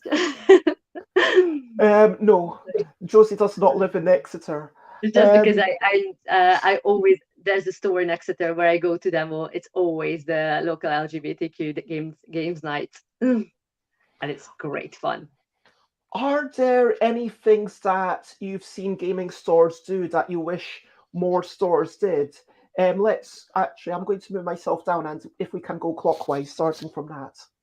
Okay, so loads of things. Well, obviously the be open, but that they all do it in their own different way. Be unique, be personality. But one thing is what I've seen, what you can do as a local game store that none of your online big retailers, deep discounters will do is get in touch with a local maker who makes board game adjacent stuff, 3D prints, woodworkers, little jewelry makers, whatever, and have those little things in stock. Like I found that any game store I go to, I have this little rule of I have to buy myself something. And that something cannot always be a game because I just ran out of space. But if I can find a pin badge that is locally made, or so keep goodies that are local board game adjacent, little keepsakes that will remind your customers that you've been here. I find that amazing. Yeah, that's my addition to it. That's really nice. I really like sort of curated events, and whether that's inviting a designer in to come and talk about the game and play the game demo, or just Pokemon Day or Magic the Gathering night, or like I think sometimes having some LGBTQ night, or women's gaming or whatever, to intentionally create moments where people will come in. I think if I just wanted to go play a game at my game store, I'm not really sure I would just drop in and say, Kathleen, lend me a game to play. But if there is a game I've heard about and there's a night about it, if there's a group of people where I'll feel an affinity with, that kind of creation and curation, I think is really helpful and nice. Mm-hmm. Yeah, so I will actually take that one step further. And in St. Louis, we have Geekway to the West, which is a great gaming convention. And so Geekway and Miniature Market have paired up so that Miniature Market actually holds Geekway's extensive library of games. And periodically, they will do mini Geekways, like one-day events there. Hey, Geekway. And the thing is you have an existing audience with the game convention, right? And they've got a mailing list of gamers, so then when the game store plus game convention hold many events throughout the year, it helps to build the community, both for the game convention as well as the store. And it gets people, because if you could go to a game store anytime, you don't necessarily think about doing it. But like Tory said, when it's an event, you're like, oh, I want to be there for this. They're going to have a giveaway of Frosthaven or whatever. But also, I know this is my people. This is my place. I like these people. So I would say partner with game conventions and hold events that you can just, share your people back and forth. It's a win-win. Sure. Actually, on a piggybacking on that, it's an interesting. Some publishers actually have or want to do launch events, for example. That would be a really nice one for them to reach out for game stores that we're doing a launch event. Do this, and we'll give you these kind of things for your store to publish it. And so that would be an interesting one too. Yeah, that's something that publishers can definitely help out with. And again, I need to think of a different way of saying this, but I'm mindful of the time. Tory, it has been so lovely having you, and I'm sorry that we didn't get to chat more, but thank you so much for joining. Is there anything that you would like to say on any of the topics that we discussed before you skedaddle? Oh, I've got an hour of material prepared. So I really appreciate the opportunity. This was wonderful. It's nice to be on a panel of all women. That doesn't always happen in gaming space. So thank you for being so intentional about curating these spaces. And, if you want to check out Votes for Women, that would also be pretty cool too. Well, it has been lovely to have you. And for now, I'm just going to say lots of love and bye, bye, bye, bye, bye, bye to Tory. Bye, bye, bye, bye. Thank you for chatting with me. Bye, bye. And I'm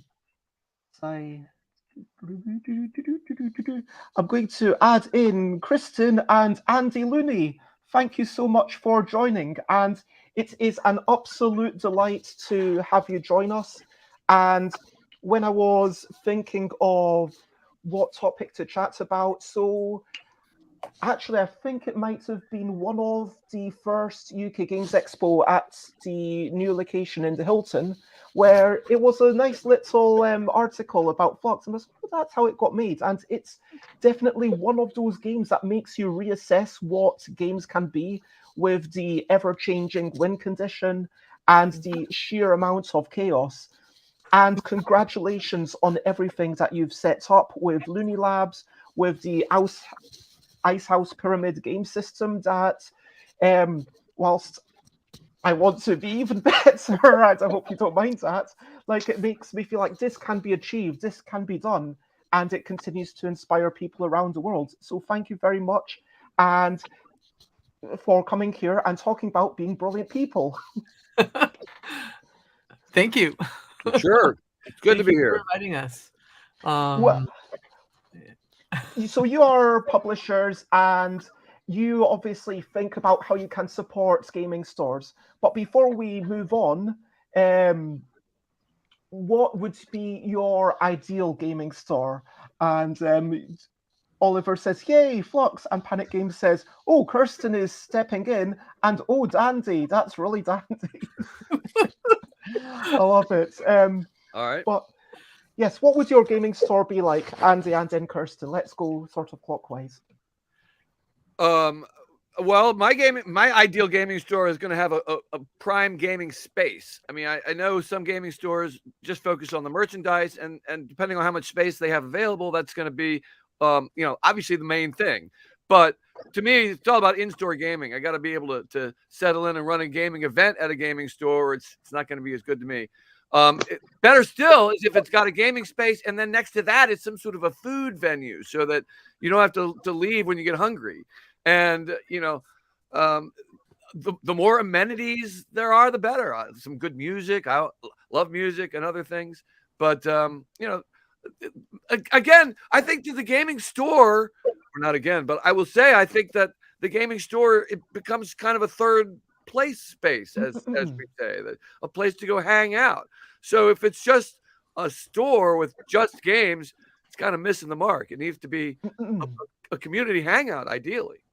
Yeah, and I know Dave Salisbury's talked a lot about making this third space, which is a fantastic concept of being somewhere that people, it's a public place where, if I want to have someone over, I don't want to invite someone I only know from the internet necessarily to come to my house. Yeah. I mean, that depending on how well you know someone from the internet, there are some people who are, oh yeah, fine. But, most people, I need to get to know you first. So then it's like, okay, what space do we use? Do we step in the library? Do we step in, Nationals Theatre is fantastic at fostering this sort of third space where you don't have to go to see the theatre. You can just sit in there and run playtest events or play some games or work on your laptop whilst other people are there and you don't need to buy anything. And that's fantastic. I really like the new models of sort of gaming cafes.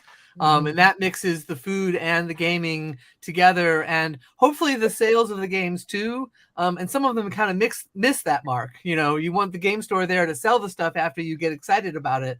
But having that comfortable space to hang out and play. Not the, you know, huge room with all the little rectangular tables and the bright lights and the whatever, but more the cozy little corner where, you know, 2 or 3 people can sit and play, and there might even be a cat. You know, a cat, right? Yeah, yeah, I like there be the cats in my game stories. It doesn't happen very often, but that's when you ask what is the ideal setting. A store cat absolutely really makes it for me. I like that. I mean, of course, then you have the issue of it's not accessible to everyone. Some people are allergic. Yeah. But I mean, I am interested actually to hear everyone else's thoughts about music. So in the comments, would you like to have music in a board gaming store where you're sitting down sometimes to play games? Because actually, I would like some down tempo, you know, ambient, no lyrics, or maybe lyrics in another language is fine. But yeah, something that kind of recedes into the background. I do actually love music, and it does then spark memories as you go on. So what's your opinion on music, Nat? I want to echo exactly what you just said. Like I said, I love music, but it's got to be the right kind of music for the mood. You want, like you say, down. So you don't want like Paranoia by Black Sabbath. Yeah, exactly. I don't want a rock concert, and lyrics are a problem because you then hear the words and you get distracted by the words. So mellow instrumental music, jazz or ambient, electronica, there's a lot of options, but you do have to choose your music carefully. Kathleen, Nat, do you have any thoughts? My one of my dream board game nights, which if one board game store or place is going to organize it, I'm going to be all over it. A Halloween themed horror one when you play spooky instrumental music. I would love that. Yeah. So for me, my brain jumps tracks quite easily when intrusive noises come into play. So for example, if I'm teaching and a kid starts clicking a pen, that's all I hear at that point. I forget my train of thought, you know, that sort of thing. I had very clear rules, like in my former school, no clicking things, no kicking things. Like, I don't care where you sit. You can hang upside down as far as I'm concerned. Please do not kick things. And I will be consistent in that. It drives me crazy all year long. So I think that's one thing about music. You're right. Like there's like what I think somebody did some research that like coffee house ambiance is like one of the best types of audio environments because you have that like mellow, non-obtrusive music and enough kind of like white noise from just people talking that it kind of creates that nice space between stark, crushing silence and oppressive audio overload. I would just say like be careful that it's not too loud. You know, I guess, because I was sort of saying like no to music necessarily because I know what it can do for me in a negative way. But I think overall, like, yeah, you just crushing silence is not great either, you know? So I just think, you know, being mindful that you don't have a 16-year-old kid, you know, and I mean, there's a lot of really great 16-year-old kids, but sometimes, you know, the music, these kids nowadays, you know, be careful on who's in control. Absolutely. Yeah. Black Sheep says, how about some whale song? To which Panic replies, how would you fit a whale in there to perform? Oh my God. Have a big stage. Josie also has a quick question for Kristin and Andy, which is, congratulations on the Across American Flux release. Will you be doing a mini Flux extension for the new Doctor Who's or a new version of Flux for Picard? Oh, let Andy answer that one. Well, I was going to say let Kristin answer that one because okay, no. The short answer is no, because we've done a lot of licenses, and it's exciting and fun to be able to play in some of these big sandboxes like Star Trek and Doctor Who, but there's also it's a mixed blessing. There's so many hoops you have to jump through. We're a very independent company. We're like the original indie company, and so we don't like other entities telling us what to do. And so when you're playing with a licensor, you have to follow their rules. And so anyway, the point is, at this point, we've decided we're not going to do any more licenses for a while, at least. There's plenty of interesting stuff either already in the public domain or just coming into the public domain. And do you have you done any parody games? Is that an area you would explore? For sure. Oh, we're all Star Flux is all about parody in public domain. Like before we ever did Doctor Who Flux, we did Star Flux, which had a number of Doctor Who references, right. along with Star Wars, Star Trek, Hitchhiker's Guide, all those things. Then we got to do the real ones, but now we're kind of moving back towards, like, we came really close to doing a Harry Potter flux, and then that fell through. Again, licensing, it's such a mixed bag. So, but then we followed it up. Instead, we did Fantasy Flux, which pulled in all the tropes, and that's doing really well for us. So parody and public domain mean that we won't be doing any more expansions for either of those big franchises. And from the business side of things, Star Flux and Fantasy Flux sell as well, you know, as Star Wars and not Star Wars, Star Trek and you know, Doctor Who and Firefly, all of those. You know, and I'm really glad we made them, and I'm glad all the fans of those franchises have them. But keeping them in print, keeping the licenses, paying the guarantees and all that kind of stuff, they're not making us so much more money because of those licenses to be worth all the hassle and everything else involved. And there's, quite frankly, too many versions of Flux in print. So if we want to be able to keep making more new ones, we have to let some of them go. And so, you know, we're gradually letting the licenses go as we run out of stock, and focusing on more parodies and more public domain and just more interesting, weird things out of Andy's brain. So. And there are still plenty of things in there. So. Ben,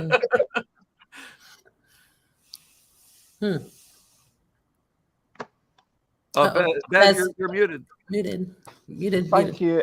Yeah, it's just because when I eat tomatoes, I mean, if I don't, this is going to make some. How much noise does this make, actually, out of curiosity? It's a lovely crunching sound. It's like a happy rabbit, just like rolling around the garden. I think you're fine. Eat your tomatoes. So what was your question? Keep best muted. I guess there's some disagreement then. Some people are really put off by the sound of people eating, so I understand. She's on the tomatoes. Yes, I am. It's all on theme. It's all red. But so I wanted to chat about just being a good person, because in this world, when we're racing around conventions and struggling to make games and just getting things out there, sometimes we forget about the people. I mean, we have talked so much about that human connection, but about sometimes prioritizing ourselves, sometimes making sure that we make time for ourselves and prioritizing the people around us rather than, frankly, someone who's just paid us a bit of money and is being really grumpy on the internet. How do you make that balance? And I'm going to again go clockwise from Andy, if that's okay. Oh, I don't know. I mean, it's a tough world. You know, it's hard to know what problems other people are dealing with. I try to give everybody a break and try not to assume too many things. You know, if somebody's a jerk, maybe they're just having a bad day. You know, there's an expression I like, which is if you meet 3 jerks in the same day, you're the jerk, suggesting that maybe it's not them, it's you. It's probably me. Let's be honest. I probably am the jerk. You get back what you put out, right? So if you're out there being a crabby person, people are going to be crabby to you. Yeah, I mean, it's definitely true. And like part of it is just taking a moment to appreciate the things. Like, I mean, Jess on Facebook is saying, Bez only eats red things. Did you know that? And if you have red hair around Bez, you should be careful. Ooh, Natalia. And apparently my friend Jason says I'm a jerk, but he's American, so that's just what he says. Don't listen to Jason. I mean, if it's only one person, maybe they've, you know, not even 2 good people together can't always, you know, sometimes they just clash, and that's the way that things happen. Kristin, do you have any thoughts about just being a decent human and not being a jerk? Well, I'm not a jerk usually. I tend to get along with everybody. I love people. I love everybody, and everybody seems to love me. And I think it maybe is that kind of what you put out is what you get back. The pandemic has been really, really hard not being in person with people has been a huge struggle for me.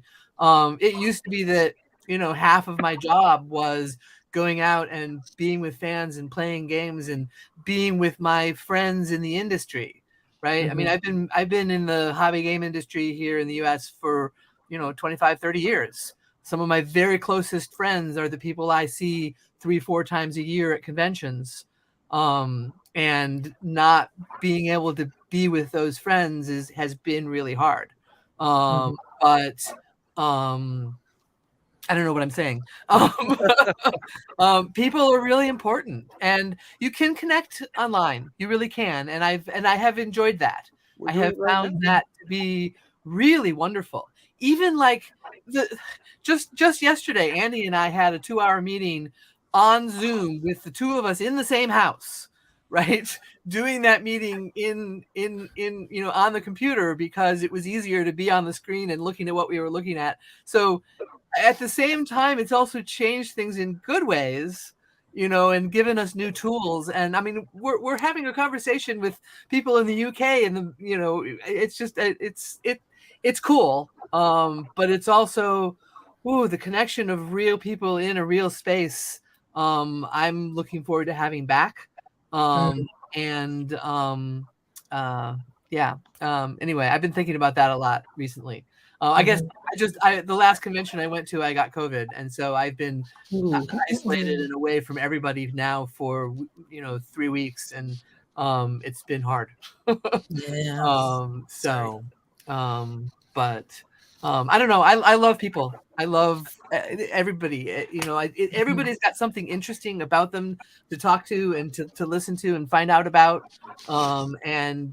That you know, I do it as part of my job, sitting at a table playing my games with people, but I'm chit-chatting with them about their life and learning things about them and learning, you know, things that they care about and building that connection. And then we friend each other on Facebook, and so then, you know, years later, I'm still learning new things about them, and you know, and then again, you know, 10 years later, I'll be at a convention and I'll see them again, you know. I don't know. You started this with a question about, you know, I think like life-work balance kind of stuff, and I don't have a lot of things that I do that are not my work, but my work is filled with life and people and experiences, and so I kind of get a lot of that in with that world, which is why I think the pandemic has been so hard, because I've lost all of that personal connection, being with people, learning about them, kind of stuff that I normally get, and it's kind of all work. I think it's definitely about having that compassion and interest for people, because ultimately people are interesting, and I love what everyone's saying about, sometimes people can have a bad day and be a bit of a jerk when they're usually not. And you've got to be compassionate, you've got to be able to forgive people. And then this is the harder bit. If someone's mean to you and says, oh, you're a terrible person, and they're lashing out at you, I mean, you have to kind of say, well, if it's just them, and then if this is the only person telling me that, I've got to let go of that and assume that, they're just having a bad day or whatever. Nat, everybody has a bad day now and again. You know, you got to be able to cut them a little bit of slack. Absolutely. Rebecca says, I love that Kristin has found ways to use tabletop games to connect online. And there's a question if you had favorite games that cross boundaries better than others. I don't know. I've played a lot of games on Board Game Arena during the pandemic. It's interesting. One of the things that happened to me during the pandemic was I started playing games for me, like as me. Like when I'm out and about playing my games and I'm demoing, I'm always kind of in that demo mode where it's important to me that they're having fun, and I'm not trying to win. Like I so rarely would play games to win. Whereas all of a sudden that sort of, you know, little Christy's 7-year-old competitive me got into the game, and I started actually going, I'm playing, I'm going to win this, and I wasn't playing my games. I was playing whatever we were all playing on Board Game Arena, and I actually got a little bit of that kind of spark back of trying to actually compete and win the game, which was kind of an interesting realization that I had not done that in a really, really long time. So. Muted. Thank you. I would like to, before we get to Nat and Kathleen's opinions about this, I would like to bring in someone else to make it a full screen of 6 people, which is slightly more symmetrical. Game designer, one of the most exciting game designers that I have the pleasure of seeing every week. And that's actually a very nervous thing, because then I was like, yeah, I don't want to. I thought you were going to be like really nice and really over the top, and then no. The large print giveth and the fine print taketh away. Ellie Dix has made amazing games with just such an inventive nature, and every time that I get a chance to play one of Ellie's games on a Friday daytime playtest, I will pretty much always choose that. That's nice. Ellie, how do you avoid being a jerk? Throw me in at the deep end. Are we talking specifically about games here? No, we're just talking as a human. And Jess says, hey, Bez, I think you're not a jerk too. Thank you very much. And we've got Oliver, Alex, and everyone saying, oh, look, Ellie Dix is now in the mix. Yeah, somehow we went from brilliant people to not being jerks. Well, we've got actually, let's go with that. How can you be more brilliant? It's sometimes hard not to be a jerk, I think. But if you keep kind of telling yourself, that whole thing about be kind, treat other people like you want to be treated yourself, it's completely oversaid. And because it's oversaid, people don't give it as much attention and thought as they ought to, because it's something that people always say, but it's the biggest truth. I've got kids. It's the one thing I say to them over and over and over. Whatever crap is going on, whatever they've said about school or friends or anything, be kind. You don't know what people are going through. Be kind. Yep. Treat people like you want to be treated, and you can't go far wrong. It's nothing else as important as that. Absolutely. And this is kindness and compassion. And right at the start of it, we were talking about sometimes building community with Kirsten Lunde, who said, sometimes it's nice to just say something positive. And thank you very much, Nicholas and Jessica, for saying all these things. And Josie also says, Bez always says amazing things about you and your games. Ditto. Just does say it can be hard to not be a jerk if someone is a jerk to you, if you accidentally lose your temper. 100%. I mean, Nat, when you're pulling weights and you're all pumped up, how do you avoid being a jerk? That's the easy part, because when I lift, I actually take it easy. I cannot think that it's difficult. If I think it's difficult, I walk away. So I always pump myself up with, it's going to be easy. But main rule, I think I've seen so many different people, so many different values in like so many different walks of life. I think one rule, don't hurt others. That is like, whatever you do, are you hurting someone with it? And if you can avoid that, it's amazing. Another thing is, it's really easy to, if you work with many different kinds of people, it's easy to burn out. And then like, that's when you step back, you go into your personal, private little space, take some time for yourself. You can be peopled out. I mean, not everybody, but I don't know, if you meet me on, you met me on conventions and things like that, I'm literally burning on 1,000 degrees. I really love to be with people. It's great. In the evening, after like midnight, when we finish the last game, I just go into my room. I pick up some stupid phone game that doesn't involve other people, and just sit there and empty my brain, and I need that time. But yeah, I think main thing is don't hurt others. And then you can have any kind of values, whatever you want, as long as it doesn't hurt others. Yeah. Kathleen? Yep, totally agree. So like I'm listening, I'm like, I may not be as noble as y'all. Here's the thing. One, I teach middle school. I teach kids who are 12, 13, 14 years of age. You cannot do this if you hold grudges. They will be monsters one day, and the next day so apologetic and sweet, and every day you just don't know what you're going to get. You hold grudges, you will not last in a middle school. But as a gamer, when I first started, I kind of was like absorbing the culture around me, and it wasn't bad, but there was a little bit of judgment going on. And one of the most important lessons I learned was at one of the game design events, these guys came in with this game about winemaking, and I'm like, winemaking, the game? Oh, I've never seen these guys. I'm thinking it, I'm not saying it, I'm being nice, I'm being pleasant.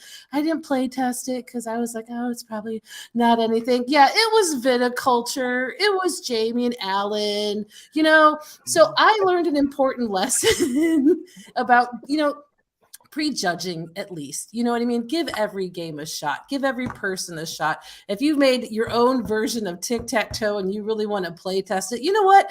I will play test it with you. I'll tell you what I think, but I will play test it with you. I will give you a fair shot. And it took me some bumps to kind of like remember myself. If not, like I was never a mean person, but it was like, I just got kind of absorbed in kind of the mojo, so I think listen to everyone else here in terms of what to do or learn from my mistakes that I have made as a human. And I really like what you said about being a bit prejudiced. Obviously, being prejudiced against humans is worse than being prejudiced against their games. I mean, I would be a lot more bothered by one than by the other. But did I say prejudice? Because I hope I didn't say that. I really just like judgmental. Yeah, for me, there's a difference. Okay. Okay. You didn't use the word, but you talked about having a preconceived notion that a wine game would be lame, and therefore you didn't give it a chance. Yeah, okay. But to me, like prejudice versus judgment, to me, there's a pretty big difference in terms of that. But that's semantics. Go on, Bess. Go on. Okay, let's say judgmental against humans is worse than being judgmental against their creations, in my opinion, and I hope we can all agree on that. But we do need to be judgmental about our own creations, I think, before we release them into the world. Absolutely. And when we're sparking ideas, there's definitely a time for, okay, what's all the things that can happen? And a time for saying, okay, now which of these ideas are good? And I would like to ask Ellie to chat a little bit about that process of generating ideas and mixing together the carefree generation, I'm just going to consider everything, versus actually, you know what, maybe I shouldn't be thinking about this time, maybe this is a wasted effort. But let's take a step back. How do you spark ideas for your games? Like I've listed theme, mechanics, name, emotions, components. What else sparks ideas for you? Yeah, and it's one of those questions that people always ask. How did you get this idea? Where did this come from? How does your brain work? How do you come up with these things? And I think that when you're kind of into the game design world, you always see people asking, is it mechanics or is it theme? Where do you start? And of course, it's not just a binary choice there. And often I think we don't know necessarily where the idea sparked from. It could be a combination of different things that have sparked a specific idea. But sometimes I sit down and actively try and have ideas, sit down or walk around or do whatever, and actively try and have ideas. There's, as you said, the theme, the mechanics, the name, because sometimes I just think of what might be a really fun name for a game and then what would the game be? Components, but also format. So I've got a bunch of games on coasters. I think it's a really interesting restriction to have the game on one side, the rules on the back, and it's such a small space. And what can you do in that space that's still really interesting? I allow myself to include pen and paper as an additional component, but not all of the games use that. And I think, you can do anything. Like I've got I've got games in a cracker. I've got games on, and I've thought about doing games in a pen. You know, those pens that you can roll out that have got a banner inside. Quite like that idea. I've been thinking about that. You know, just okay, what would a game look like if it was in this format? Then I often play the game. Oh, this is an interesting thing. If it was a game, how would you play it? And I really love that because it's so simple, you know, looking at the side of a building and it's got a kind of an ornate pattern, and just kind of taking a photo of that bit of the pattern down the side of the building and saying, okay, if this was a game, or if this was part of a game, how would you play the game? What would the game be? You know, are these routes you're traveling along? What happens at the intersections of the lines that cross? All right, now I totally want to play some of the games that your brain has created. Just sorry. I don't want to play them all. There's so much chaotic rubbish that comes out of my brain. But I think that's part of it, you know, that when you have ideas, you get used to having ideas. And it's a thing you can practice. It's not just, oh, you've got a creative brain and you haven't got a creative brain. You practice having ideas. You practice being inventive. You go through different things. You latch onto things. I mean, I actively go out and listen to loads of podcasts about creativity and how to get ideas. I read books on it. I listen to other people's ideas and I try and remember them, and I tell other people those ideas. And you start that kind of thing sets your mind up for being an idea generating mind, I think. So I might have, you know, the side of a building I'm looking at. It might be just a random collection of objects that I think, okay, these could be components in a board game. What would they be? Or you know, how would the game work? I really like, I like patterns in general. So I've got quite a lot of books of patterns, but also there are some really nice websites where you can generate geometric patterns, and some of them work from letters you just write in your name, or you write in something, and it makes a cool geometric, like a maze. There's one called Maze Letter. Geo Pattern is another one. And there's loads. You can just Google, automatically generated pattern. One thing that I'm really hearing is that it's important to just find anything, whatever it might be, that you can fixate upon. Exactly. And even if I say, okay, this is probably terrible, I mean, the game that I brought to playtest, I don't think, it might have been the last one you were at, like 3 weeks ago. And I thought, okay, I want to make the simplest ever auction game. And okay, I've worked out an auction game which is probably terrible, but I'm not 100% sure. So I'm going to tell some people it's probably terrible. So it's, you know, they know it's not like going to be a terrible surprise to them, but I just need them to play it through so I can understand it a bit better. And then from that, I had like the inspiration to, okay, if I change that, actually this is interesting. And now we've got simultaneous bidding, and there's all these action cards, and it's about focusing and working out why is this bad and asking why, pursuing those questions and not just giving up. Would you agree with this? That's true, I think, but I have loads of ideas that I never pursue, because I think actually the process of generating ideas is as exciting as the process of seeing those ideas through to a proper game. You know, just sitting there and thinking, if this was a collection of objects, what game would it be? Doesn't mean you're going to come up with a good game. Doesn't mean you're going to come up with anything that you might even tell other people about. But if you and I really like the idea. But I think the key thing is to not dismiss it out of hand, to actually pursue it until the idea isn't just, okay, a worker placement game about bandanas. Because I'm no, you don't just have. I mean, a computer can generate worker placement, bandanas, pirates, and you know there are sites that do that. Just put random mechanics and themes together. That doesn't make a game, of course. But I think there's something very delightful about spending 10 minutes only working on a game idea. And if at the end of that 10 minutes you have something that you want to spend another 10 minutes on, or even another half an hour on, then great, do that. But just spending 10 minutes on an idea doesn't mean that that is 10 minutes that isn't well spent. And, you know, having that kind of decision-making point in your brain where, do I want to keep working on this? Yes or no?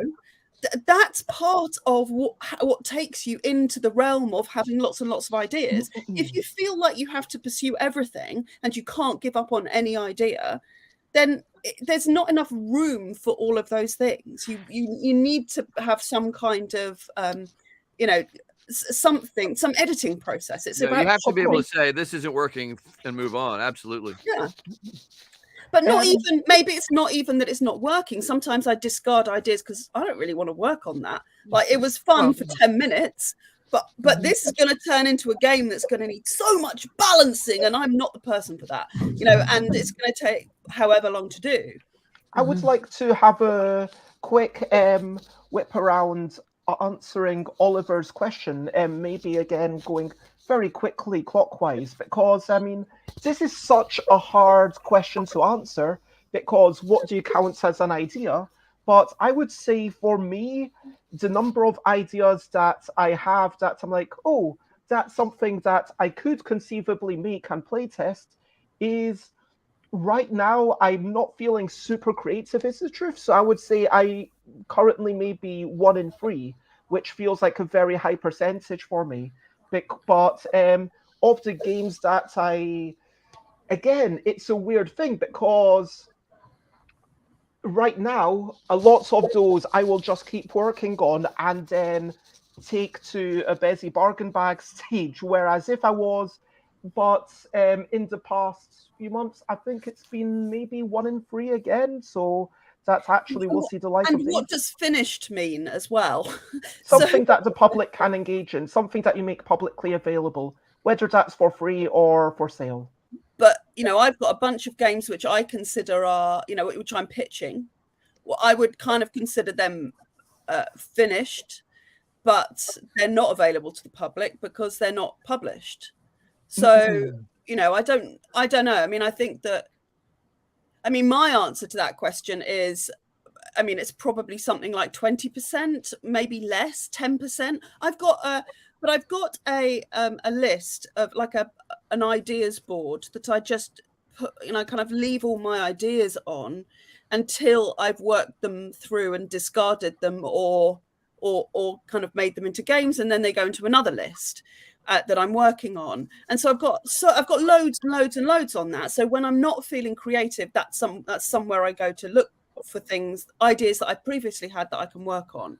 So I don't know, because I don't know at what point but I reckon it's probably about 20% for me.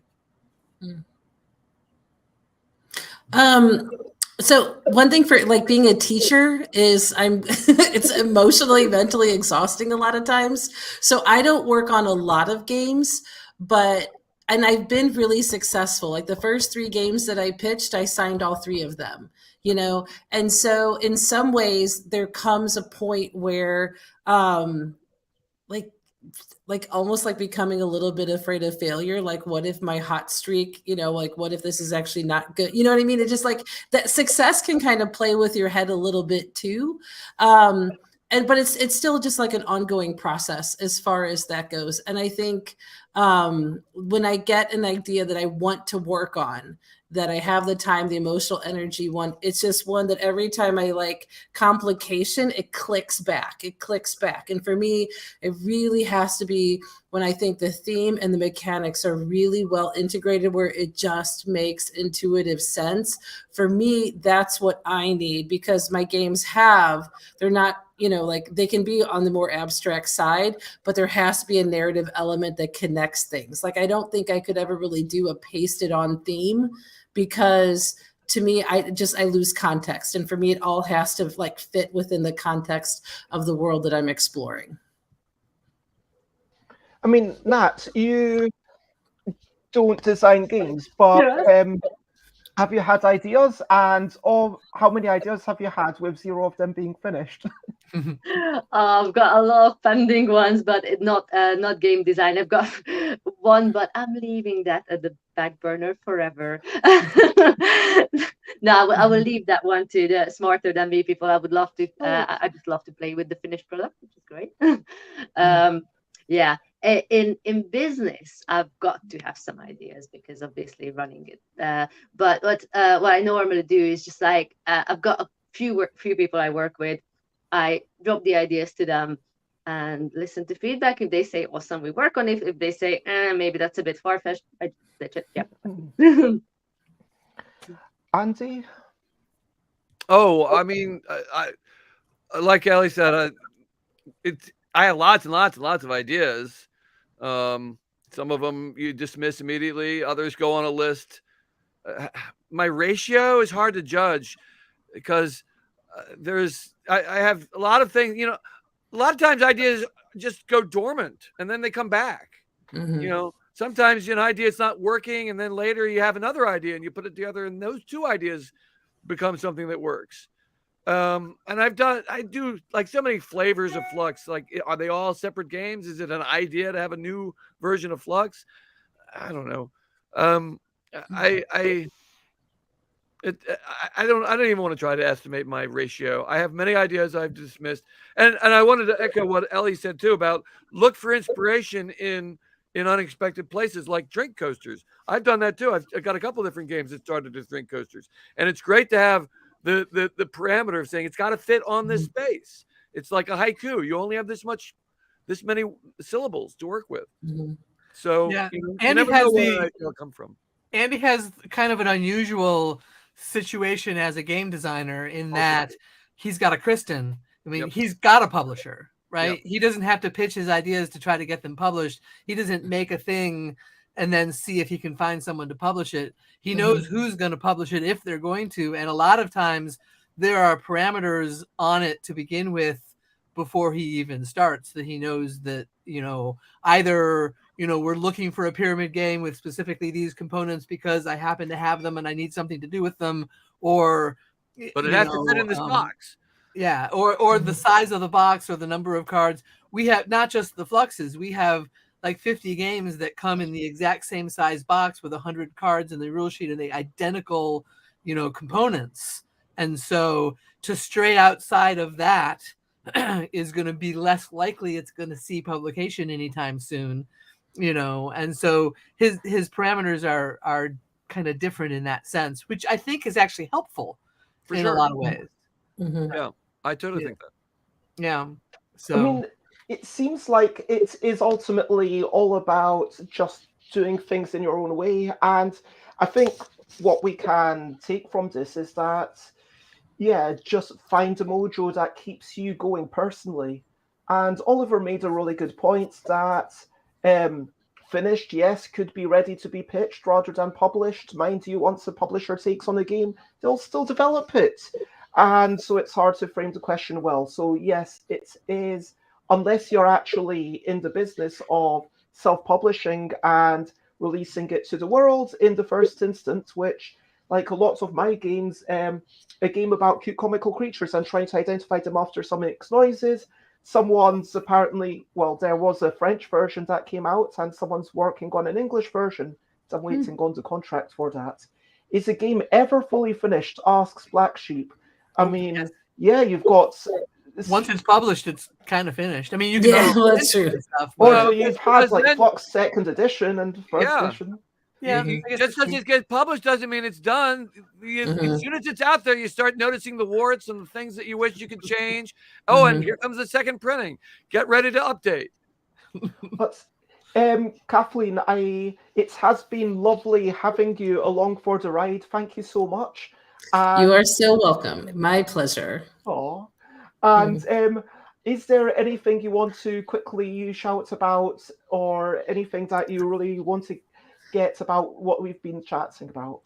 I am excited to move back to the US and seeing people at cons and more things. So I'm excited about that. Romania is a little bit kind of out of the way when it comes to game design, but I will be at UK Games Expo next month. So hopefully I'll see you all there.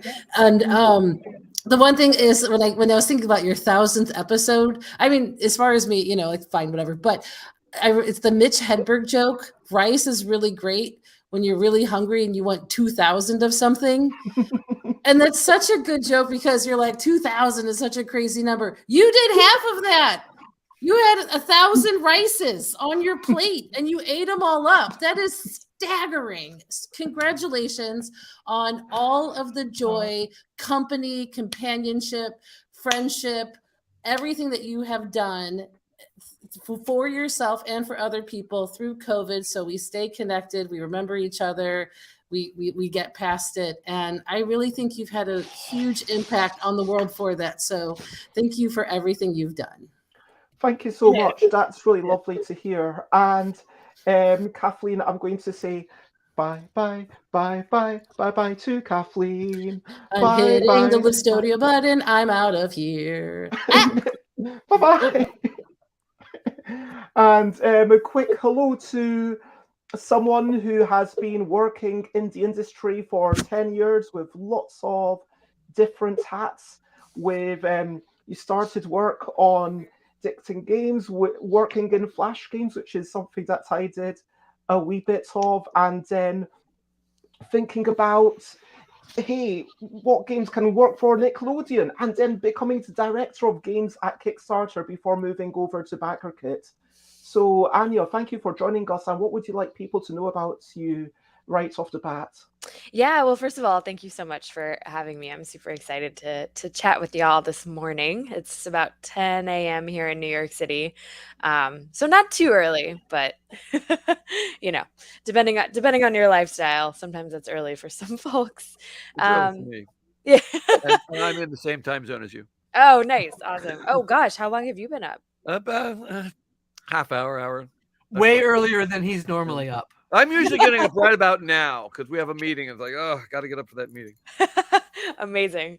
Yeah, I've been in the industry. Oh my gosh, I think it'll be 16 years next year, which is, I like to joke that I'm sort of the cockroach of the games industry, that you just kind of can't get rid of me no matter.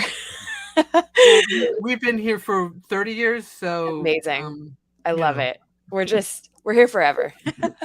But yeah, I've been in games a long time. I also am a freelance musician in New York, so always doing something over here.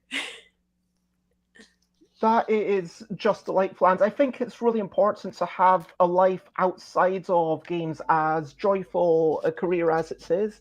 It's kind of problematic when that becomes everything. I mean, you've got to have time to go to, I don't know, Burning Man or Pump Iron, or go on walks and listen to stuff, or play music, or do some improv or whatever. I appreciate that you immediately went to Burning Man as the option for something. That's great.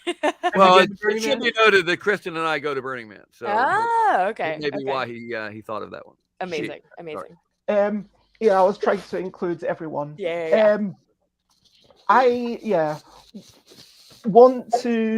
We were going to chat about what even is a community, because you are someone who builds communities, all about, helps people build communities around their game.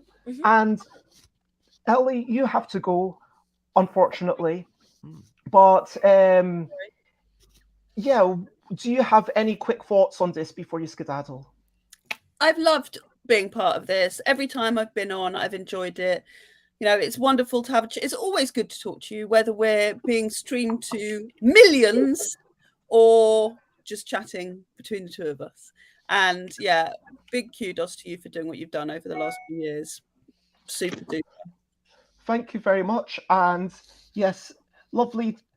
Yep. Bye to Ellie. We will see you if we're going to UKG. Bye, Ellie. And yes, I think it's interesting to note that those two-person conversations in a car, those chats with just one person, at the convention, that is still really building up connections in a small way. But Anya, to you, what defines a community? What really helps build a community? Yeah, that's a great question. To me, a community is a conglomerate of people that are willing to engage with you and follow you through your entire career, right? Sometimes that means that there are parts of your career that they aren't able to follow for whatever reason. Things happen in people's lives. But if at some point they want to come back, there's always an opportunity to come back to follow whatever it is that you're doing in your career. A community is people who will hold you accountable for things. A community is a group of people that are actively engaging with the thing that you're making. There's nothing like having a community of people that will participate in the creation of what it is that you are making. There's just nothing like it. It's such a special sort of thing, right? For the sort of personal side of things, right? Because we hear this word community being used a lot more recently, right? Like we as humans want to have community. We need to have community in some capacity, whether that's like a personal, I need to have like my 5 best friends around me at all time. That is community. Or even just, I need to have my games community, but I also need to have my music community in order to just feel fulfilled, right? When it comes to the sort of the commercial side of things, and you're looking from, tabletop games, video games, whatever it is, the community of people that are excited to galvanize your career along with you, like they are sort of your ride or dies more than anything else. Yeah, there's something really intrinsic to those tight-knit things.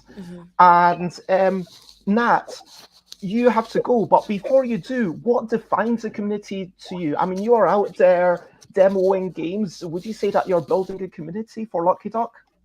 I think so, although those people rarely meet each other, only on conventions. So it's but yeah, it's kind of but I think there is going to be channels of communication open there as well. So I think community-wise, it is something in common, but the next step would be getting to talk to each other more.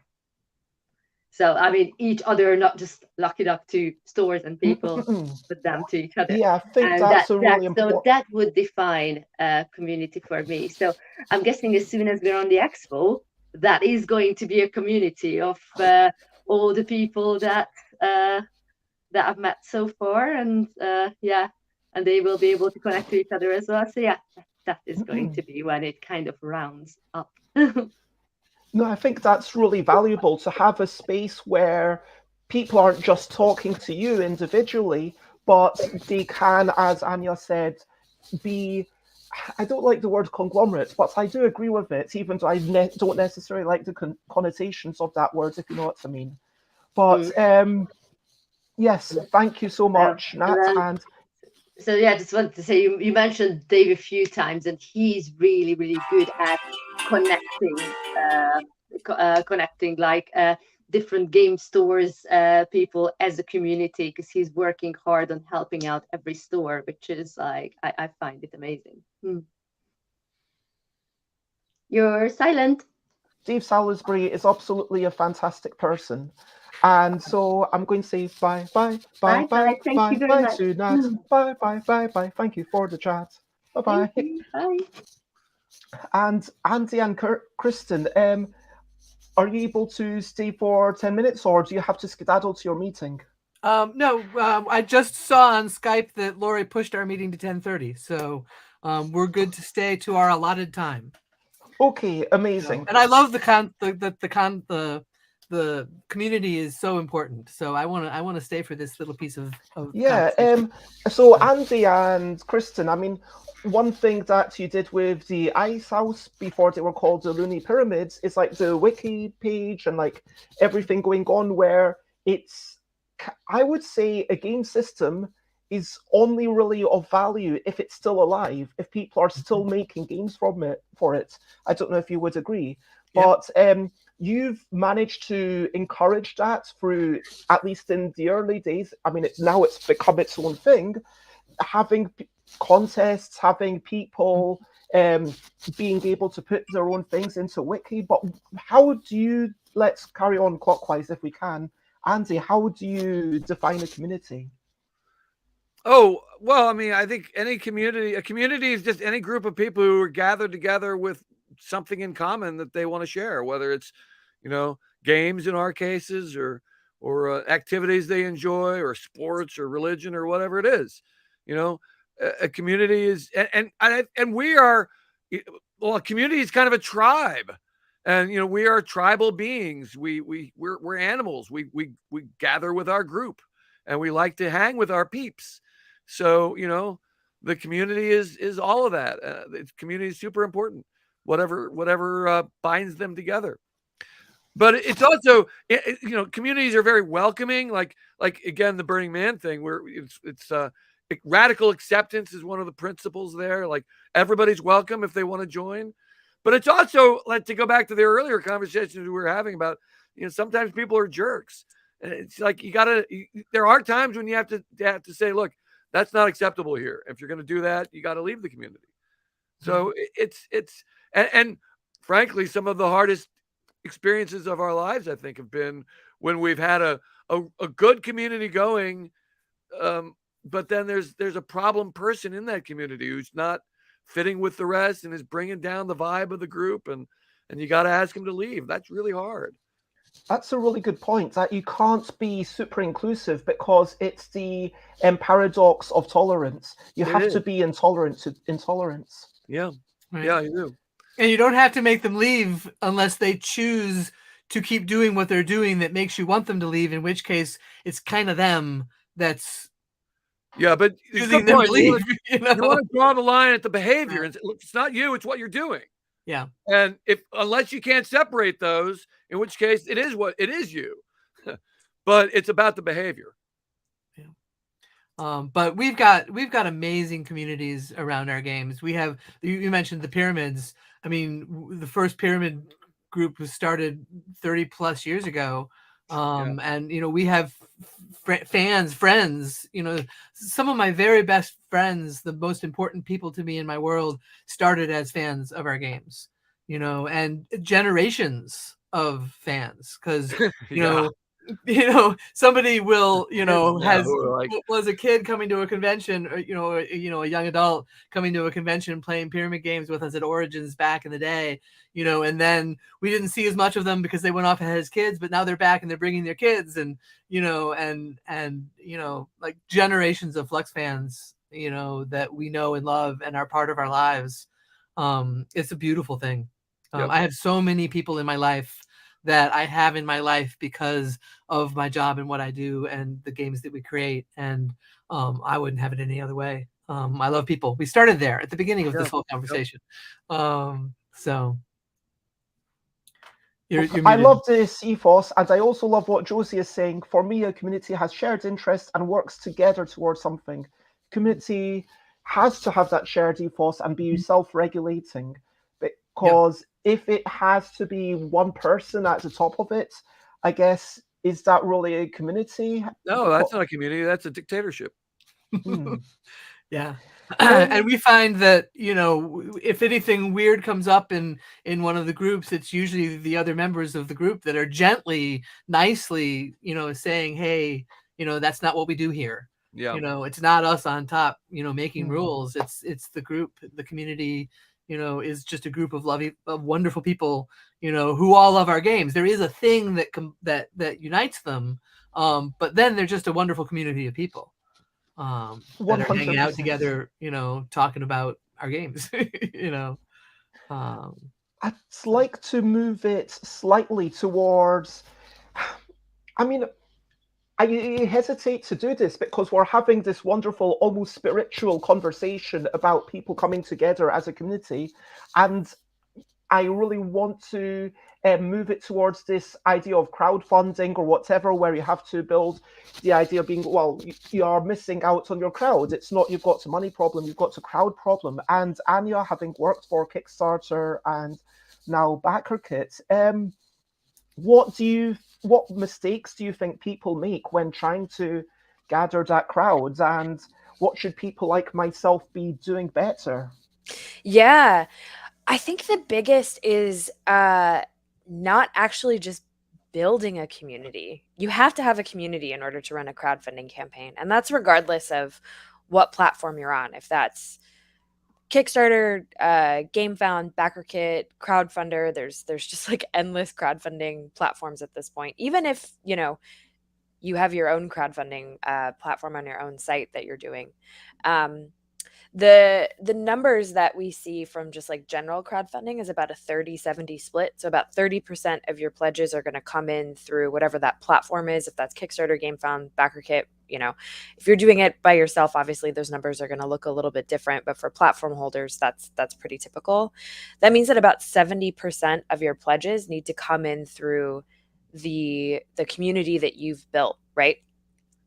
And most of the time, quite honestly, like there's a handful of reasons why projects like fail. And I hate saying that, only because I don't think project not funding equates to failure by any means. Like, all it means is that you have a project that didn't fund. But the number of creators that I've worked with who like didn't have a successful crowdfunding project, maybe their first time around, who've come back or said, wow, this just didn't hit for XYZ reasons. The lessons that I've learned through the like longevity of that are incredible. And 9 times out of 10, they've come back to any sort of crowdfunding platform, learned a ton, and most of it being, oh wow, I just didn't have people like that were excited about this or knew about this. Knowing about it is much more of like the biggest downfall there. They come back and they fund super quickly because they've done the work to sort of be like, great, got it, this is what I need to do. You have to have a community to begin with. Exactly. And then you build your community while you're there, but you have to start with that excitement. Yeah. That And makes there's sense. yeah, and what's really interesting is I think people look at that and they hear that, and that's scary, right? Like, there's a level of vulnerability that needs to happen with something like that, and there's also a level of just like confidence, in the sense of like, I think a lot of people sort of say like, I don't have the opportunity to make a mistake here, right? And that's not the case. We are human. We are going to make mistakes. If there's big mistakes and there's small mistakes, and 9 times out of 10, it's small mistakes that are made. The big mistakes are obvious, right? Like, don't have hateful things in your game. That's like big mistake, right? It's like holding people of color or people who aren't just white cis men behind a higher, like a goal target. That's got to be in the game from the start. What the heck? Exactly. Sorry. Exactly. No, I hear you. Trust and believe. And yeah, Jess says, oh yeah, that's a big mistake, and I love the pun here. It's a best community that we're having here. I love it. And Kristin and Andy, thank you so much for being here. I have to let you go, but before I let you go and have your meeting and everything, is there anything that you would like to say? This was fun. I like your format. I like the rotating people in and out thing. It's cool. Yep. I can tell you're good at it. Apparently you've done it 1,000 times. So bravo. I mean, not with this many people. Normally it's just me or maybe one other person. But yeah, the rotations are very unusual. But thank you very much. Yeah. Lots of love. And I hope you have a much wonderful day. And Andy, unless there's anything you want to say, I'll say bye to Kristin and Andy. Bye. Thank you for chatting with me. Bye. Bye. And I'm going to have I'm going to move that, and I'm going to introduce my next person, who is another wonderful designer, and Eric Lang. So you came on the screen, and you've got like over, it's hard to count on Board Game Geek, but you've definitely got over 500 things, whether those are expansions or micro expansions or whatever. You've done a lot of games. Hey, Bez. That is a true fact, yes. And hello, it is lovely to see you, and I'm going to have a quick look at this. So you're based in Toronto, Canada. You began as a playtester for FASA doing RPG stuff, and then you self-published Mystic, and then you did more games. You became Simon's, I can't remember what the title was, but you were their main game organizing person. Some exact title, yeah. And now you're working for Exploding Kittens, which, talking about crowdfunding, did an amazing job on building that community, doing the first thing. But, you know, of course, the oatmeal Mafia had already created a sort of community. So what are your thoughts on community? And would you like people to know anything about you right off the bat, for those who might not be super into board games and might not know who you are? Oh, sure. I mean, I've been doing this. I've been making board games, tabletop games, card games, board games, collectible card games, digital games, Facebook games, believe it or not. I just looked this up a few days ago. I think it was just over 25 years. And my favorite thing about saying that is that it does not feel like 25 years. Like, I feel like it just started yesterday. And I'm about to like await publication of my first game. But, I mean, the reason I stuck around so long, like, this is my fountain of youth. I love this. I like it. Don't tell anybody, but I do this for free. I mean, people will fight over you, I think, so it's all good. Do this for me for free. Eric, we've been chatting about communities and stuff. I had one question, which, if my objective as a game designer is just to get the maximum number of people playing my game, should I still be charging for it? Yes. Yes. I mean, if you're going to be, yes is the simple answer. If you're a game designer whose goal is to make a living being a game designer and get your games published by played by the maximum people possible, of course, yes, you definitely have to charge for it. Never mind the business reason. I mean, that's just self-care, right? Like you're doing this for a living. You got to take care of yourself before you can take care of anything else. Giving away your work for free is not altruism; it's just punishment. In my opinion. If you are not looking to do this for a living, I still recommend you charge a little bit for it, only because, like, you just to show that you value your own time. Like, this is a hard job. It takes a long time to make good games. And it does, this is just, I'm not going to file under self-care, but I'm just going to file under pragmatism. Like, just value your time a little bit more than you would on a hobby you do purely for fun. Because, of course, as soon as you design and release a game, you're exposing it and yourself to a very, very large audience, and that comes with its own bag of tricks, let's say. Yeah, Anya, I saw you kind of nodding in agreement. I mean, I don't think we support free labor.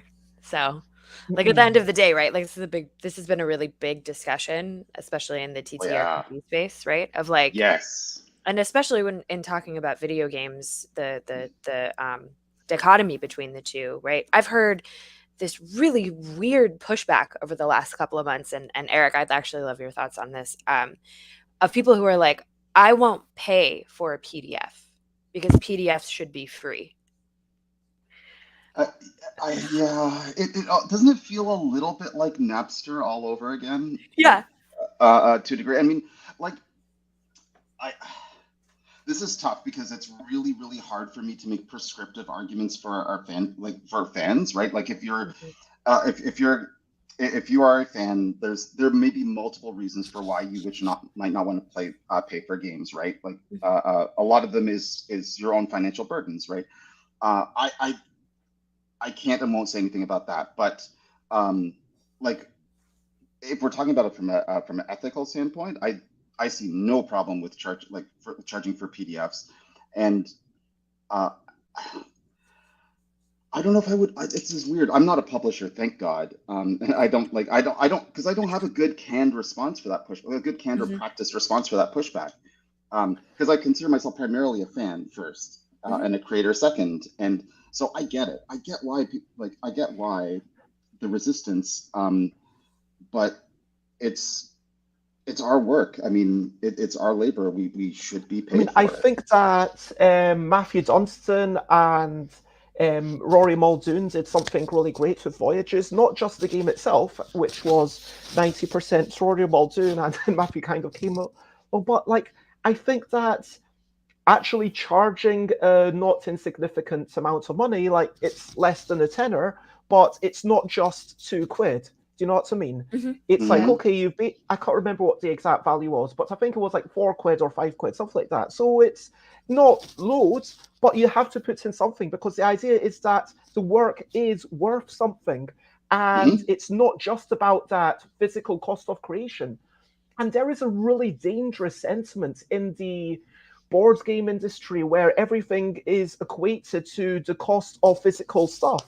And I think that pushes towards people putting more and more and more stuff into the boxes, which sometimes you want. And look, Eric, you've done a lot of games with lots of stuff in them, and I'm not having a go against that intrinsically. I'm not saying that they shouldn't exist, but I do think that it would be good for us to maybe take a step back and slow down on the amount of plastic and everything, and be like, hey, maybe this is not the thing that we need to be selling people. We need to be selling the promise of this experience that, hey, you can just buy the rules. Maybe it's just hey, these rules are so easy to populate, but you do need to maybe it's pay what you want. Who was the band that did Rainbow? Radiohead. Thank you very much. Rainbows. Thank you.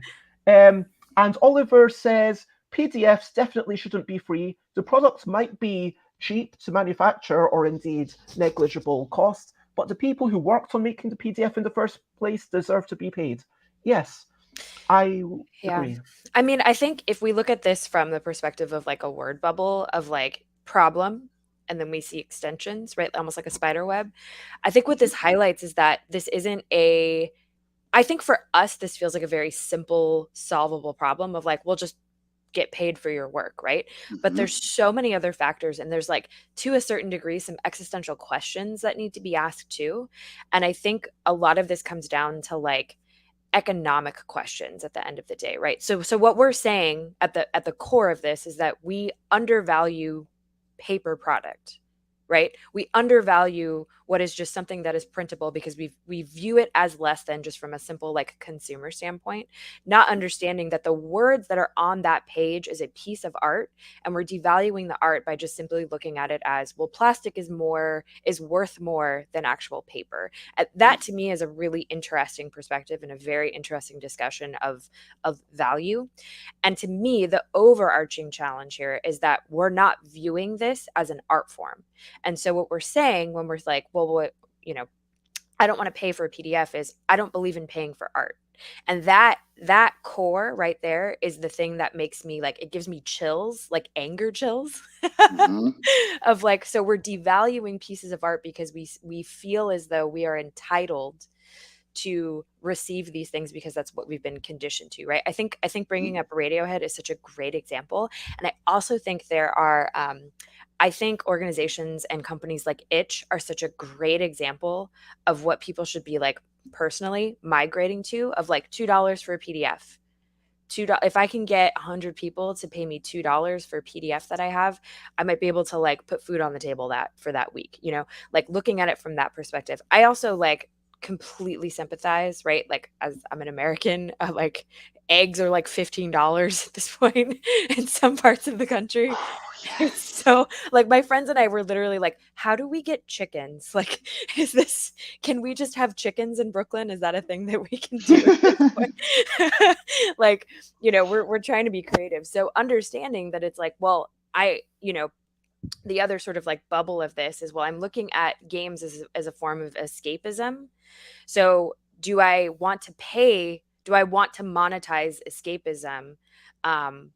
And that I think in itself too is like a really sort of like challenging question. I'm like putting a lot of big philosophical things out there. I'm sorry for like No, Oh, sure. that's what I'm all about. It's like I'm all about taking like an easy topic and then stretching it out. Like normally I stretch like one tiny topic over like 2 hours and then just really drill down into it. You know, this is just like boom, boom, boom. This is relatively surface level. But what I want to, sorry, I'm going to big up myself on some of my recent Kickstarters. I realized that charging everyone the same price for the same thing is not the correct answer, at least from my perspective. I feel like no matter how many you're printing, you can essentially subsidize a small percentage of that. And I think, on my last few Kickstarters, okay, starts off with 5 copies of this thing. If you want this, then pay me like £2, including postage to wherever you are, and I'll send it. Now that's because I'm expecting to fund, and yeah, it's eating into some of the other profits, but that's something that I want to do. It's basically, is the money of this thing going to be the thing that stops you from playing it? And that's the key question, because there is some truth in the idea that not charging means that people are going to value it a little bit less. But at the same time, you want to make it as accessible as possible. So what's the answer? It's not to say, okay, I'm going to reduce the price of everything, put it on sale, and to heck with my own ability to feed. I mean, like, I'm going to Thailand, frankly, yeah, money is a big part of it, but I would like to, you know, return and spend some time in, like, I would like to have more, yeah, like, money is a thing that does open up opportunities. It is the way of the world, and we don't live in a place with universal basic income. If we did, if I was getting paid just to exist, then frankly, maybe I would just be making things because that's what I love anyway, same as Eric just said. I would be, but you can't, because you have to feed yourself and pay rents and stuff, which, you know, I hear that New York's even pricier than London, but still, it's pretty expensive here. I'm never leaving this apartment. I lucked into my lease, and I'm just never. As far as I'm concerned, I'm paying for the mortgage on this place. Basically. Yeah. Oh, Bez, don't get me started on universal basic income. That'll move this chat to a whole different area. It's one of my pet topics. I'm 100% pro, by the way, just to be absolutely clear. That said, I mean, there's a lot of problems with capitalism ethically and socially. I'm with you all the way. But it has provided a solution even to this problem, right? Like in a lot of models, because I very much agree with subsidized, with tiered subsidized payment, right? A lot of business models are based on the idea, some of them predatory, but like with the idea of like the whales subsidizing the minnows, right? And basically, the ones with the most money will pay a premium in order to subsidize those with not a lot of money. That's the ethical backbone of it, right? And of course, it gets exploited and gamed and all that stuff. But in principle, I do kind of like the idea of deluxe editions, if you can afford it, with no additional gameplay, but you want to pay for all the toys and you want to pay for that kind of perceived value. Here you go, great. That's going to help fund a more functional, practical version for everybody else. Not all publishers agree with me on that, but that's. And like the truth is that for lots of these games, there isn't a really stripped back, really cheap version. And right. I think that another thing, like when we look at the RPG community, I mean, it was all about the PDFs because yes, those have negligible incremental costs. Once you've made one, you can send the same link and, you know, bandwidth isn't that pricey. So it's a relatively easy decision to make to say, hey, I'm going to charge you a tenner for this, but if you're low income, you know, there's this many things. And that's a thing that happens a lot on itch. But then when it comes to actually physical stuff, it was actually my friend Tanya Floker who said, you know what, I'm making a proper magazine. I mean, it's not like a glossy, the nicest thing ever, but like it's a nice looking magazine. And it's, hey, there's going to be a bunch of games, you can play in it, there's going to be some articles, and I want this to reach everyone. So if you are able to pay for it, have it for 15 quid. If you really want to support our club, then pay 40 quid, which you don't get anything extra, but but you'll be supporting our club. And if you really can't afford it, then here's a subsidized version of like a couple of quid. And it's interesting how that's something that's going on in the RPG space, but it's not really happening in the ortho game space, if you know what I mean. The funny thing is, I mean, that's the patronage model. It's as old as mercantile capitalism, right? But yeah, it's weird. Like, so, and by the way, I knew you were going to call it. You were going to bring up ortho games in casual conversations because that's you. I think. Wow, I have way too many complex thoughts about this, but I love the idea of the patronage model. I mean, Patreon is one of my favorite platforms in existence, right? And I think it's. I mean, problems aside, I love the idea, especially for TTRPG space. There's a reason I don't do TTRPGs professionally, even though I was a D&D player before I was a Magic player. But I don't know how to say it without like being potentially offensive. I value my time too much. Like I would do TTRPGs for free, and one of my favorite games ever is a little RPG that I play only with my friends and family. But I wouldn't publish it because specifically because the amount of yourself you have to leave behind in any TTRPG that you make is so the cost is so great. Like not just labor, but like just pure artistic cost, right? There's no more artistic a medium than TTRPGs. I don't know. I honestly don't know. As many friends as I have in this space, I don't know how they make a living at it without burning out. It's rough out there, and this is even true of board games, right? Did you ever see the breakdown? Some of us, I haven't done it, but some of us have done like a breakdown of charging yourself by the hour for what it costs to make a board game in this space, and amortizing it over the year of development that it actually takes, and then looking at the 2,000 or 3,000 copies most board games sell and how much you actually made out of it. It's almost always less than a part-time job at like a fast food court place. Oh yeah, it's really difficult, and I think that I would like to move to what we were going to talk about, which is how to stay motivated despite all this. I would also like to introduce another guest, who is Eric.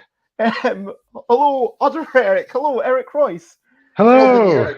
Yes. So, design best known for Spirit's Island, but with a forthcoming simpler version coming out for those who feel like you want to. And I love the fact that it is very much an anti-colonialist sentiment, with the wood being the natives and the plastic being the colonialists. It's a very strong message. And I was unaware that you organized Paranoia Fest, which is a semi-live action full weekend multi-GM paranoia RPG that ran once a year during the 90s. Yeah, it's thank you. It's great to be here. The Paranoia Fest is something which I'm better known for in non-board game circles. But yeah, like some people that when they hear my name, that's what they associate me with rather than Spirit Island. So that's amazing. And Panic says, "Hey, look, gang, it's Eric Lang. Eric Royce, that's a fine choice." And yeah, I'm enjoying the rhymes, Panic. Thanks. So, Eric Royce, I'm going to say your full names. I do apologize, even though it seems slightly because we have all the Erics. This is a show where we're all about people whose name starts with E. That's the only reason I got Elizabeth on later on. If her name didn't start with E, I wouldn't have her on.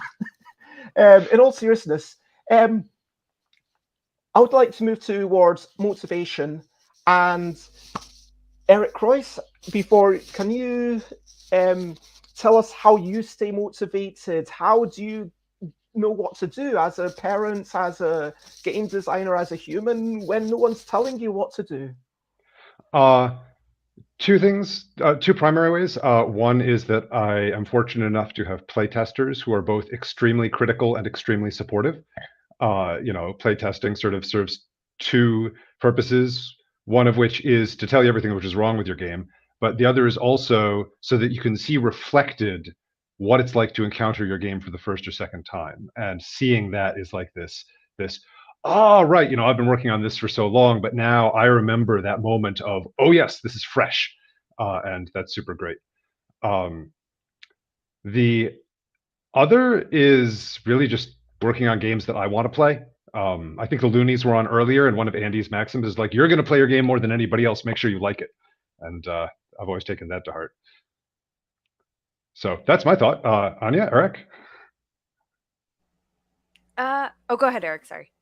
Oh, no worries. I mean, this one, I was, Bez told me about this question, and it's like, this one's a hard one for me to answer, like, philosophically, because I recognize that I've been blessed for basically my entire life with an incredible sense of clarity and mission, which I realize is not, that is a gift. I thought this was everybody, but it's been clear to me for my entire life what I want to do. And I have this, like, I'm 50 this year, but I still have this like almost like childish quixotic notion that like I can change the world for the better, and the like I'm never going to be president. I'm never going to affect political change. I'm never going to be a state or non-state actor who's making life better for everybody. But I can add some joy to I can add some net joy to a large amount of people, and that's what gets. Like the money is, of course, money is great, right? But what, I mean, we've said this a million times, so this is almost a cliche. We could make more money doing almost anything else, applying our skill set, right, to almost anything else. But what gets me up in the morning is like going to like that moment when you go to a convention, right? Like Gen Con or Origins, or even or the smaller cons like BGG Con Dallas, right? And when I'm spending time either doing signings or just playing games with people and getting to hear stories, especially from families, right? Like that will tell me, like parents will tell me, like, oh my God, like Arcadia Quest is a game that I bonded with my kids over. At one point, this one, my favorite story ever was actually from last year when I was in the Spin Master booth signing Marvel United games. And Marvel United is this little plastic co-op game that we designed specifically to be a gateway experience into a very, very large, multi-expansion game experience. And I remember that like there was a parent that had our version of Iron Man, our TV version of Iron Man tattooed on his arm. I was like, wow, that's amazing. That's a really cool tattoo. Where did that come from?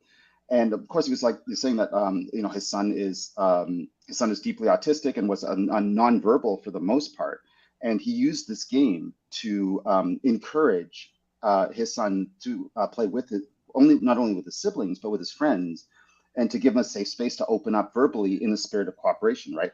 I get choked up even thinking about that, but I love that. That's the stuff that people are brave enough to tell you about, right? So there's got to be hundreds of more stories like that. Mm-hmm. So you're talking about motivation, right? That's like my North Star, right? I have a little old school 90s style screensaver. Like whenever my screen goes blank, like, remember, you make games for a living. Because it's not brightness and rainbows, right? It's not like I get up every morning going, gosh golly, I can't wait to make games, right? Like mm-hmm. I've got my long dark night of the souls as well, but that North Star to me is absolutely clear, always has been, and the uncomplicatedness of that is what keeps me going. And as always,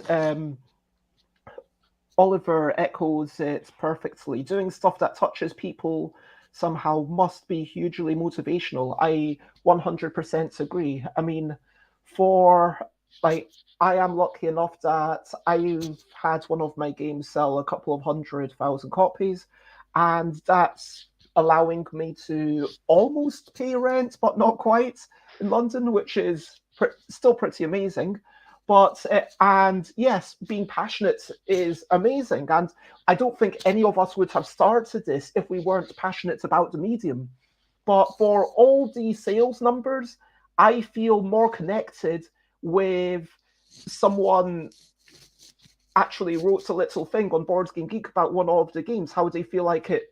My things, a game about drawing creatures complements his drawings and complements the complements. They said this is something that I didn't think would work well, but it does, and it's a beautiful thing that made me smile. And that's what it's all about, making people smile. I mean, the North Star that you speak of, that's 100% the same for me. And I assume for you, Eric Croyce, when people are saying, hey, I love Spirit's Island, I assume that gets your heart, hey, I did something cool. It totally does. I keep, like, for those, dark moments of the soul that you mentioned, Eric, like I keep a little like snippets file of links and things that people have said, where if it's like, okay, I'm feeling really down and I like, need to remind myself of like, this isn't just me sitting in a room doing stuff, but like it's a connection out there. And I go back and read that. And Anya, how do you get motivated? I mean, you're in a slightly different situation, but you must have times when you're like, what do I do? Why am I doing this? How do you get yourself to?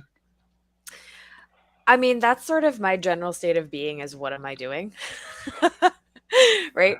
I mean, I'm in such a interesting position here, right? So I've been in games almost 16 years. I've worked in a lot of different facets. I come from the video game space, and so I have the two brains of looking at board game versus video game and seeing how the industries are so different, and how, quite frankly, I think the tabletop space needs to take a couple notes from the video game industry, just from like how the industry should be run. Like, let's unionize already. Hallelujah. Sorry. Yeah, no, for sure. Oh boy. I think for me, my perspective on it, like, I'm here to serve creators. That's my job. That is my self-designed role that I took on the first year that I ever started at Addicting Games. I got that job because I didn't know anything about games. I wasn't allowed to play games as a kid. They were like banned in my house. Video games were not allowed. My mom was very much like, video games cause violence, and it's taken me years to get her sort of like over that hump. And now she's like, everyone should play games. And honestly, it was her watching my 5-year-old niece playing Untitled Goose Game where she was like, oh, these are fine, which was like a very cute, fun moment. It was adorable. But I realized really quickly in taking that job on at Addicting Games, like, oh, this is no different than the artistic medium that I studied and that I did, which was music, right? Like, music is I grew up as a musician, whether I wanted to be or not. It's just something that was in my DNA, coming from a family of musicians. So when I took the job at Addicting Games, I was like, oh, this is art, and it's not being treated as art. And this is how every single game designer should be treated, is they should be treated as an artist. They shouldn't be treated as just like a cog in the wheel to make money for some corporation or for some person. And I've taken that tenet through my entire career, and I haven't always been successful at it, which I will fully admit, but it's something that I hold dear to myself. So my motivation is like you all, quite honestly. I want to be able to leave this industry, hopefully making it a little bit better. I don't know if that's a possibility, but that is definitely a thing that is in the back of my mind every single day that I wake up and go to a con, or I come to work and I'm trying to just like make things a little bit better. Like, I just want to leave this place making it a little bit better, even if it's just for like one person. I feel like that's success. And I know that sounds like so cheesy, but it is like true, right? I'm also finding myself in a point in my career where I've been doing this long enough that I'm like, okay, I think I need to take a little bit more of a step forward in order to do this. I don't entirely know what that is. I don't really know what that looks like right now, but I'm thinking about a couple different ways that I can like become a better advocate for creators, especially creators that are not just like cishet white dudes. Because boy, oh boy, do we need more voices in this space.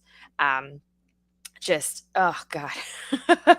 And I do that in little ways, even at the current company that I work for, where we'll have games in a room and I'm like, you all just had white designers in the room. Do we acknowledge that this is happening? And I push them really hard just to be like, this is ridiculous. Like, how are we not thinking about this? How is it my responsibility to like remind you all that this is happening, when this is a conversation that, if we're going to plaster Black Lives Matter all over our promotional materials, we kind of need to like walk the walk when we're talking the talk. So that's my motivation. I mean, Yeah. Anya, at the risk of embarrassing you a little bit, like it's already true that you've made the industry better. Like good. I know it's not always visible, but I mean, I worked on Kickstarter stuff while you were at Kickstarter, and that was immediately obvious when you took the role. Oh, thank you. That like warms my heart to hear. I really appreciate that. That Kickstarter job was a time. Yep. We'll talk about that offline. I think we've already talked about finding the energy and searching for your North Star a wee bit, but I would like to, before we close off the topic, quickly ask people, just what environments or activities do you think help you? What would you suggest to other people? And is there a way to avoid harmful emotions? I mean, for myself, I know that there's so many times when it's really difficult to get yourself doing the thing that makes you smile. I know that, okay, if I get outside and I walk through the park rather than just being on social media, I will be a little bit happier. But maybe I end up watching YouTube or being on social media because it's easier, frankly. And when you're feeling a bit down, you need to kind of jolt yourself out of that. Sometimes it's like just getting the shower, as trivial as it might sound. Sometimes that is the thing that's like, okay, if I manage to get into the shower, I'm going to have a half decent day, because then at least I've done that, I've achieved that, and now I can crack on with other things. But obviously this is coming from the point of view as someone who is struggling with depression. But even if you aren't, how do you avoid anything like imposter syndrome? Or, I mean, after a lot of time, I imagine that maybe it dissipates at least a wee bit. But okay, because I'm going to actually go in this again clockwise order, if that's cool. Sure. This is one of those things I hate saying in on a public platform, but imposter syndrome doesn't go away. And in fact, like I have a lot of friends, and generally speaking, very, very generally speaking, the ones that the really gifted ones have the worst imposter syndrome. I think that it's just part of the package. I think that the voice in your head that's telling you that's telling you that you have the ability to change the world is also the same voice that's showing you like why you want to change the world. There's a lot of a lot of art is created out of dissatisfaction from something about the current state of the world and wanting to correct that, right, at a subconscious level. And there's always that nagging voice in the back of your head, like, well, what if things are actually okay? What if you're just making it worse, right? And you internalize a lot of those external voices. I don't think harmful negative emotions can be avoided. I don't think so. But it's not about like how to avoid it. It's just like you can control your reaction and your coping with it. I struggle incredibly with imposter syndrome and anxiety and all that stuff. What I like to say is, like, I don't like to prescribe like activities for other people, because everybody's unique. Everybody has something different that brings that gets you up in the morning. But something that's worked for me in the last year, believe it or not, I started doing I started treating everything as diet, right? As physical diet. So I've undergone a radical media diet most recently, and So I realized, like you, Bez, like I'm also very active on social media, and that's part of the mission. And I don't want to leave it. So I don't want to leave social media. However, I have ruthlessly and with great discipline cut everything on my social media that is, in short, agitation propaganda, which is from political pundits, from creators that are there that whose primary engagement is rage baiting or agitation, right? Like, even if I agree with them, I don't care, right? Because like I never ever feel better after being whipped up into a frenzy. I've cut all that 100%. Recently, I even cut watching the news because like I just wrote a little thing on my desk, right? Here are today's news topics, and then compared it to the actual news. Have I missed anything? No. Good. Let's move on. Not everybody has that privilege. I completely understand that, but I also stopped, made a absolute, complete, and total practice of auto blocking by muscle memory, just blocking anybody who saps your energy, 100%. Right? Trolls, sea lions, like people, bad faith actors, don't care, don't want anything to do with you, not going to give you oxygen, not going to engage with you in any way. It's so important because sometimes there's this feeling of we need to do all the things, we need to educate people, we need to engage with them. And sometimes you can just say, you know what, this person is just a hateful individual. I'm going to leave them live their sad little life, and to heck with you. Well, so right, and so look, we're game designers. I'm going to put this in a language we can all understand, right? We want to make things better. I don't know anybody who is not, at least at their core, like wanting to improve things for either a subset of society, even their friends and family, or the world, whatever. So like as game designers, we have to think about like our own personal action economy and our impact, right? So the work is always worth doing.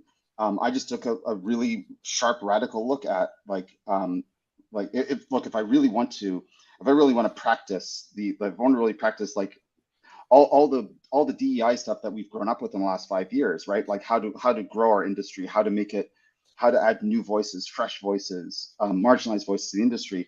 I'm not going to do it on the internet. I'm not going to argue. Nothing's going to be accomplished giving some bad faith troll oxygen, right? Or posting the 50th meme about why Tucker Carlson's awful and like that's garbage, right? So, but it's worth doing the work with powerful, influential people behind the scenes. I'll spend hours and hours and hours with somebody who has influence and power, doing the hard work, doing the education, doing the having the long, difficult conversations, giving them a safe space to be wrong for a little while, like earning some trust, and that's worth it. It's invisible. You're not going to get credit for it, but it's absolutely worth doing because, right, you change the mind of one multi-millionaire CEO in the industry, that trickles down so quickly. You can change culture, you can change attitude. So that's worth doing for me. And as soon as I let go of the idea that changing hearts and minds on an individual level is meaningful, and that impact is really the only thing that matters, I found that really clarifying. Yeah, that's a really good way to sort of let go of things that are just sapping your energy. And Anya, I know I have to let you go, but before you do, what would you like to say about this thing of trying to maintain a healthy emotions and mind?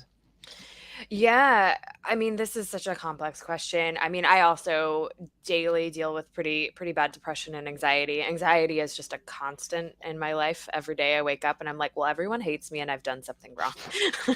It's super fun. I mean, I think there's a couple things. I think to Eric's point, I block and mute on social media almost everybody. I think muting more than anything has been effective for me, and there's a handful of reasons as to why. Like, one, if I feel a sense of like something was posted where I'm like, I know this person doesn't necessarily mean what they're saying, but I don't have the spoons to reach out and have that conversation. I just need to not have it in my life to be able to see it, right? If there's something obviously hateful that they're saying, like, we're done, goodbye, I don't have time to do this. Like, this is actually not my responsibility to try and change you. You have to do the work. And if you're actively engaging in behavior where you're posting something that is rooted in hate, I just don't at this point in my life, to Eric's point a little bit earlier, like, I don't have the time. I just don't have the time, and I don't have the energy to engage in this. So like, we're good. I'm goodbye.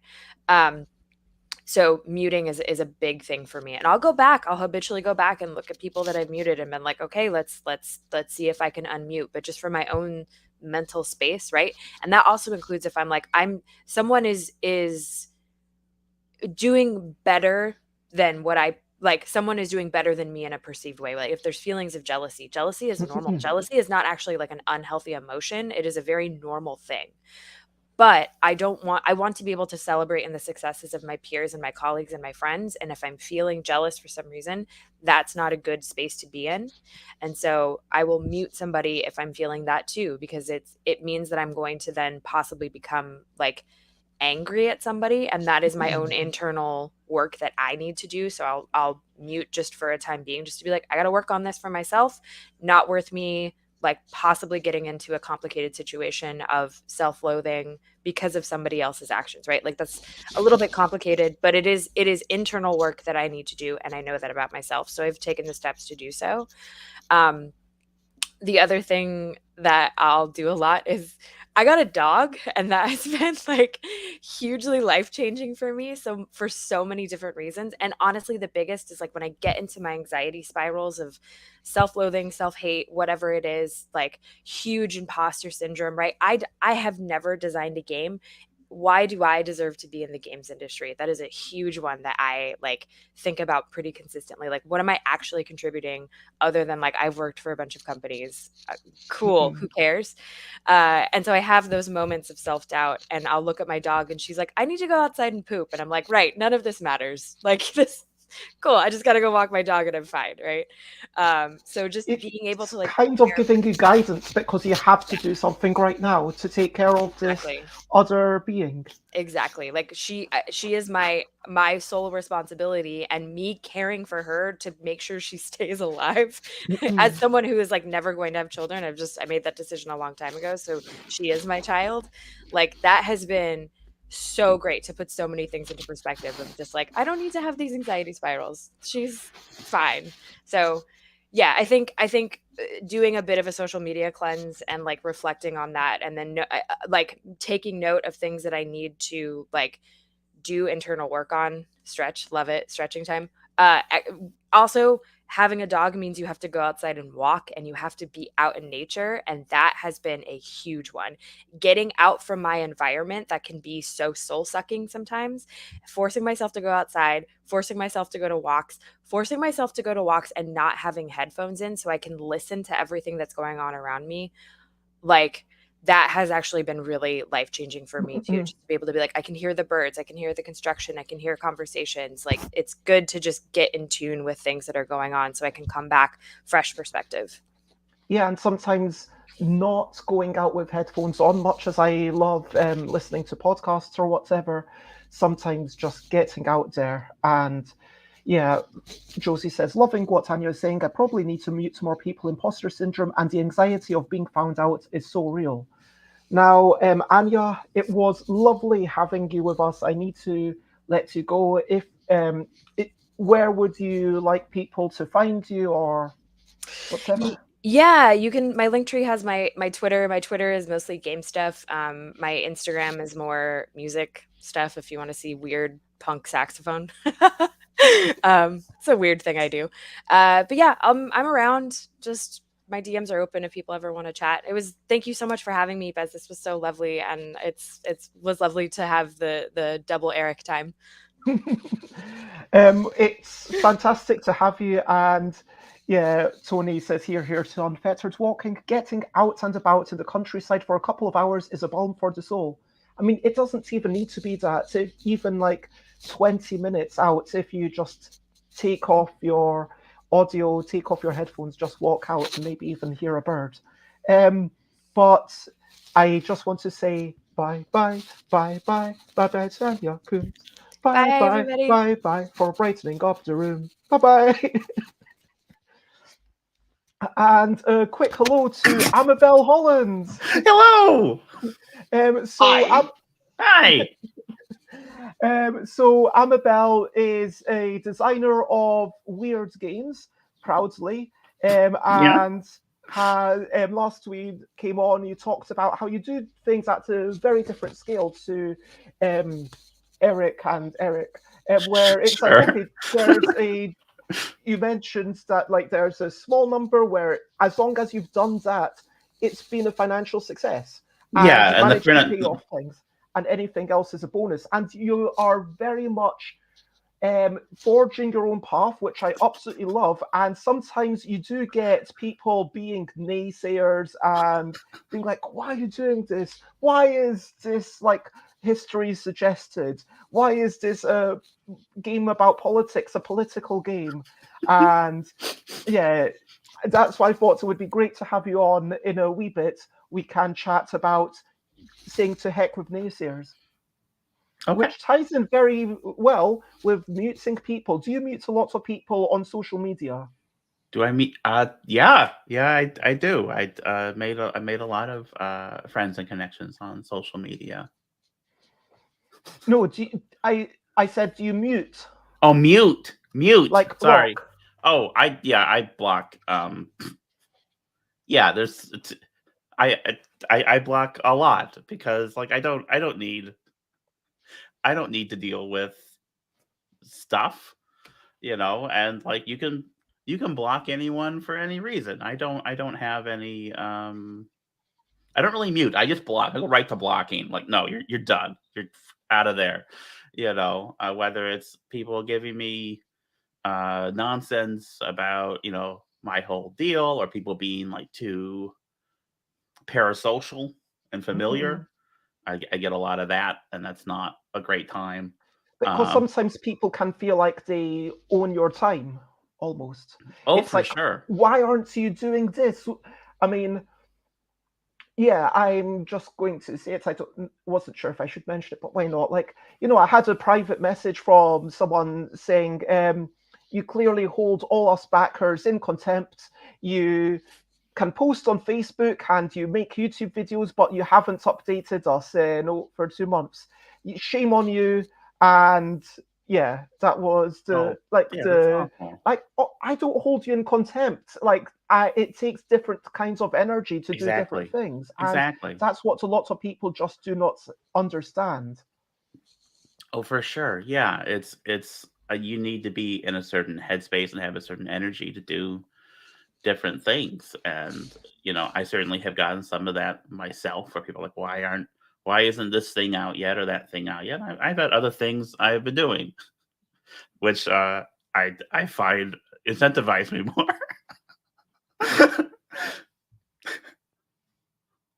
Panic says, well, it's Amabel. Yep. Indeed, I'm wondering if you just think of all of these just on the time. And I do want to acknowledge, if you don't mind, Eric Lang, me acknowledging your pun. Am I allowed to do that? Or oh, sure, that's fine. You said, I am the 54th Eric Lang in my city who brags up the branch. Talk about Gin Eric. I do not apologize. Don't. No, that's perfect. That's lovely. I like the idea of a Gen Eric, like an entire generation of Erics. We are the Gen Eric. Either we are Eric or we just secretly want to be. I mean, but yes, we didn't quite get to you, Eric Royce. How do you put yourself in a good mindset, and what activities and everything do you find conducive to being in a good state of mind? I find getting out for a walk first thing, like before I sit down to work, is really good. I'm always so tempted not to, but whenever I do that, then I feel like I should have gone out. So getting into a virtuous cycle of like, get out, come back, do some stuff, get out again, come back, do some stuff. What Anya said about having a dog to focus on your immediate needs. Kids do the same thing. Like my anxiety levels went way down after becoming a parent because I was a little too tired to, like, anxieties about thinking about the future and the exterior. And when there's like a situation right here in front of you right now that needs dealing with, like a 2-year-old who needs something to do with their diaper, then you just don't have the brain bandwidth to be anxious. It's like, I have to deal with the crisis at the moment. More generally, I really enjoy listening to music. That helps my mood a lot. Finding good music, which is good for the thing I'm doing, rather than like there's listening music which pulls me in and I can't do anything else because I'm listening to it. And then there's music which is like charging in the background, listen to music to while I'm out walking. So yeah, I'm less active on social media than many folks in the board game industry, largely due to parenting. And so I keep a bit of a low profile there, but even so, I've found it useful to split off in the places I am at. I'm on Mastodon, and I have like the account where it's like, okay, if I'm in a headspace to read about politics and stuff, I'll go read this feed. But if I'm just looking for like, a random post from somebody who was a good friend of mine who's moved out to the West Coast 20 years ago and cat pictures, then I'll go to this other feed, so I can, pick what I'm looking for. I mean, that's important to curate different spaces because for sure, sometimes I do have the stamina for something, grow like, whoa, what's going on here? But sometimes it's a case of, no, I just want, a silly pun. Like Panic, who says, only the finest Erics will be the Ericstrocracy. And Tony says, of course, there's absolutely a place for weird people, esoteric games, and equally charismatic designers. Thank you very much. Otherwise, we will drown in a sea of mediocrity. Amabel, what do you find certain things conducive, or let's talk about being weird. Okay. Yeah. Eric Royce, why is it good to be weird? Why is being weird a brilliant thing? I don't have a lot to compare to. I've felt weird all my life. But I think it's awesome. It allows the person or thing or whoever or whatever is weird to kind of be more distinctively themselves, which is good along any number of ways. It's we need to be enough alike each other to be able to communicate. But beyond that, everybody should be yourself. That's. Amabel and Eric, if we can carry on clockwise, why is it brilliant to be weird? Why do you value being different? I mean, I value being weird and different because I value being myself. I tried a long time to be normal, and that didn't work. That didn't work at all. It made me deeply unhappy. So once I kind of let that go and just embraced being a weird little goblin person, it really helped. And once I stopped worrying about what other people thought about me, I think that was a big thing for me, was being worried what others would say about me, what they thought about me. And the thing is, figuring out that I'm like queer, trans, and who I am, I figured out that people are going to say stuff regardless, whatever I do, no matter how respectable I am. So I just kind of stopped caring about it and just kind of do the things that actually make me happy. And I'm lucky that it allows me to make a living somehow, So I really have a very charmed life in that respect. Yeah, I think there's something really valuable in just embracing who you are and not letting yourself be a milder version of everything. A quick thanks, Russ, who says, congratulations on 1,000 streams. Thank you very much. And yes, we are all familiar with being weird and being a little bit different, because if you're not, if you've got to say, yes, I am going to follow exactly the mold, as Tony said, it's a recipe for mediocrity. It's a recipe for, as Amabel said, a recipe for being a bit sad and depressed and repressed. And Eric Lang, what do you think? Tony says, this panel is comprised with designers who find the interesting And Josie says, I love people who are authentically themselves as long as that's done without causing harm to others. Yeah, it's true. I mean, Biz, I'll be honest, I struggle with this one, right? Because I grew up in the 80s, right? And for all of you, like, I grew up undiagnosed autistic in the 80s. I had no idea. So I was just a weirdo, right? And like, I only came to grips with being on the ASD spectrum like a few years ago, and I'm almost 50, right? So I'm kind of like somebody who's just discovering that it's actually okay to be weird, and I still have all the baggage of. I'm also like for a while I was also like the only Black guy in the tabletop game industry for a long time, so I spent like most of my time essentially code switching to like generic white guy, right, to fit in, and so I had no language for that until I started meeting friends who were until friends were starting to push back on me and tell me like sort of help me through that.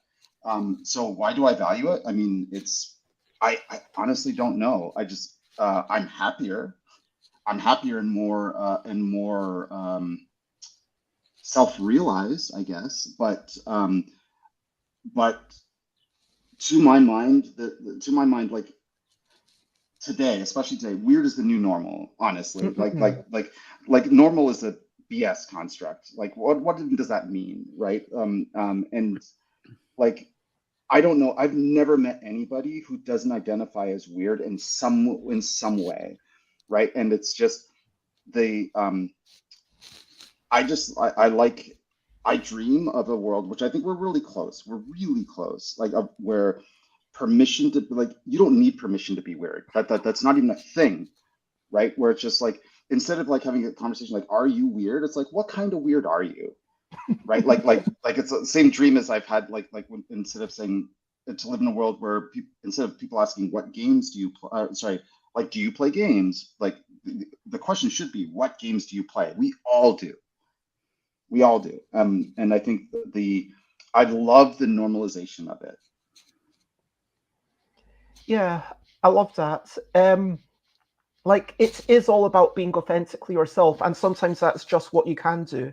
And I think that having to not be different is a case of having to fit in. I would love to have you on for hours and chat to you forever, Eric Lang, but I know you have to skedaddle to, the people who are actually paying you, because, I'm not paying anyone to be here. But lots of love. And is there anything you want to say before you skedaddle? Yeah, I do. And so at the risk of embarrassing you a little bit, Bez, like I've been following you for the last couple of years. I love what you do in this space. I love how, I love the space you've carved for yourself, and nothing makes me happier than to see good things happening for good people. And I love that you're because years ago you were a content creator. That's how I knew you. You were a content creator that just liked talking with interesting people. Until I realized, you yourself are a very interesting person with a lot to say and a lot to share, and I love that. I love that this. I mean, that it's your 1,000th stream, huge accomplishment, and I love the audience that you've cultivated, and that's I feel like it's an audience of my people, which is great. I love it, and I love the guests you curate. I love what you do, and I think I honestly think. At the risk of being sort of pressing, I think you're going to be a very, very important voice in the industry in the future, and I will do everything I can to make sure that that manifests. That's amazing to hear. I'm going to clip this bit and bookmark that. So when I'm feeling down, you should. What Eric said about when they're feeling a bit down, be like, yeah, I got all these compliments, and yeah. But thank you so much. That's a lovely thing. And of course, all I want to say is bye to Eric Lang. Bye. This has been 2 lines that I sang. Bye, Eric. Bye. And I'm going to welcome my next guest, Elizabeth Hargrave, who, as I said, flew onto the board game scene with Wingspan in 2019 and went on to win tens of awards, like get all the Golden Geek nominations. And basically, you instigated the redesign of the Golden Geek Awards, which is brilliant, to stop someone sweeping all the awards again. And of course, the Kennerspiel this year is probably the most prestigious thing it could have won. You're also responsible for lots of other games, including Tussie Mussie, Mariposas, Fox Experiments, Undergrove, and you've now retired from being a former civil servant. And you're now a full-time designer and an ongoing advocate for nature through your games and feminism generally and through your lists and everything. Is there anything else that you would like people to know about you? That's a good start. Okay, and like talking about being slightly weird, I mean, birds, they're a bit weird, right? I mean, they're different from mammals, but they're pretty cool. They are. I'm not having a go at you. Like I hope that I do have a soft spot for the particularly weird birds. There's a lot of pretty normal birds, but you know, like a good roseate spoonbill that's like 3 feet tall and pink and has a weird beak, like that's my favorite bird. I mean, like when you're birding, isn't there an attraction to be like, wow, that's a color scheme that I've never seen before? Or maybe just, you know, that's a color scheme that I've not seen for a week, as opposed to all those other birds that I saw in the park, that I see every day. Yeah, and I try to appreciate, we have some really colorful birds where I live that are like all over the place. Like I'll see blue jays and cardinals every day, but they're like the most amazing colors that you'll see in birds. These bright reds, bright blues, you know, so even the everyday ones are pretty awesome. And Panic says, hey, everybody wave, it's Elizabeth Hargrave.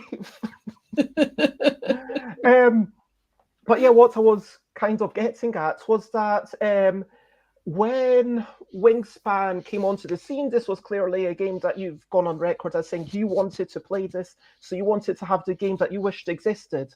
And somewhat complex medium weight strategy game that is all about the birds, and you just wish that it existed. But then you found, oh well, Stonemaier, they've kind of got wine, that's real world, like I'll talk, and there was a dialogue and there was this kind of chance taken, and back then it seems like, well, it might work, it might not, and we need to kind of be a bit weird in our designs, like pushing the boundaries of what games are about. Yeah, it turns out to have sort of busted some things open, I think, in the industry of like whole areas that were sort of being ignored. Now publishers are like, oh, that seems to work. Right? So yeah, who knows what else we can bust open if folks just sort of follow what they're most excited about, because usually, like, even if you're a weirdo, there are other weirdos like you. Now, Eric, this is kind of your topic because you wanted to talk about being a wee bit different. And yeah, my question is, can you just go along with evolution and still expect to potentially find a brand new area to explore, or do you have to go deep into revolution, if you know what I mean? I think sometimes you can with evolution, but you kind of risk, I'll make a parallel to the uncanny valley in computer animation of people. Like you can end up with, if you're trying to introduce something really different to a game, like, you know, a lot of hobby games are entirely intellectual affairs and don't bring in either, you know, emotional intelligence for one thing, like your game, drawing creatures, complimenting the drawings and then complimenting compliments, which is fantastic, by the way. Anybody watching this who hasn't tried it should play it. And that brings in something. It brings in a social side, which many games don't. And I feel like if you just have like a teeny tiny drop of that, if you take a baby step in that direction, it might feel a little odd, like, why is this in here? But if you lean into it, then it feels like a really good, like, you know, like you have a strong part of the game that way, and you take sort of the bold step forward into that new area. So I think you can reach new lands of game space with incrementally, but I think that that's not the only way that one should try. I saw there's a board game out called Dungeons and Feelings, which also like seems to meld like crunchy strategy something. I don't know. I just like literally saw it on the shelf the other day and haven't had a chance to look it up yet. But again, like that's the kind of thing where it looks like it's sort of a 50-50 attachment where it's really like leaning into both as opposed to just being like, 95% strategy game and 5% feelings or something. So yeah, I mean, we kind of assumed that board games aren't going to be fuzzy. We assumed that they're going to be this is what you do, this is the person that wins. And so to move into feelings, it kind of subverts that. And Amabel, like you've talked on your Discord about with endurance, you subverted the notion of whether you win or not. No victory condition. Yeah, like, I mean, that's up to the individual to decide. Like, it's like, if I got one person that survived, is that a win? But what do you think that's an expectation we need to work against? And what are some other expectations that you think we should be trying to change? I mean, change and challenge all the expectations if you can. That sounds really trite, but I mean,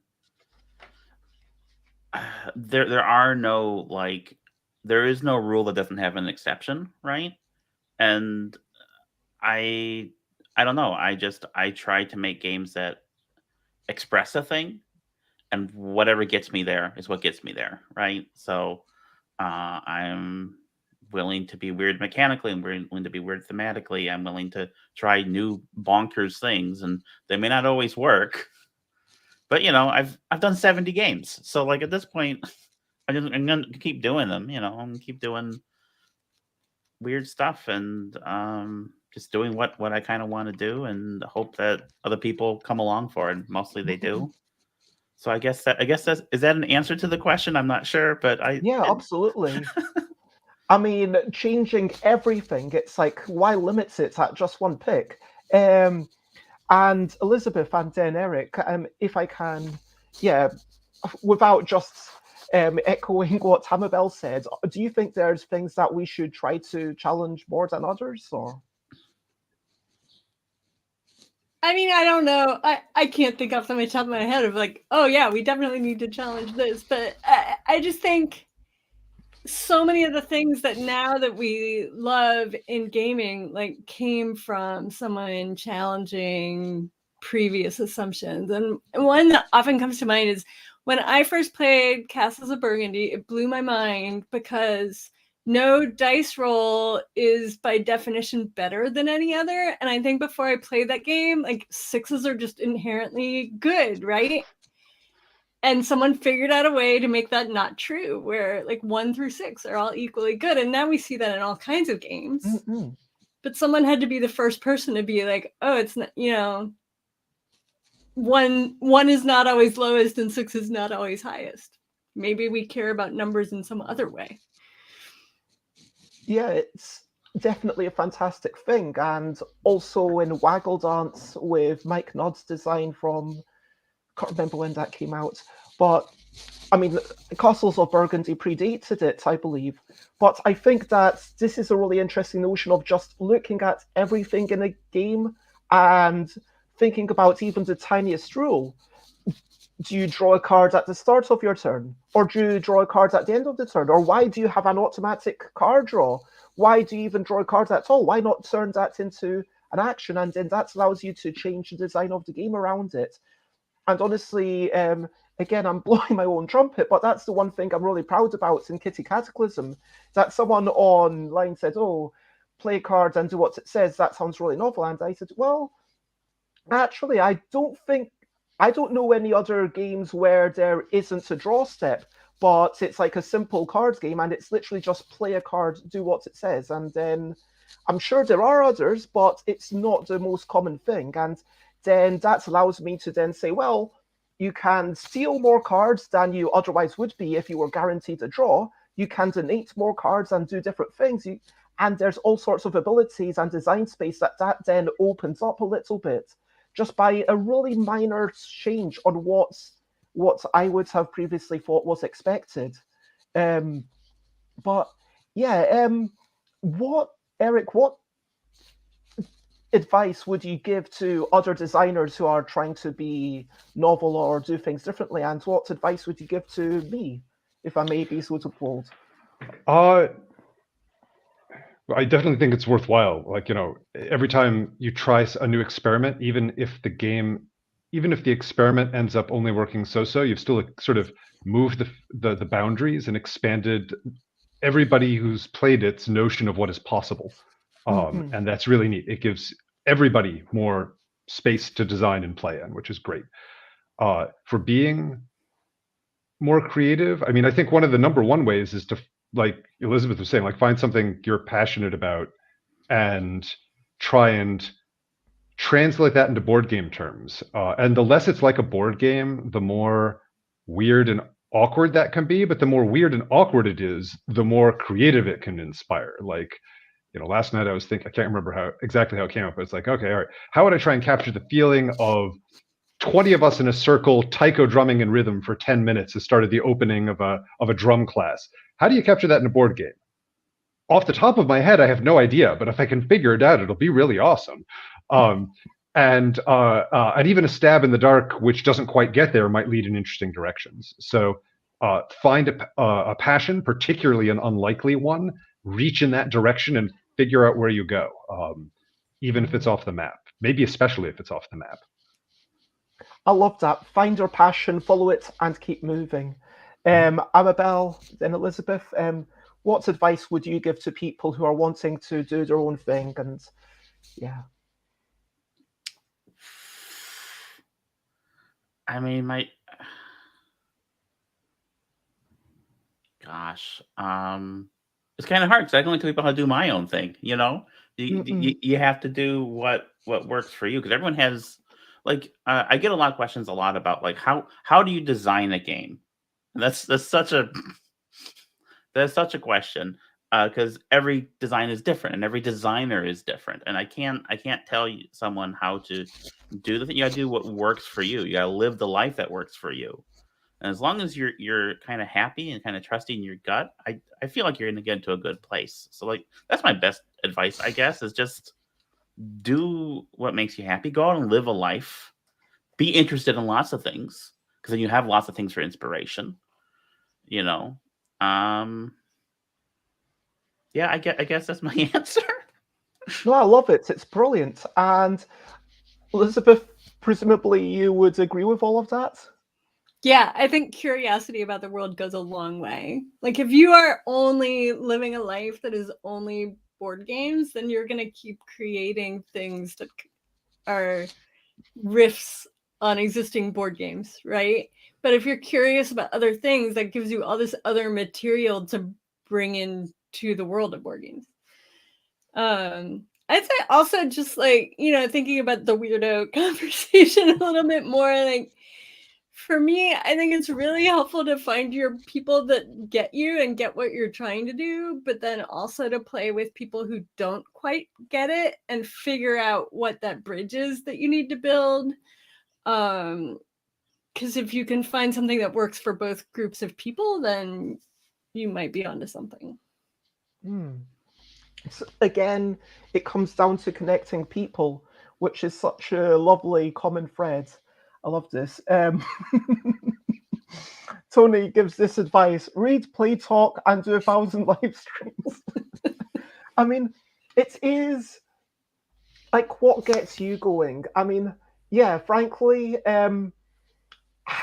I do want to challenge what you said, Elizabeth. I'm sorry. I have massive respect for all of you. Otherwise, I wouldn't have you on the stream. This is not meant to be okay, come here and I'm going to slag you off and say how terrible your stuff is. Wahahaha, that was my twist all along.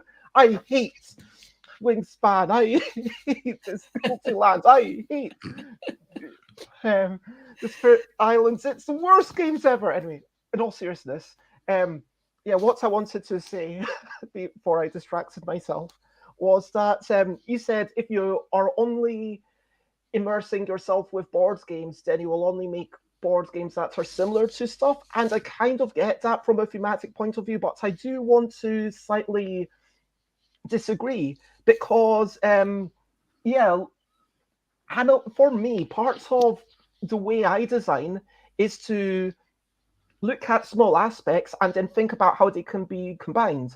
And hopefully that's combining them in a new way that's not been done before. And I am a very mechanically driven person, I will agree. And like, you know, the Jeff Engelstein and Isaac Shalev book that I keep chatting about with Alan Paull, and we'll probably carry on doing something, but maybe with Isaac and Jeff occasionally joining in after I finish my morning streams, because we'll be moving to more US friendly time. You know, it inspires me, and then I'm like, oh wow, there isn't a game that's done that. And then we've spent about, I don't know, 20 hours talking about auctions and the different types of auctions. Then at a certain point, it's like, why hasn't a game done this thing? Why isn't there a game where you do an auction to become the auctioneer? Because if you're like doing an English auction, then it feels natural that you need to be incentivized to win it, which means that you should be getting the money for it. And so the value of that is determined by an auction. Clearly, it's the only natural way. And hopefully this manifests. I'm not trying, it doesn't have the same thematic resonance necessarily, but in terms of mechanical experience, I think you can still make something novel through investigation of other things. Eric, you want to say something? Yeah, I feel like there's some parallels to music, actually. Like there's some forms of musical composition which are all about bringing inspiration from outside sources, but then there's other types of musical composition which are all about remixing and elaboration and combining existing creations. So just random thought. I love that. I think we've already talked quite a good amount about being weird. And I love the fact that the time has been slipping, but if you're all staying on for an hour as scheduled, then we will get to all the topics. So there's just enough time still. So Dual Gauge is a fantastic pothead 18XX, says Tony. And I'm not sure what potted means, but I'll take it as a compliment. I'm not entirely sure either, but I think Tony's being nice. Oh yes, I think so. Yeah. And Tony, we will get into Wingspan towards the end of this. But Eric, do you need to skedaddle and be with your family? No, I'm actually talking about going and remixing things from other games. I'm currently at a game convention here to play new games to learn from them and figure out what's going on and have fun. So no, I got another 10-20 minutes. Okay. Well, Amabel, I wanted to ask you, how do you stand up to people who are being jerks to you? How do you stand up to people who are being hateful bigots? How do you stand up to people who are just saying, you know what, how dare you make a political game? I mean, I tend to just block them and move on these days. I used to try to argue with people. It wasn't good for me, you know? And yeah, like at a certain point, I kind of stopped caring, and I kind of developed like a thicker skin for it. You know, I'll snark and roll my eyes sometimes, but that can be cathartic. But yeah, that's pretty, you know, at a certain point, you know, I stopped caring, and at a certain point, like my priorities changed, where people being mad at me on the internet or whatever didn't really matter. Like I've been pretty public and open about the fact that currently my brain is bleeding, and I don't know how that's going to turn out. No one's quite sure how that's going to turn out. So like, I really don't prioritize what people want to say about me or about my games or you've got very limited life, and I'm sorry. Well, I mean, hopefully it's not. I mean, I don't know. Yeah, I don't know. There's no. Hopefully it's not limited. I mean, I hope that you stay with it is us for all for of many us. decades. Well, yeah, that's true. It is for all of us, but hopefully I got a good long while left. But you know, I just kind of have been prioritizing the things I want in life, and so that's basically how I stand up to it, I guess. I mean, I don't really engage with it, you know, at this point. I just kind of do the thing that I want because that seems to work. You know, I was a lot more scared like early on because I've been, you know, making games for, I don't know, 11, 12 years now. And I was a lot, and especially because a lot of the games were military history games, war games, which has very opinionated fan base, particularly about politics.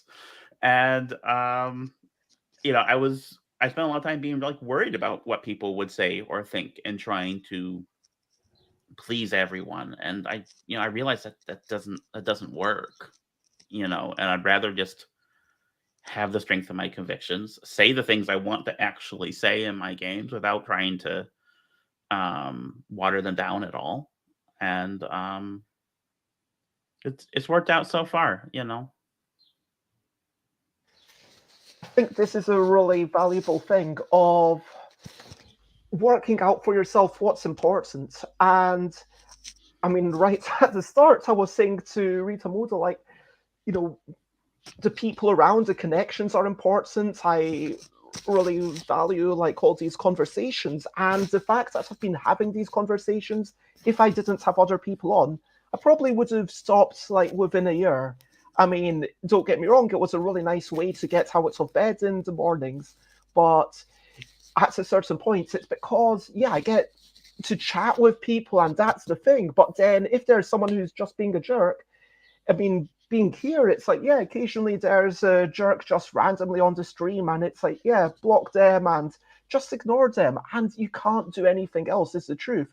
Like, I do hate the idea of blocking someone and then they're saying stuff about me behind my back. I would kind of rather know it and then, but yeah, what's your approach? If we can go clockwise, Elizabeth, have you had people being jerks to you? Oh yeah. Pretty similar to Amabel. Depending on the day, I might give people one reply before blocking them. So, for example, I just posted something about Fort Circle Games, which is a local publisher here in DC that's doing some really cool stuff. And I commented on the fact that they've got 3 games in a row coming out by women, 2 of them really centering women's history. And they're sort of in the war games, historical games space. And so that's like exciting to see in that corner of the board games world. And I had several replies that were like, you know, the standard, I never pay attention to the gender of my board game designers, and I don't know why anyone would care about that. And I actually had the energy yesterday to go through one round of, I understand if you don't care when you're buying a game off the shelf, but you absolutely should care that your publishers are only looking at games from 50% of the population, because if you doubled the number of people that were sending games in, you might find better games on average, right? And none of them engaged. If they had engaged and had been pissy at me, I absolutely would have blocked and moved on. Like, I'm not interested in back and forth with people who are not arguing in good faith. But I will sometimes, like, because my original post was really like an insider industry kind of like, I'm happy that a publisher is doing this, I was willing to like do the one round of clarification of like, I'm not calling you a bad person because every game on your personal board game shelf is by a male designer, right? But whatever. Yeah, and other days I just don't have the energy and I ignore it and move on, or block and move on, depending on how egregious people are being. The ideal situation is that someone reads the reply and then they're actually motivated to change their way, or it changes their opinion. But unfortunately, it's not the likely scenario. No, it's not. Every once in a while, I feel like I've gotten through, but it's a very bad odds. It's a crapshoot with very bad odds. And Eric, have you had some jerks, on the internet? How do you deal with that? I am Yeah, I personally am lucky in that in all visible ways, I'm a tall, cis, het, white dude, and so I have a certain amount of shielding versus jerks. So I tend to end up jumping in more when people are jerks to people adjacent to me. There is a certain amount of, thankfully, a lot less than I'd thought I would get of sort of colonial apologists coming out of the woodwork in response to Spirit Island. There's not been a whole lot of that, which I've been actually pretty happy about. And when it happens, enough people feel very comfortable saying, no, colonialism was even more terrible, that I only occasionally have to jump in and start hauling out examples. Mostly by the time I get there, because again, I'm not super active on social media. So by the time I arrive on the scene, it's usually like, well, that looks like the site of a giant dust up, and I could necro the thread, but that just wouldn't serve anybody very well.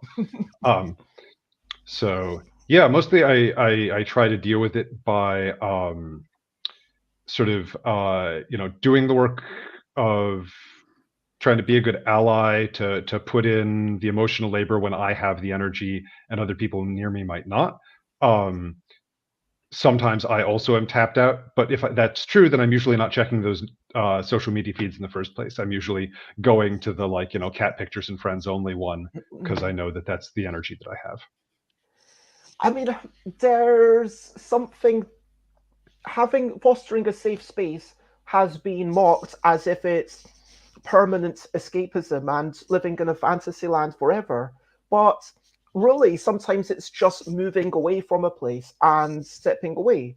I mean, I have a small story, if I may, of standing in Kelvin Grove Park in Glasgow near it was a big fire. There was some festival going on, and for some reason, some old lady came over and assumed that I was somehow responsible for it, and started telling me I was burning up the green grass of Glasgow and I should go back to where I was born. And it's like, oh, I was born here. But then she literally took her two fingers and, they literally went into my nostrils.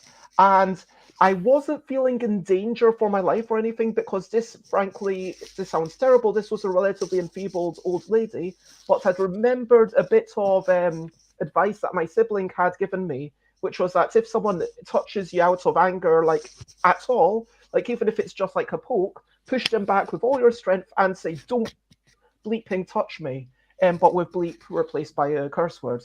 And, that kind of asserts your, this is the friend. I don't mind being touched if it's a friend, touch me on the shoulder, get my attention, that's fine. If I know you well and it's safe, if we're not at a big convention, I'll do a hug. At UK Games Expo, I won't be hugging anyone. I'll do, except for my core team, I'll do elbow dances.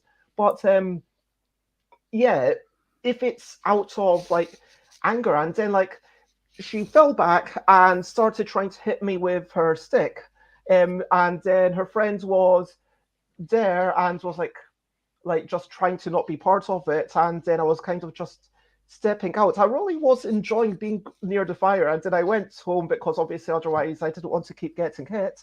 And then I said to my sibling, yeah, I was a bit annoyed that I had to move. I was just enjoying this nice thing. And then they're yeah, it's rubbish, but it's kind of to build a thing on it. It's saying, oh, someone swung their fist at me and I wanted to be in this area and I didn't want to duck. And I don't want to get into this whole victim, thing, but it's if you can extricate yourself from the dangerous situation, I'm not saying everyone has the luxury to be able to do that, but what I'm saying is if you can remove yourself from this problematic situation, it's just a way of being able to survive and being okay, because frankly, a safe space doesn't mean living in a fantasy universe. It just means not having to deal with people who sometimes will not listen to reason and wish you nothing but harm for some small thing that they might have got completely twisted in their own mind. And yeah, sorry for the rant, but let's go again, in clockwise order, Amabel, Elizabeth, Eric, do you have anything else that you would like to say before we close off this topic? No, I'm pretty good. Okay. Elizabeth? I had a thought and now it's escaping me. It's good. We can move on. Eric? Just that while you were talking, I was thinking, like, a safe space. People like having houses so that they have a place they can go and feel safe, like homes, bedrooms. Like, everybody wants safe spaces. It's a basic human need. That's a really good point. And for sure, if someone cracks in your door, that's like something that I don't think anyone would argue is not a terrible thing. If someone, But I want to be mindful of your time, Eric, and I'm going to say at this point, lots of love and bye, bye, bye, bye, bye to Eric Royce. Bye, bye, bye, bye. Royce. Royce, I'm sorry. I can't think of a good rhyme. But now you've lost your voice? No, thank goodness I haven't lost my voice. Yeah. Yay. Thank you so much for having me on. You make amazing and fantastic things, and this has been great. Oh, thank you so much. And it's lovely to hear you say that and have you as a supporter, sort of. And lots of love and have a wonderful day. Thank you so much. Goodbye, everybody. Bye, Eric. And the last thing that I wanted to talk about is sales figures, which it seems kind of gosh, but there's no denying that once you've sold 1 million of something, that's got to feel pretty cool, right? It's pretty great. Congratulations. I can't argue. Yeah. I mean, I feel like we're kind of different ends of the spectrum almost, with very small publishing, although Amabel, you've had like a couple of games with other folks. Like, I'm sure that Agricola Master of Britain's been seen by a lot more people than your Hollandspiel stuff. I don't know. Well, that is a Hollandspiel title. So, So Capstone published a couple to the Rio Grande. They each sold, I want to say, some number of thousands of copies, but not as much. Yeah. But it's okay. I make things for a very niche audience, right? Like, last year I released that game with the eyelet with the shoelaces. That's not a game that's going to appeal to everyone. Everyone wants to put shoelaces through a board, I mean, that's something that I saw and I was like, that's cool. Like, it's just an intrinsically organic thing. Like, it's an intrinsically tactile experience that really speaks to what board games can do that digital games cannot. Do you know what I mean? I know what you mean. Yeah. But I'd like to focus on Elizabeth for a couple of minutes.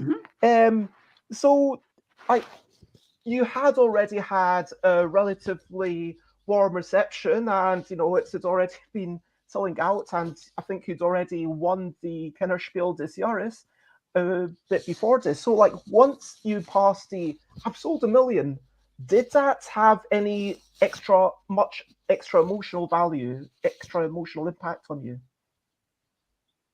I mean, I think for some reason we all gravitate toward the big round numbers, right? Like round number birthdays and whatever. We give them extra significance. But it had been building steadily, right? It wasn't out of the blue. So it was definitely a milestone to note, but it wasn't like I don't know. It wasn't a surprise. It I mean, you wasn't a can say that. I surprise, mean, I think you're worried about coming off as arrogant, but it's okay. Like, if it's been selling hundreds of thousands of copies a year, it's going to get to 1 million. Right. And it's at 1.7 million now. So wow. As of the end of last year. Yeah. That's amazing. It is. It's so I remember when Wingspan was about to come out, I hadn't really talked to Jamie about how many copies he was printing, and I heard him on a podcast say that the minimum print run for Stonemaier is 10,000 copies. And that actually surprised me, because the advice that a lot of people give new designers is like, be happy if you sell 5,000 copies of your game. And so I was excited even about doing 10,000 copies. And then we spent all of 2019 sort of trying to catch up with how many copies to make. So yeah, it was amazing, like the demand of this game. And I assumed that it was when you saw it, wow, there's this burgeoning demand. Was that when you got the big rush of, wow? I mean, I guess at this point, the reality's kind of caught up to you.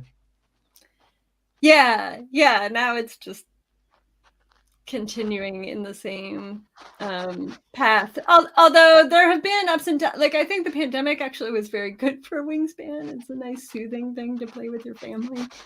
And now I think a lot of companies are sort of seeing that the pandemic gave them a bump, and now we're sort of back to the trend that was happening before the pandemic. So it's that there are ups and downs in the sales numbers for sure, but yeah, it keeps selling, so I'll take it. I'm happy that people are playing my game. And like, you, in one of the early interviews, you were like, oh, I don't know if I'd ever leave my job, because it sounded like you were actually kind of enjoying your civil servant job. Yeah, I was a consultant at that point. I moved to DC to work for the government, but I was sort of one step removed at the point that I did Wingspan, but yeah. I mean, presumably the sales numbers played a big part into your decision to become a full-time designer. Is there a part of you that says, well, if people love this that much, maybe I can make something else they love? Yeah, and it was also like I was doing, so I really let my last consulting gig go at the end of 2019, and it was on the heels of having had to go straight from the Kenechukwu ceremony in Berlin, fly directly from that to a site visit that I already had planned, and go do my consulting job like straight off the plane pretty much. And so that was like, I cannot do both of these things. Not that I expect to be going to Berlin every year, but I was hitting every convention that year, and then that's a lot more fun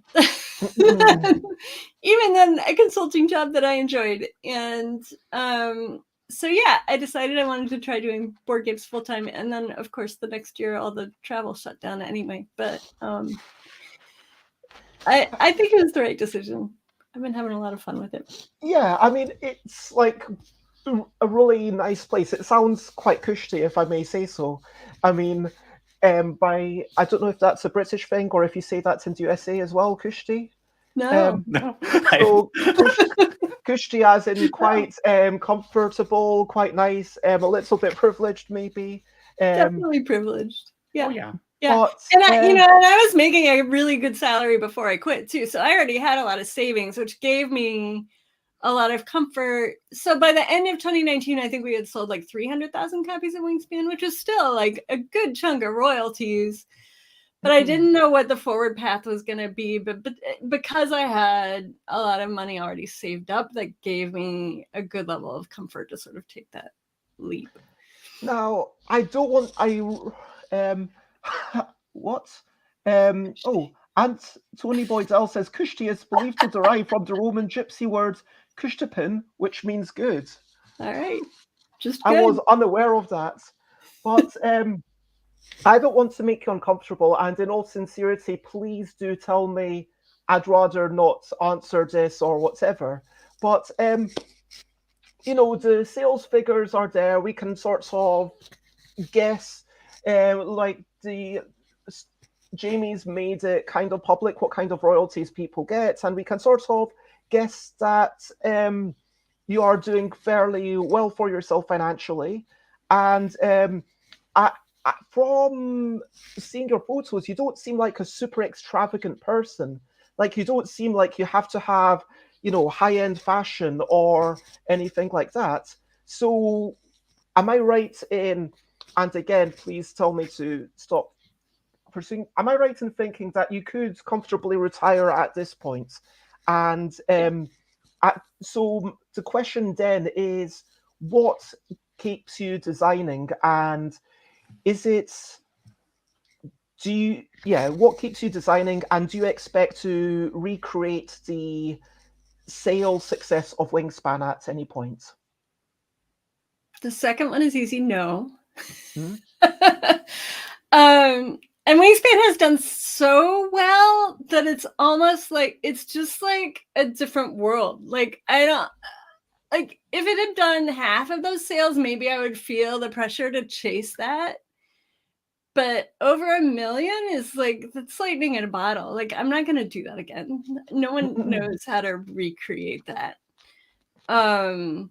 So I feel like that gives me a lot of emotional freedom from, I think, what a lot of people would get of like wanting to chase the success. And it absolutely gives me the financial freedom from feeling like I need to churn stuff out, which I know a lot of people who are working full-time at doing design, you know, if they don't have a couple games coming out every year, that's going to create a cash flow issue at some point. Or maybe if you don't have 10 games coming out a year. Right. Depending on the numbers you're trying to do, right. And how many games do you do every year to make ends meet? So as a designer, I do like, I don't know, including expansions, I do 4 or 5 games a year, and then the other games we publish are from other designers. When we started going full time with it, which was in 2017, we were like, you know, we released 2 games in 1 month, and we're like, we made enough money. That's about as much money as I make in a month at my job that I hate. So if we do like 20 games a year, we can, even if they don't sell very well, we can make a living at it. Now, we never got that high because the games do sell pretty well. That was just like looking at like, what is the minimum, like if a game, if they're all flops, we would still make enough to live off of, right? And so but most years we do like 10, 11 games is what it ends up being. And again, I'm only designing like half of those. I've been designing fewer the last couple years because I'm going through the whole puberty thing again. It takes a lot of my time and energy. And so that's where I'm at. And usually there's smaller games. I have a big one coming out soon. That's like the biggest thing I've done. And I'm really terrified because it's either going to be like really successful or like a huge flop. And I love that either way. I love just doing what I want to do. Tell us about it. Oh, it's Kaiju Table Battles. It's a giant monster game, and it's a legacy game. Which let me tell you, the most ridiculous thing is being a print-on-demand publisher doing a legacy game, because I'm gonna have to sort and put everything to every envelope myself. Oh, wow. That's not how people. Yeah. We'll see how it goes. Yeah.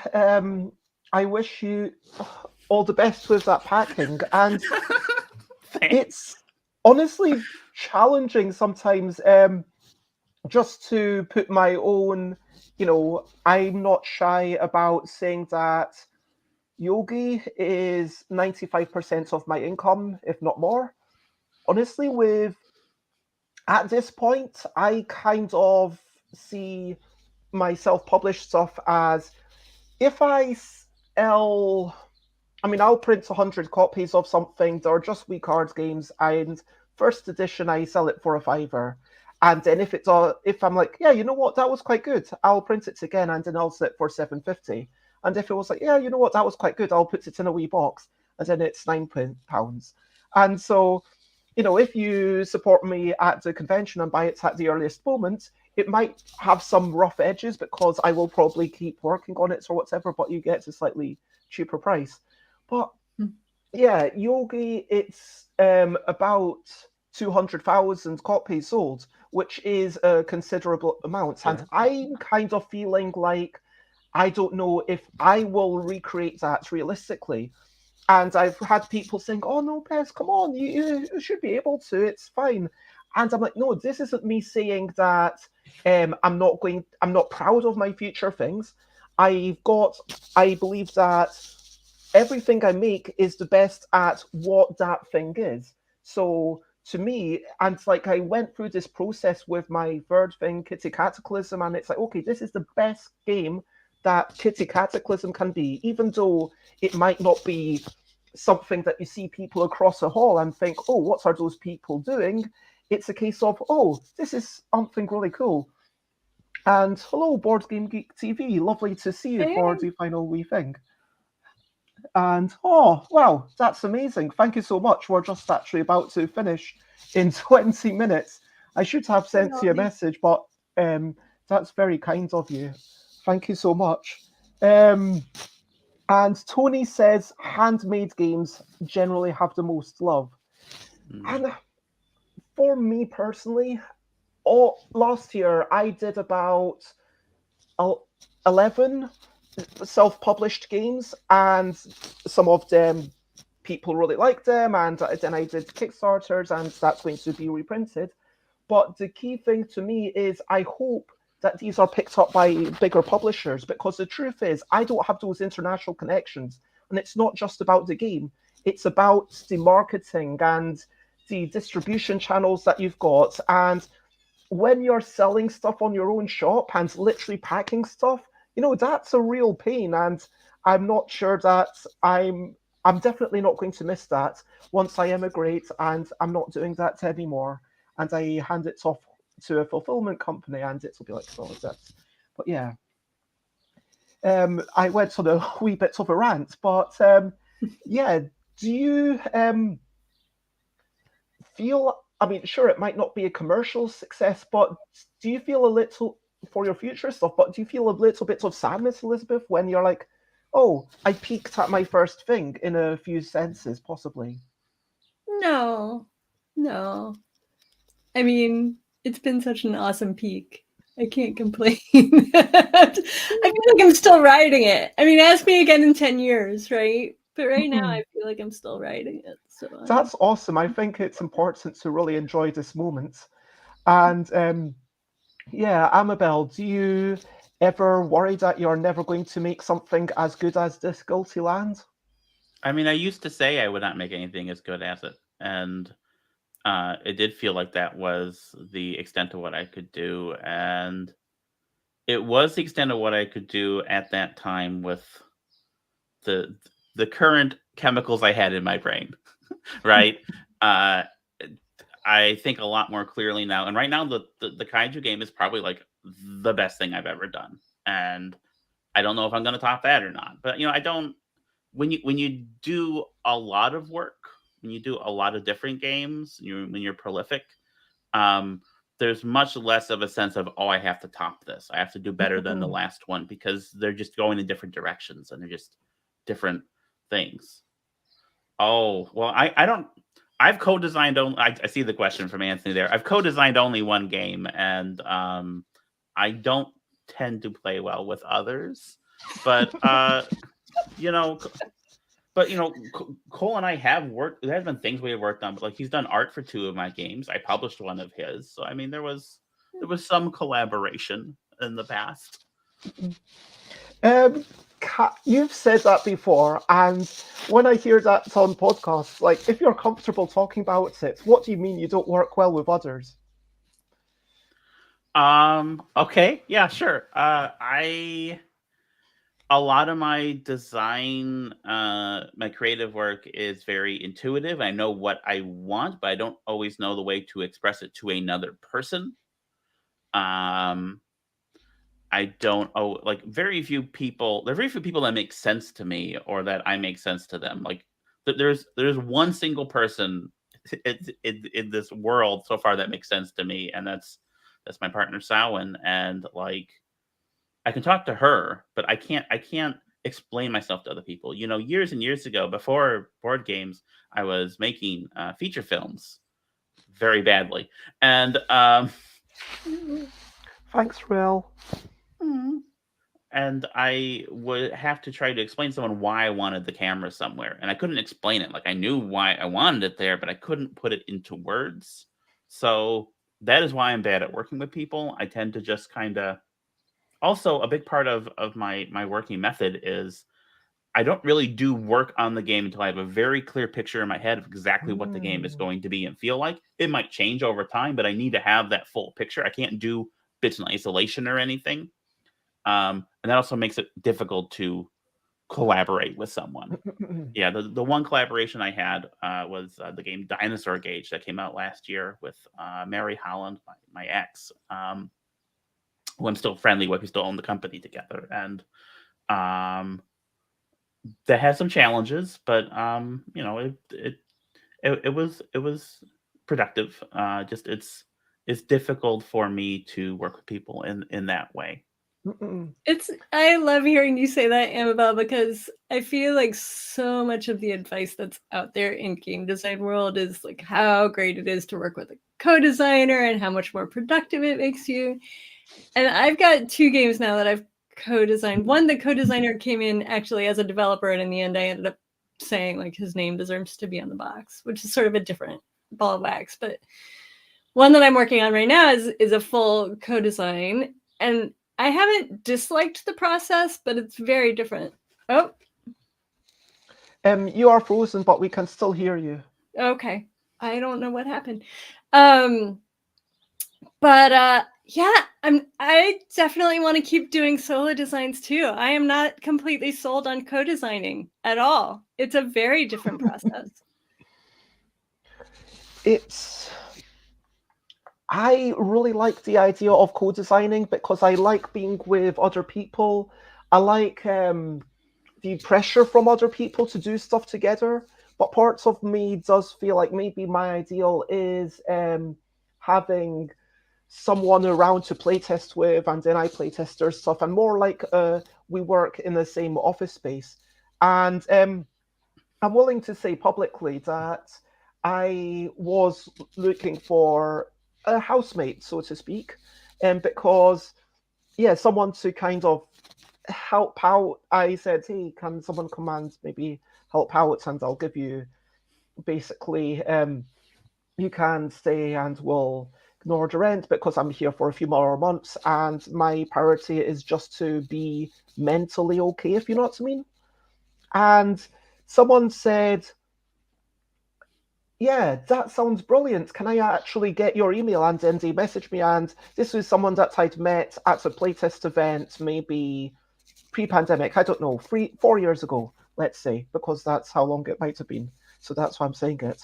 Anyway, so we met pre-pandemic, and they said, oh, this might be really good. I'm happy to do all this stuff, like help you with the shipping and that kind of thing and organization.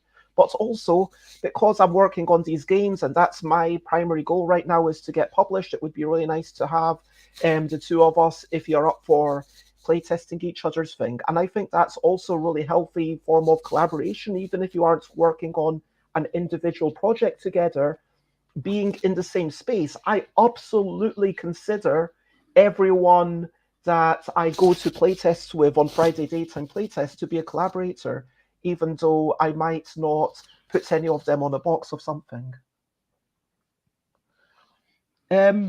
Elizabeth, I don't know if you want to try reloading quickly just to see if your video changes.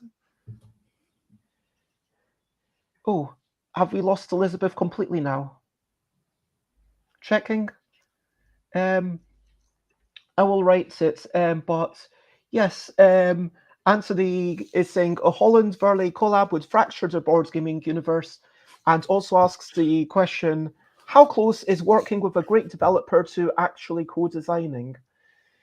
I mean, there's an asynchronicity, which is a big difference, surely, and the roles are a bit more, you kind of have your own lane. Hello again, Elizabeth. Yeah, Yay! okay. My whole computer just completely shut down. It was very exciting. Oh, well, I'm glad that you are back and you got to turn it on. But Sorry about maybe you can also chime in on this, which is how close is working with a great developer to actually co-designing? That's a good question. I think it really can depend on how you set things up with the developer, because in some cases a designer will just completely hand things over to the developer and let them run with it, in which case I think that's a very different beast from what I would call co-designing. Although I also know people who work together as co-designers who really will pass things back and forth and not see them for months. So maybe it's not that different. It all just depends. I mean, I think the process of getting a game to the point where it's ready for a developer is very different from starting from scratch working with another person. So in that's probably the biggest difference, is the work that you put in on your own to get it ready for a developer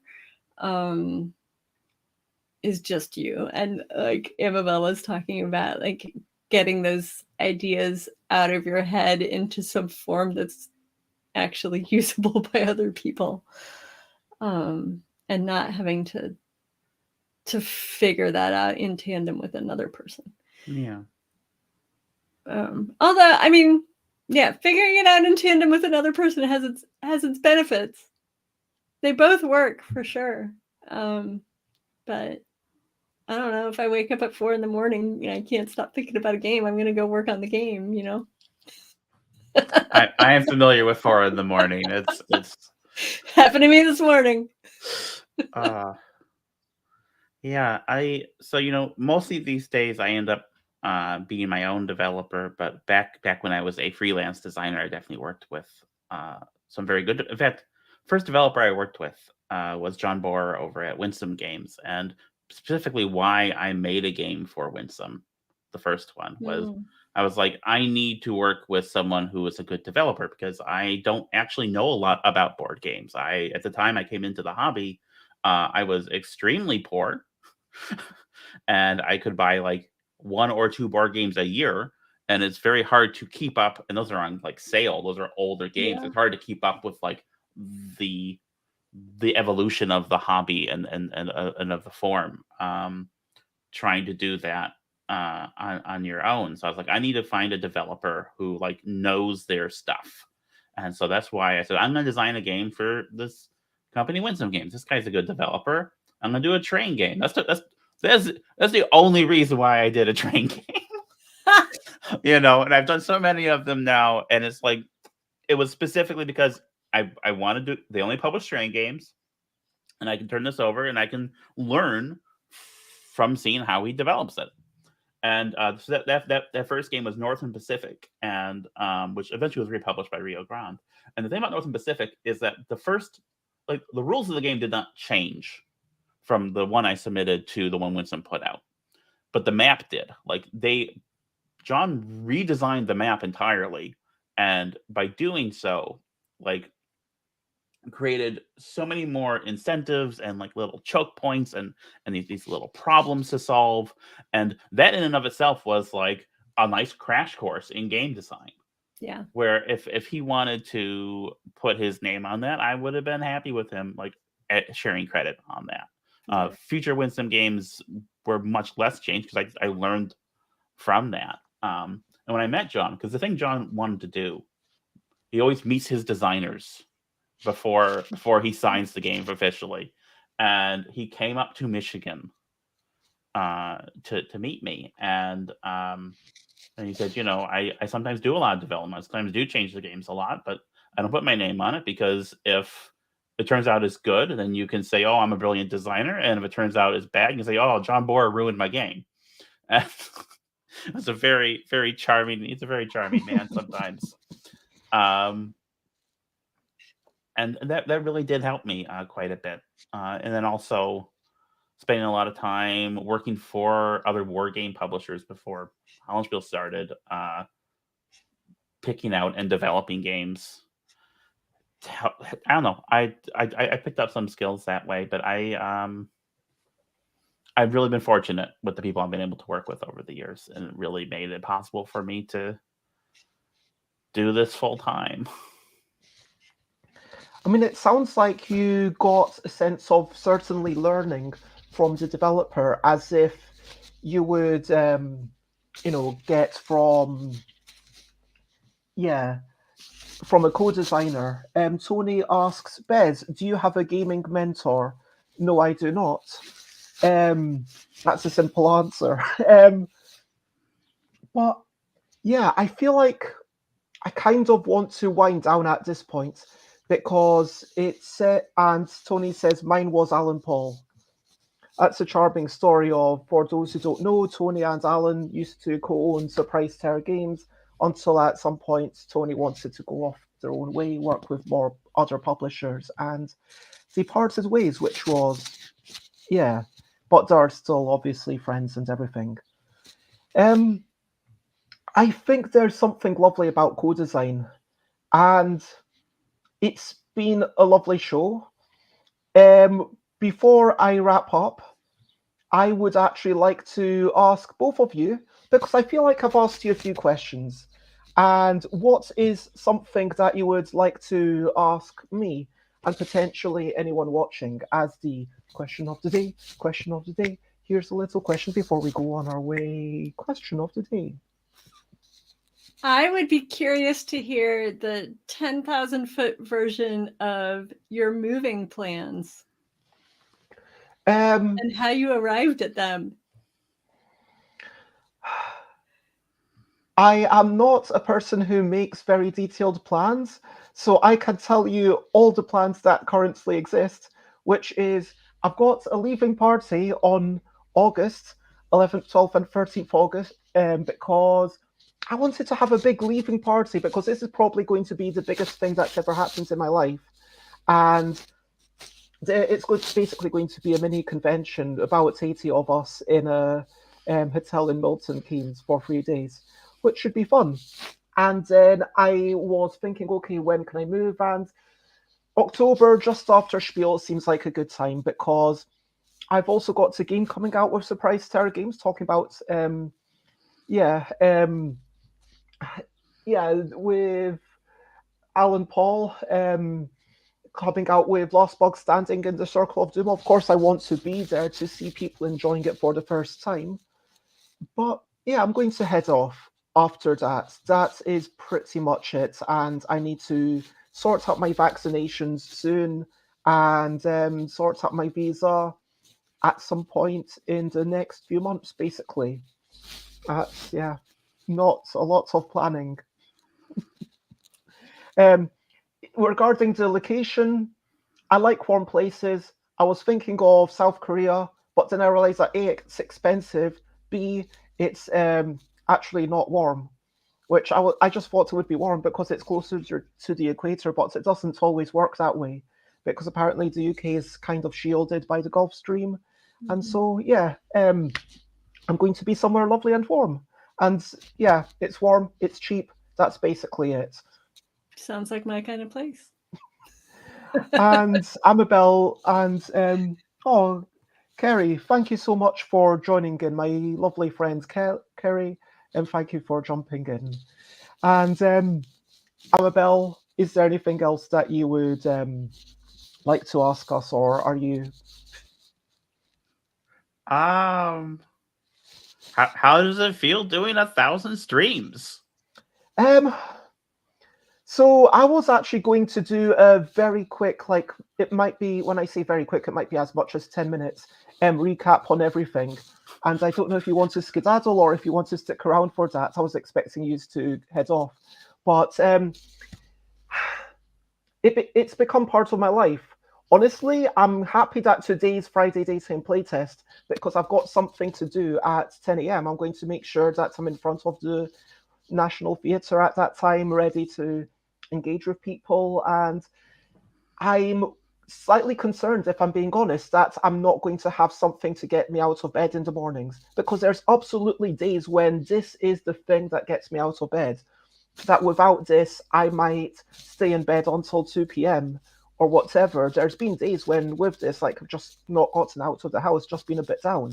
But having this, like, okay, these are some people, and so at least I've got to put on sometimes I put on daytime clothes, sometimes I just have my sleeping jumper.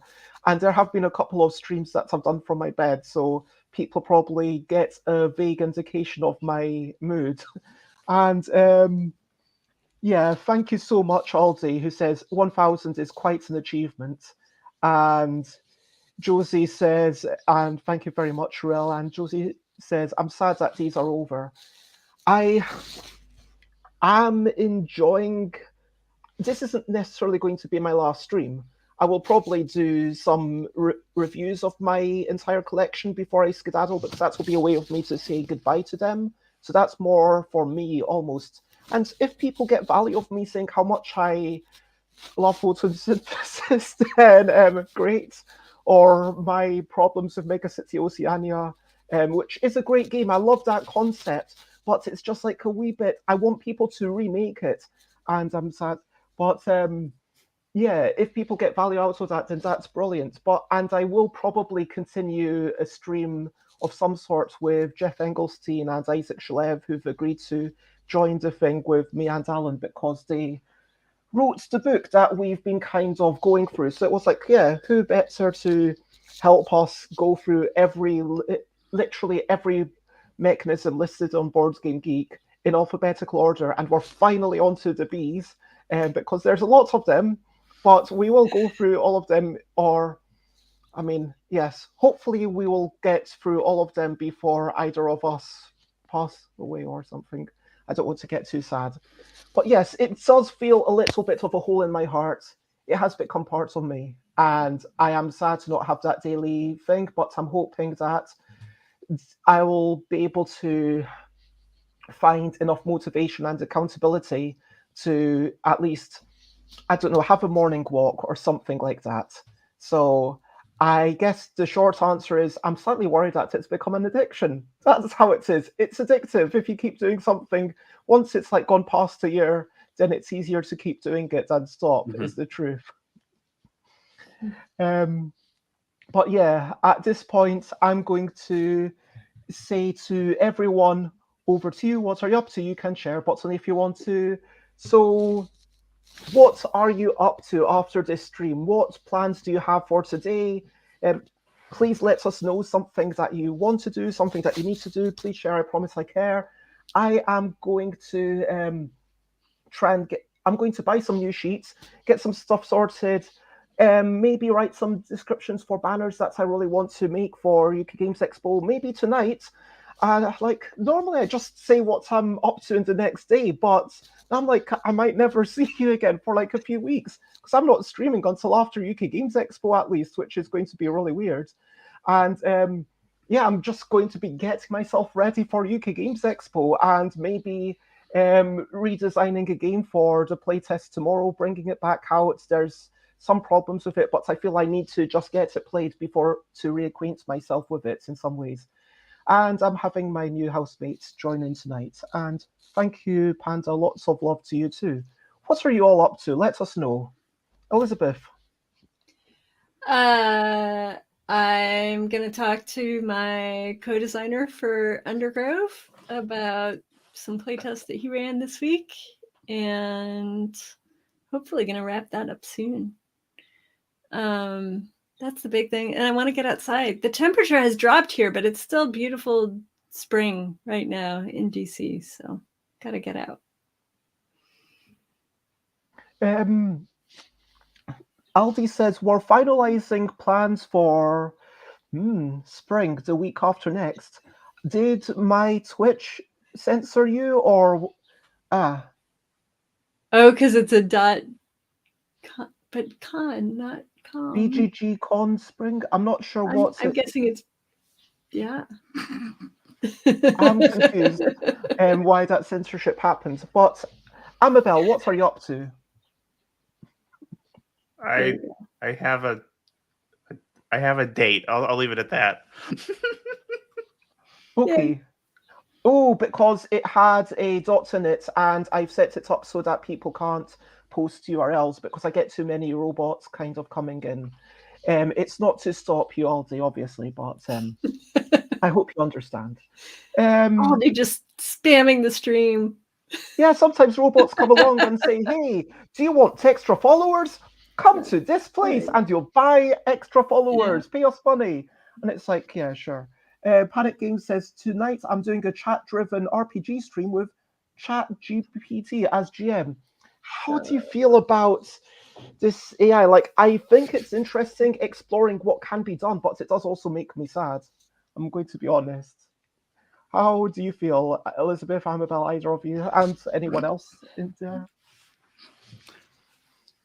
I'm not really in the RPG world, so I can't comment on my feelings about it specifically as a GM thing, which was normally unpaid, so that is maybe less concerning to me than AI replacing people that are doing paid creative work, but I don't know.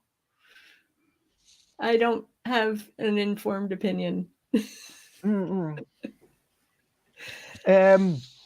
Josie says, oh, I think that's trusting having the AI as the GM. Aldi says, AI is fascinating. I played a game of 1,000-year-old vampire with it to help me a bit with names and locations and weird ideas, just helping to get you out of your mind space and generate something else. That sounds really cool. Amabel, any thoughts on AI or? I have thoughts on AI, but we'll be here a while, so I'm. You just want to say to heck with it? I want to say to heck with it. Yeah, we'll leave it at that. Okay. I am going to do a recap, which might take a good few minutes. Would you like to leave, or would you like to stick around for the recap, Amabel and Elizabeth? I do need to get going, but this has been really fun. Thanks for having me. Thank you so much. Amabel? I also need to get, because I have to go to that date. So I'm sorry. I tried to leave you alone at the end, but no, it's totally lovely, and it'll give me time to reminisce, hopefully, with some people in the chat keeping me company. So I'm going to say bye, bye, bye, bye. First to Amabel. Bye, bye, bye, bye. I hope your date is well. Bye, bye. And bye, bye, bye, bye, bye, bye, Elizabeth Hargrave. Bye, bye, bye, bye. Thank you for being wonderful and brave. Aww. Thanks, Bez. Take care. You too. Have a wonderful day. Okay, bye-bye. And Panic says, I've done it before. The story is only as good as the info you put into it. Panda, thank you very much. And for being part of this. And Josie says, has anyone tried to get ChatGPT to try and create a board game? Yes. I've seen someone say, hey, I made a board game and this is actually half decent. So then looking at that, I'm thinking, this is clearly terrible. What are you talking about? If you can't tell the difference between this and a half decent board game, you don't deserve to call yourself a designer. But yeah, that person, anyway, I'm not going to talk about individuals. I'm going to look back at the start of the stream. I was scrolling past and just enjoying like the groups that I've had. I mean, Ellie Dix is a wonderful friend, but through the medium of this show, we got to chat more. I mean, it's like Josie in the stream.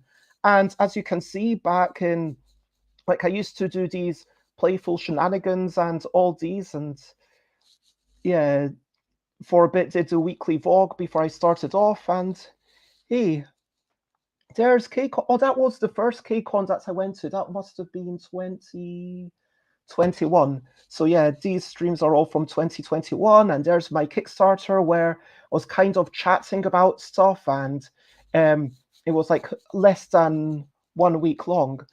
And there's a delight in having people along with me, having people celebrate things, having them on show like this. I mean, I am absolutely an extrovert, and whilst having the connection with people online is not the same as seeing them in person, there is still something wonderful.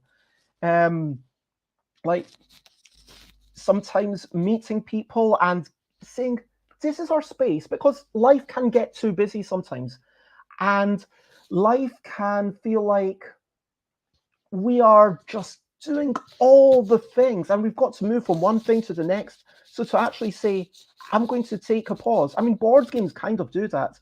And thank you so much, Flo, for the nice words. I mean, board games, to me, are a space where it's saying, hey, for a moment, don't worry about your work or your that problem or the other problem. Just focus on what's on the table. And it's a healthy form of escapism, I like to believe. And yeah, I talked with authors like Amanda Bridgman. That was quite cool. And doing a lot of, like, became part of a stream of Elvis-inspired music. When playtesting restarted, it was very much a case of, okay, every Friday I'm going to do a short thing and then just keep going. And there were, as you can see, a lot. This is where I was like, yeah, I'm not going to bother making the like thumbnails anymore, because everything that you do, I think it's always good to ask, what are you doing and why? Like, why are you doing this thing? And for me, oh, thank you so much, Panic. That's really lovely. I mean, for me, why I'm doing this is because of the joy I get. Like, I don't believe, yes, there is a small marketing benefit, but I don't believe that the marketing benefit from this really, it's not paying for the time I spend. The only sensible reason to do this is if I enjoy it.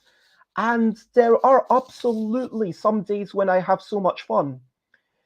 And when I'm with people, when I'm showing something off at the convention, that's a nice thing. And I might even do something like for UK Games Expo, but it won't be at 10 a.m. It will just be whenever there's a quiet moment, maybe like 8, 9 a.m., maybe before the show opens. I might have a quick run around. And I'm thankful that I've got to chat with Mark Hook for longer than I otherwise would have. That's, yeah, like, I think that's Amabel Holland again there on the 600th episode. That I've gotten to chat with Amabel Holland and Eric Lang and Elizabeth Hargreave, because yes, these are people who've made amazing games. Naomi Robinson, someone who's done amazing art, but these are ultimately just people.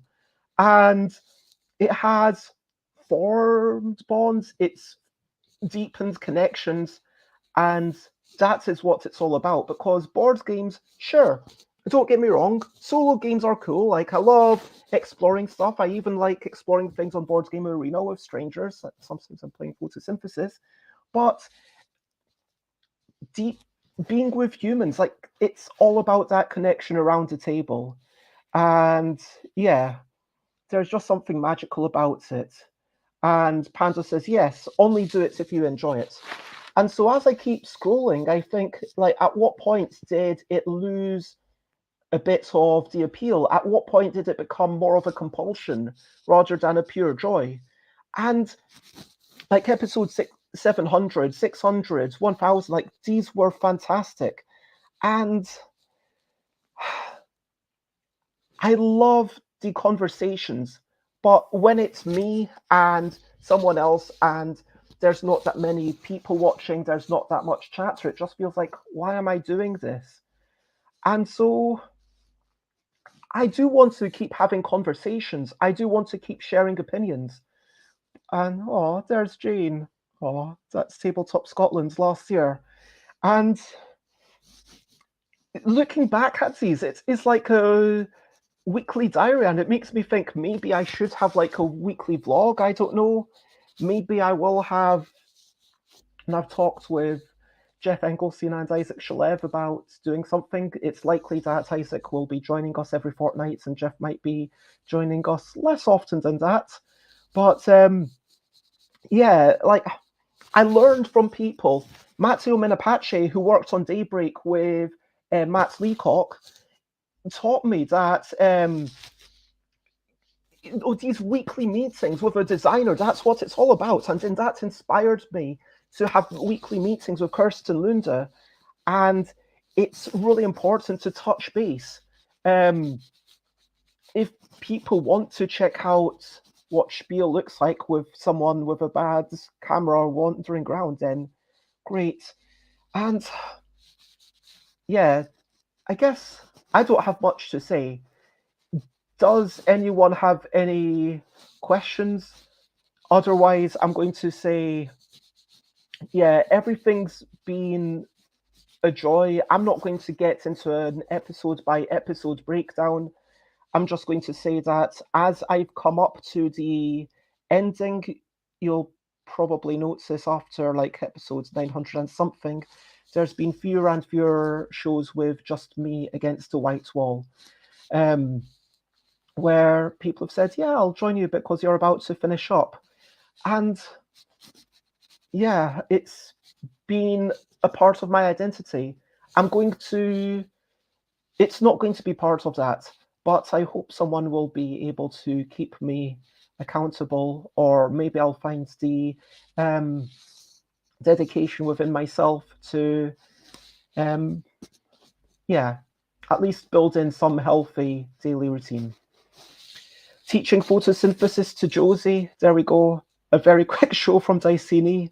Phil Walker Harding, that was a great conversation, and Phil said that it was the deepest game of Sushi Go they've ever played. So if you want to see Sushi Go be played at a very high level with us talking about our moves, then please do that. And like with Bruce Vogue, like we talked about what's a party game, and this, I love games. Games are worth talking about. Games are worth thinking about. Sure, I love playing games and I love being around, but it's the conversation. It's the conversations that allow us to reflect, that allow us to really ponder on, yeah, what has maybe happened. And let me, yeah, so I had lots of amazing people. Josie says, maybe you should just do occasional streams inviting on multiple people, as they are the ones that seem to energize you. That's not a bad idea. Like, you mean like just something like this where I have maybe not 7 hours. I think finishing by 3 o'clock, but it could also be a slightly shorter. I was just thinking, like, I had stuff to do today and I do need to go to the shop. But Flo says, watching your streams during the pandemic was very comforting. I'm very happy to hear that. And thanks for the good vibes. Thank you for being here, Flo, seriously. Like, I would have stopped earlier if, you know, if you weren't, yeah, there and joining in. But yeah, so why?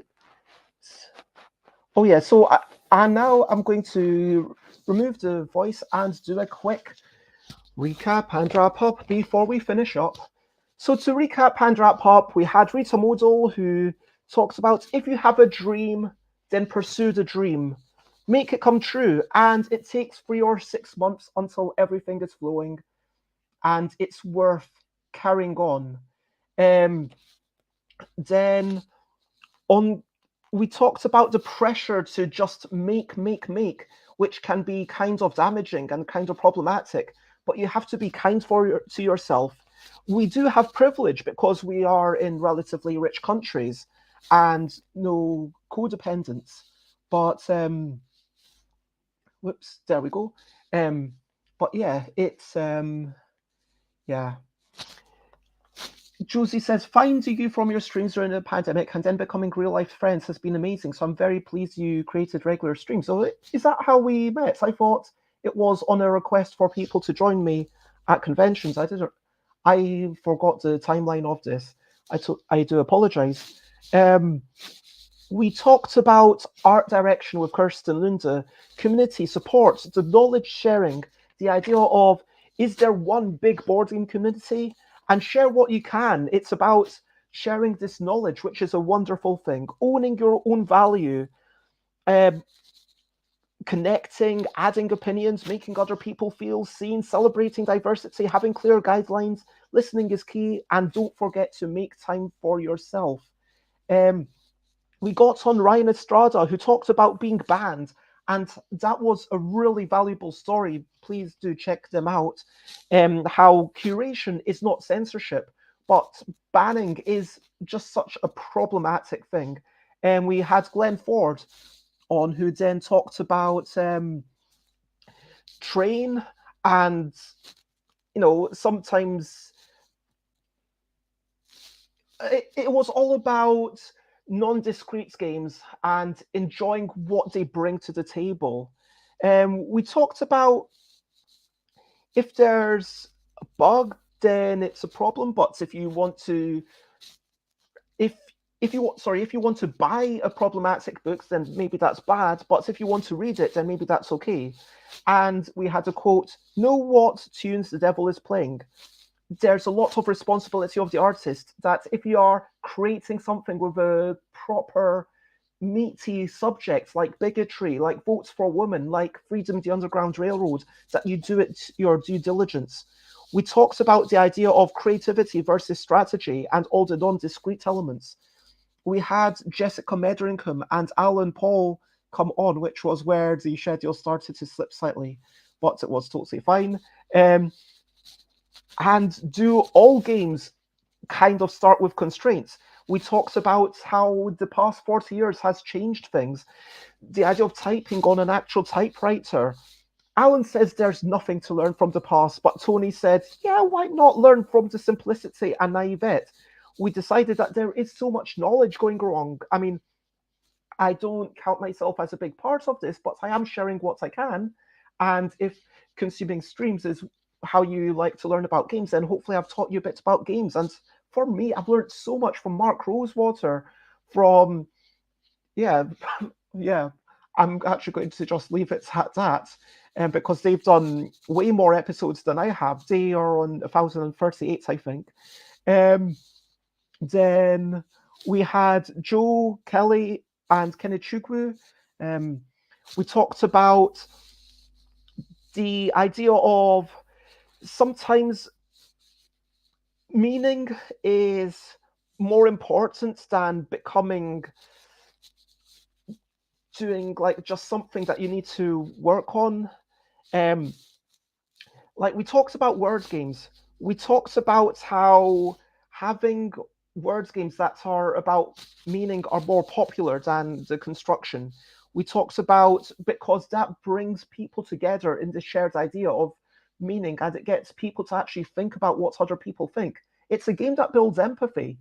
I mean, frankly, Wavelength, Just One, Codenames, all of these games are kind of so clever. All of these games are about building empathy, about what is going on through your mind. And these are the kind of games that I believe can make us better, more understanding, thoughtful humans. That's my perspective.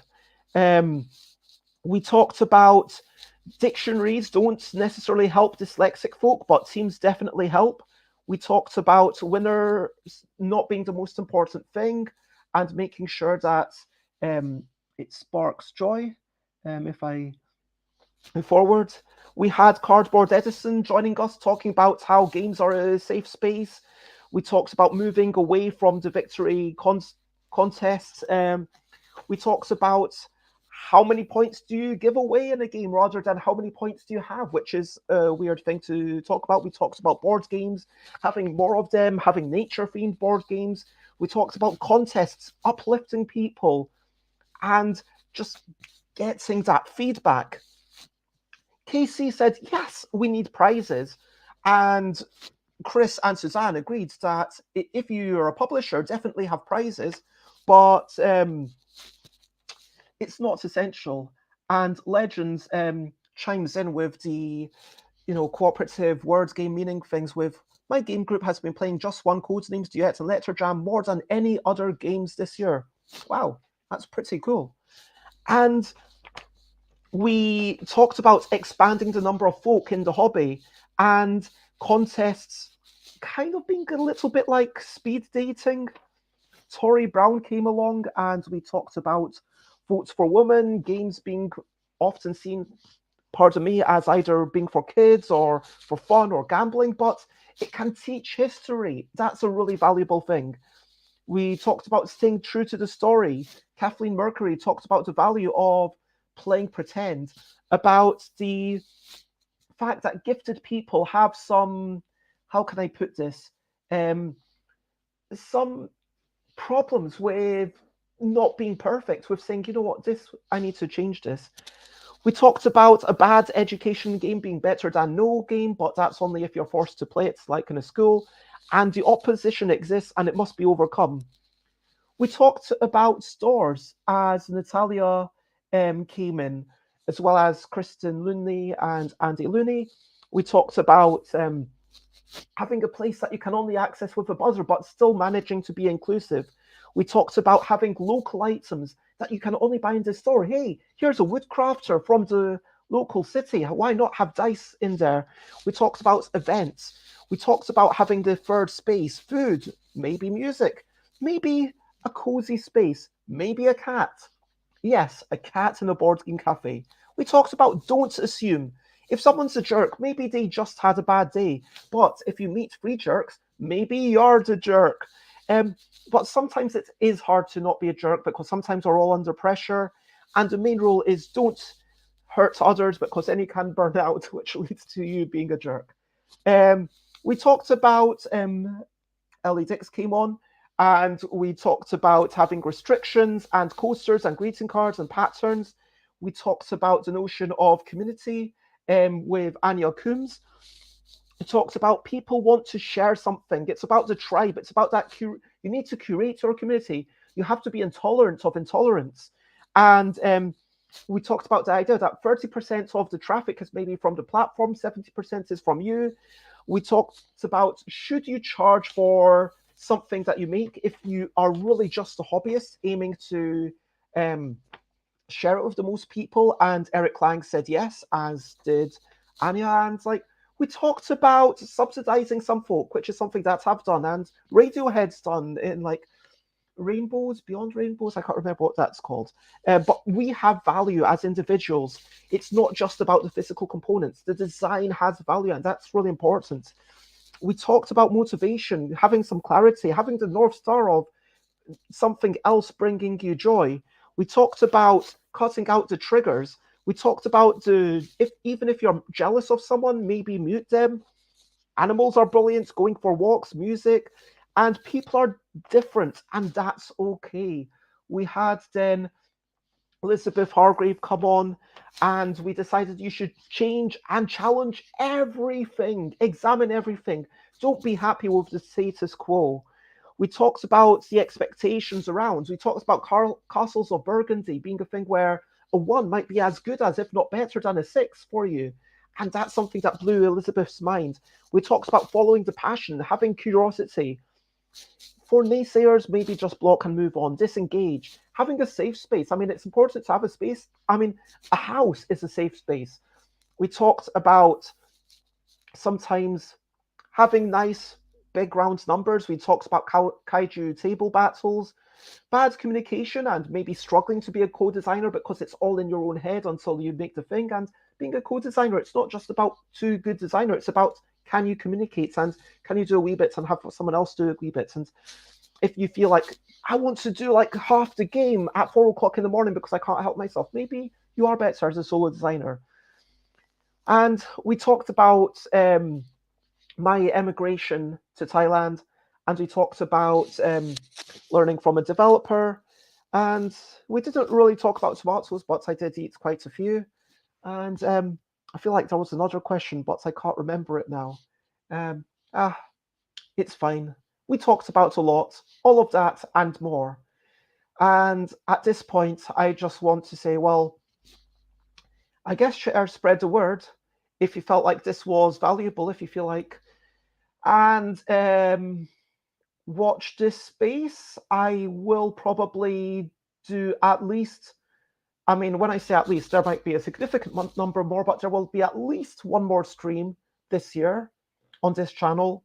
So, you know, do the whole like, subscribe, whatever is applicable wherever you are. And yeah, I'm just going to say I am stuffed by Bez in all of the places. And yep, that's me. And yeah, that's it. And yeah, part of me wishes that I had a piano, but to do a nicer goodbye song. But I think that given the number of folk watching, I should probably do a raid. And so, yeah. Oh, thank you so much, Alan. I assume that's Alan. That is lovely of you to say. And Watch It Played is on, so I'm going to let's go to Watch It Played, and I will raid them. And yeah, maybe send them some love hearts from the chat and raid What's It Played. So yeah, I almost don't want to say goodbye, but I will see you. I will still be alive. I will still be making games and occasionally doing videos. You might see me maybe when I next want to play Undertale and just pop up occasionally as an unannounced thing. You might see me doing an occasional review. You might see me doing a regular fortnightly thing, which still has to be scheduled. But in any case, yes. Alan, it has been so much fun. And Panda, that means a lot. Thank you very much. I really appreciate that. I'm going to say bye, bye, bye, bye. This is the goodbye song. Bye, bye, bye, bye. Thank you for watching along. Bye, bye, bye, bye. This is the end of the show. Bye, bye, bye, bye. And now it's time to go to do bye, bye, bye, bye. This is a goodbye song.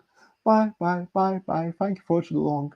Bye, bye, bye, bye. This is the end of the show. Bye, bye, bye, bye. And now it's time to go. Bye, bye, bye, bye. This is not the end. Bye, bye, bye, bye. But I'll say goodbye, my friends. Bye, bye, bye, bye, bye, bye, everyone. Bye, bye, bye, bye. I hope you have a lovely day and have fun. Bye bye, everyone. Lots of love, and hope to see you either in real life or in some capacity in the not too distant future. Bye bye. Bye bye. Bye bye. Bye bye. I might ring you. Bye bye.